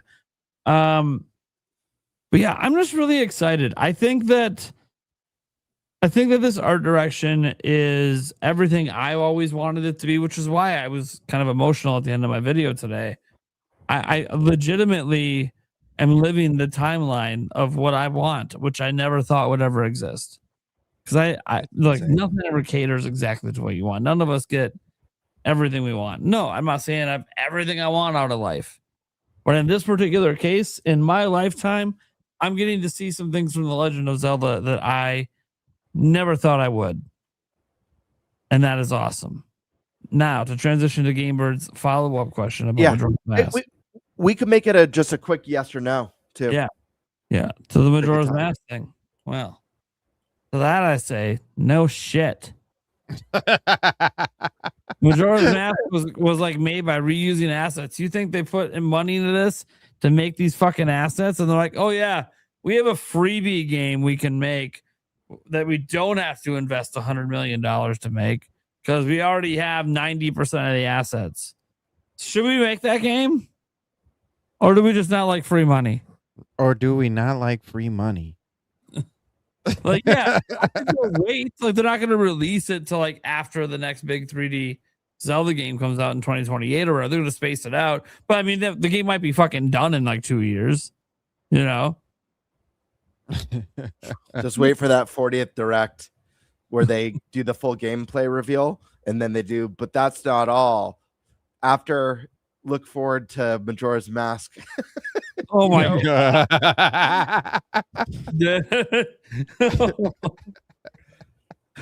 You know, Well, they wanted to find a way to get attention from GTA, right? That's what everyone's saying. Gotta get attention from GTA. Which, by the way, I do hope they do the funniest thing and just launch it on the 19th. Just say, I'm telling you, just it'd do be it. so great.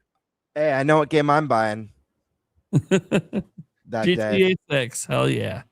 I'll see you there, brother. All right, Stash Man, Majora's Mask, yay or nay? Do you think it's a realistic possibility? I'd put my house on it. Damn! Oh, wow. You guys are gonna give me. I'm gonna need a clean diaper. I would. In a heartbeat, I'd put my house on it. Well, I think I'd be they're taking sitting bets pretty on- after that. They're taking bets on Kalashi or whatever the fuck right now for it. Here we go. Guarantee it. Guarantee there's a prop bet on there right now. You think? Probably. Sandstorm. Yeah. There's prop Yay bets or on nay? everything. Man, come on now. To my favorite game of all time, they Ocarina better of Time do it. remake used to be a prop bet on there. They better do it. And just like how they do Ocarina of Time, if they're gonna expand the worlds out, they better expand Majora's Mask out too. Like it's the first and only time that we've got to play as other races in Zelda outside of Hyrule Warriors. Come on, man. Like, let me just Yeah, guys. swim. Let me just swim. I gotta say, the mask is off in this one. My vote is yay. I wasn't a yay. I was a very hopium yay. Mm-hmm. But when Stash put a lean on his home Yeah, he put a whole lean on his home for Majora's Mask, in public. I'm all in. Stash has been many a times. I'll call him Nintendomus. You know? So if Stash is willing to put a lean on his home, I'm all in. Yay, my friends. Yay. Hey, I gotta ask though, Nate, was that really a prop bet about Ocarina of Time? Yeah. So there is a get rich quick scheme out there. Holy crap. Oh wow. I mean, am I allowed to go make bets with stuff on I know? Well, yeah, I better be careful insider trading there. I gotta say I got insider information. I'll go make bets. Yeah, you probably can't make bets on any of this shit. And because I am Unless you work in government, of course. Yeah, unless you work for the government. Exactly. We're trying to get that exception card quick. Old Nancy.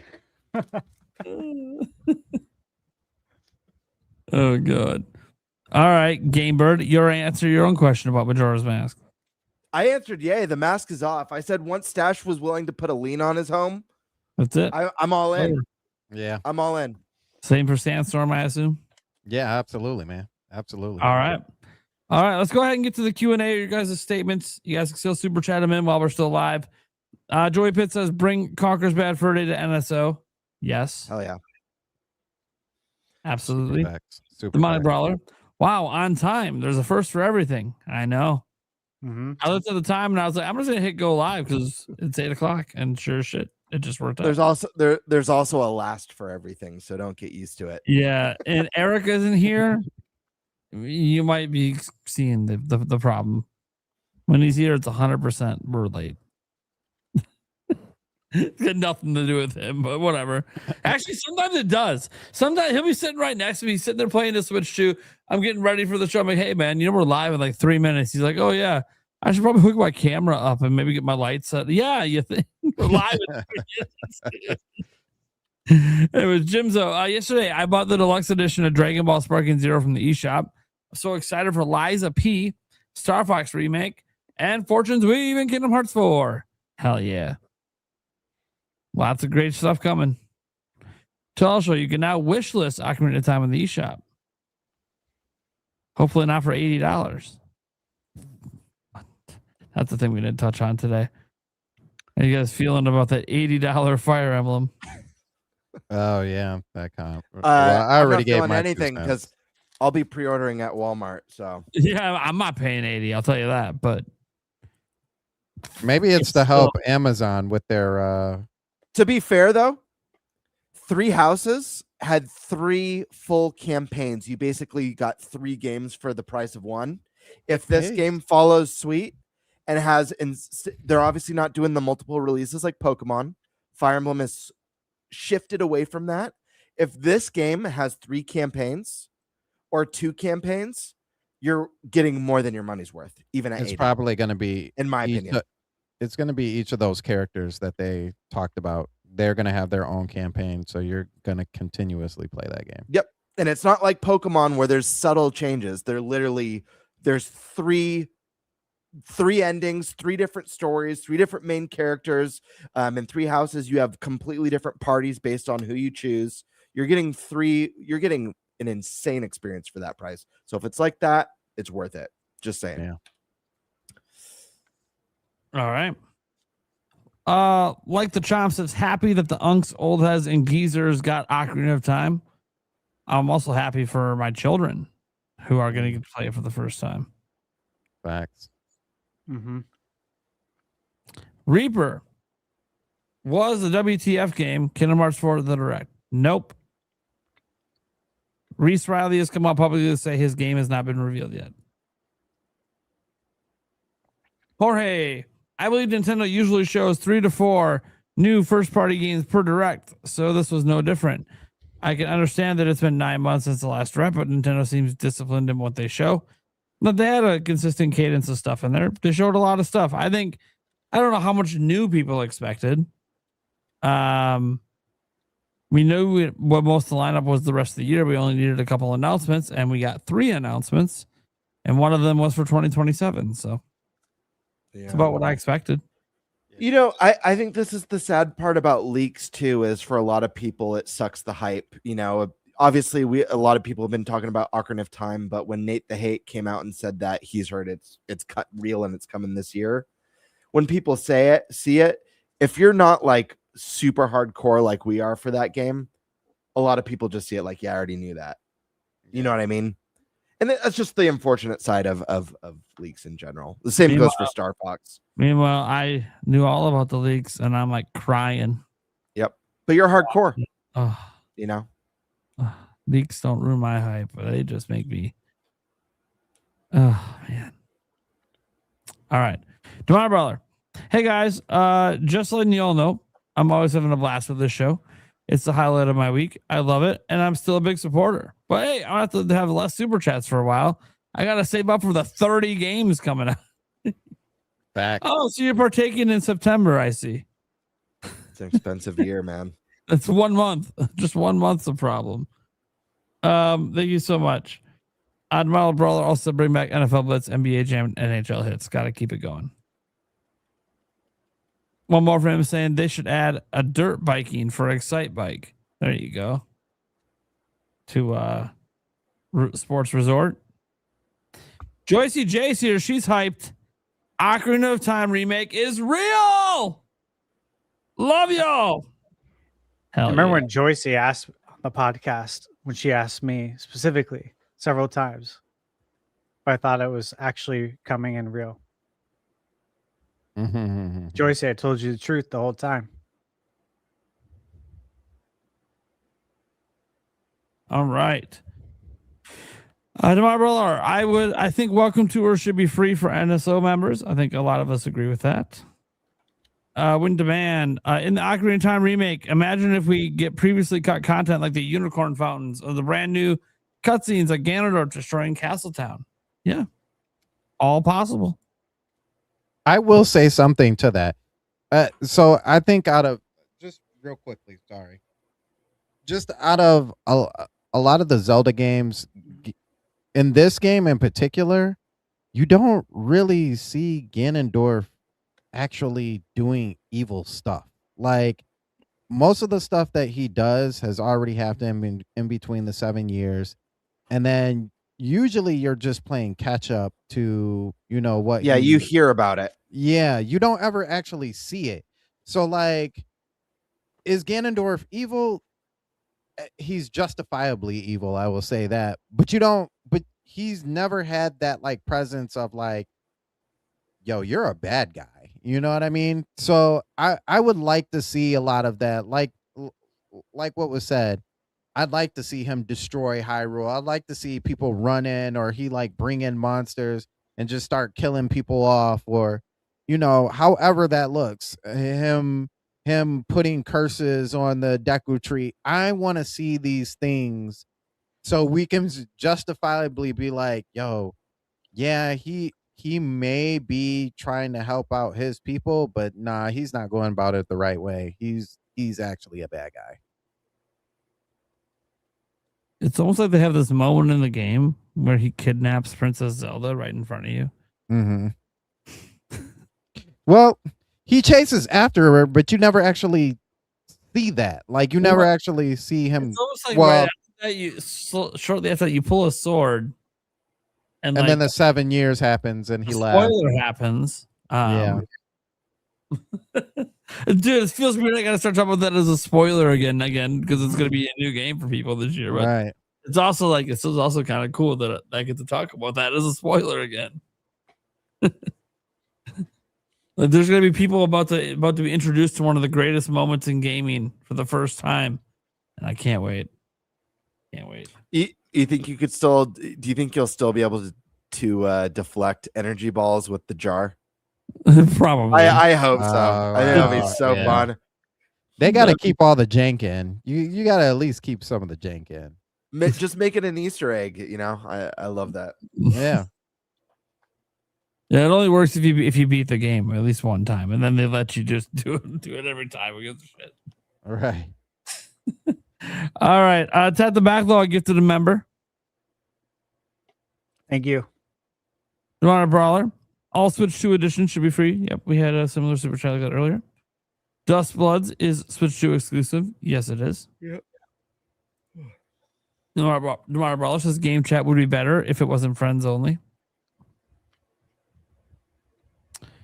I think it's a way for Nintendo to kind of protect themselves a little bit. Mm-hmm. Making sure you actually know the people that you're voice chatting with. So I don't know. Demar Brawler says Ocarina of Time remake is actually happening. Yes, it is. Wind Demand. I think Virtual Boy should be ranked higher. I got the cheaper cardboard and 3D Wario Land, 3D Pinball, Mario Clash. They're addicting. There you go. We got a new big Virtual Boy fan. Warren Bowman's DC channel says, hope Nintendo doesn't have more than 10 $80 games over the whole Switch 2 life. It should only be their heavy hitters. Fortune's Weave. Why? Don't push it, Nintendo. Yeah, I don't agree with it being 80. I'm not going to spend 80 on it either.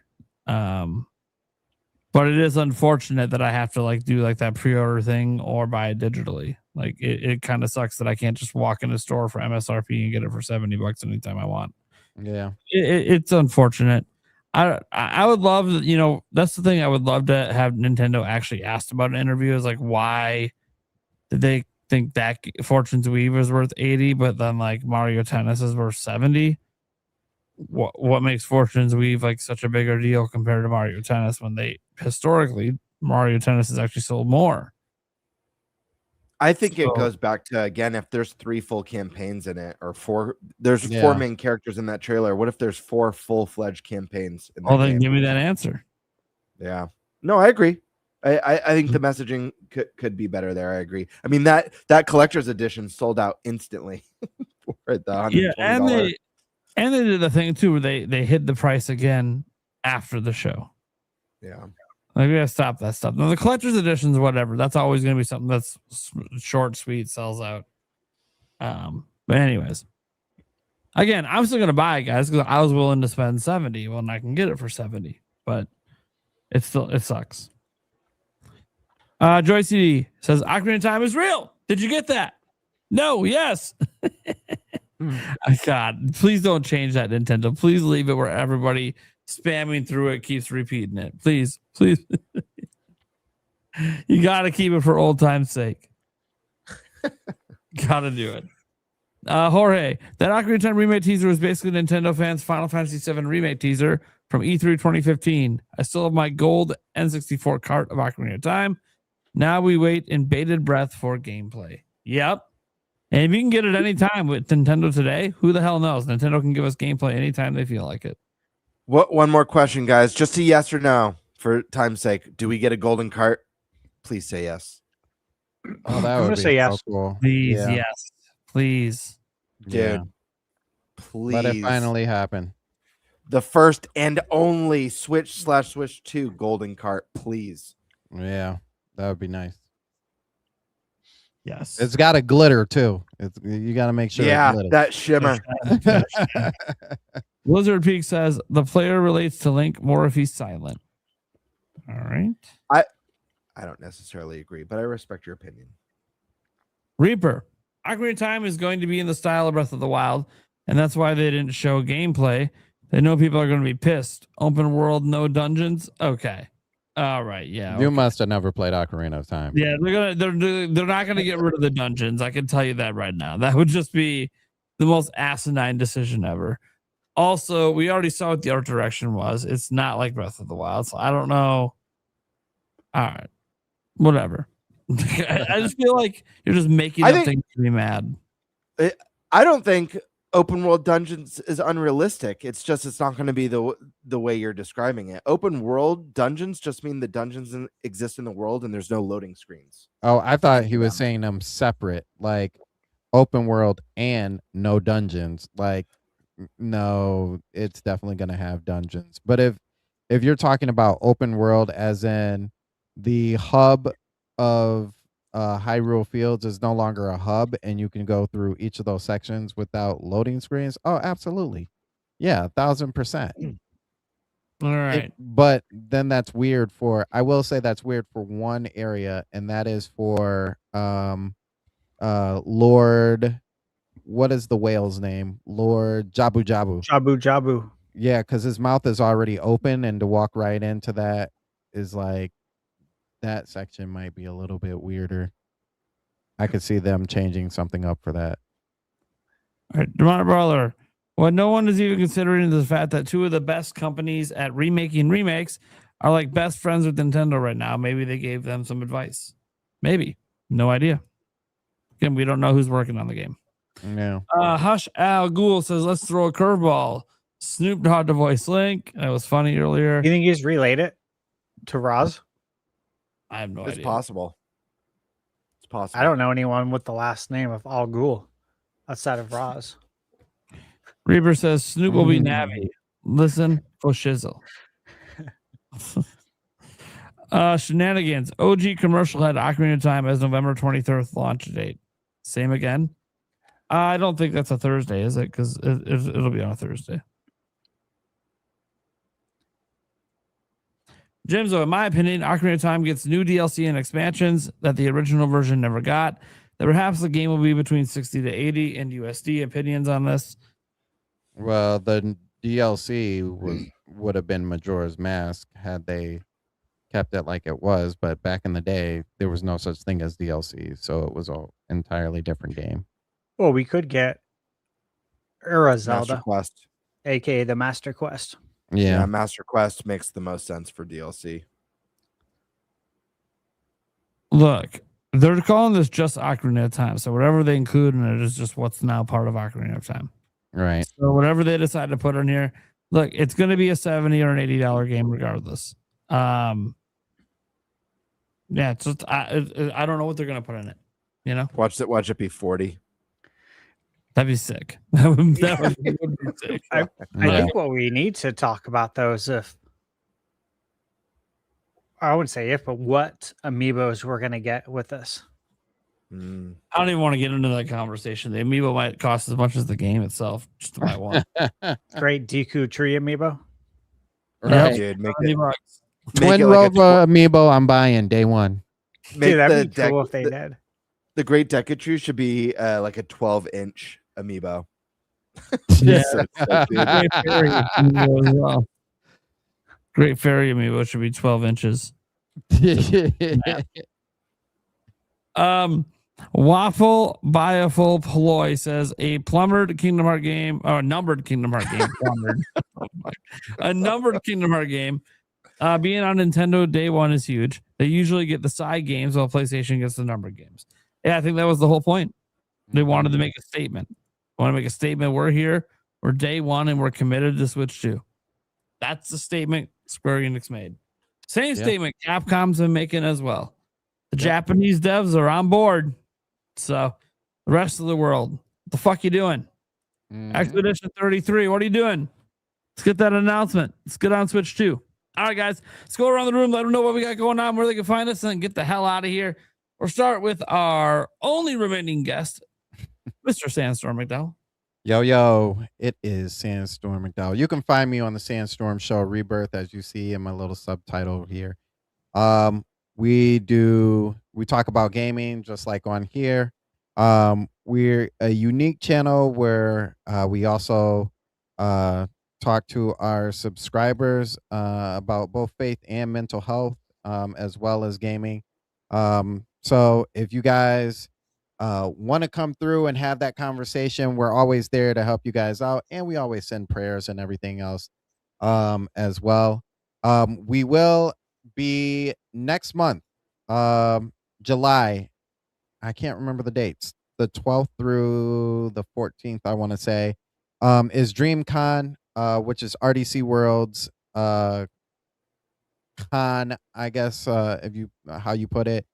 We will be there, and we'll be giving out merch as well. So if you guys are going to DreamCon, make sure that you come and find me and come pick up some merch.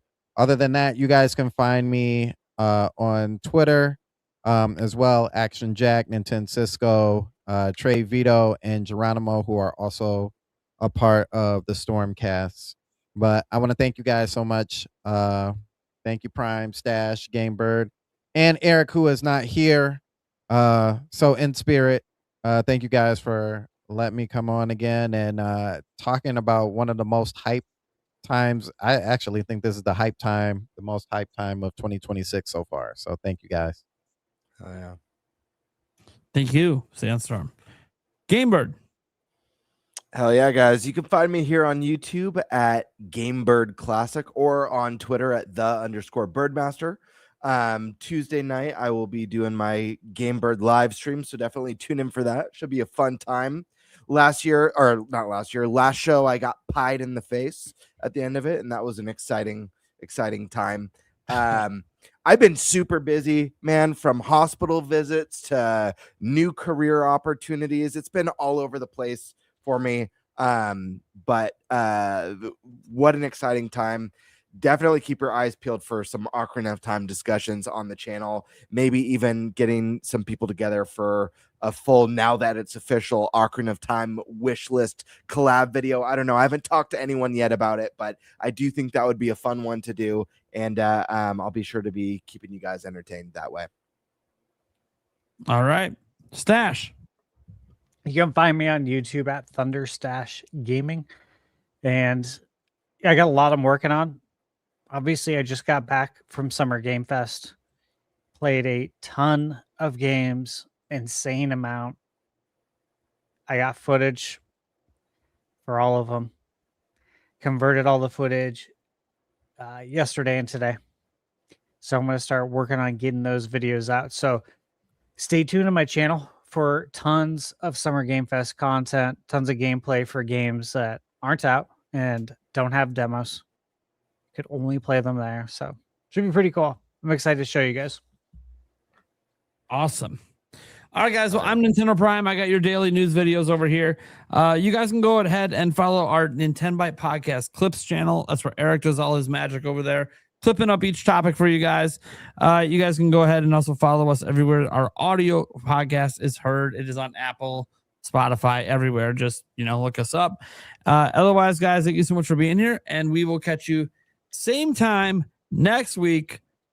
Gosh knows what we'll be talking about because the news is just flowing. It's summertime, baby. Bye, everyone. Yay. Right. Peace.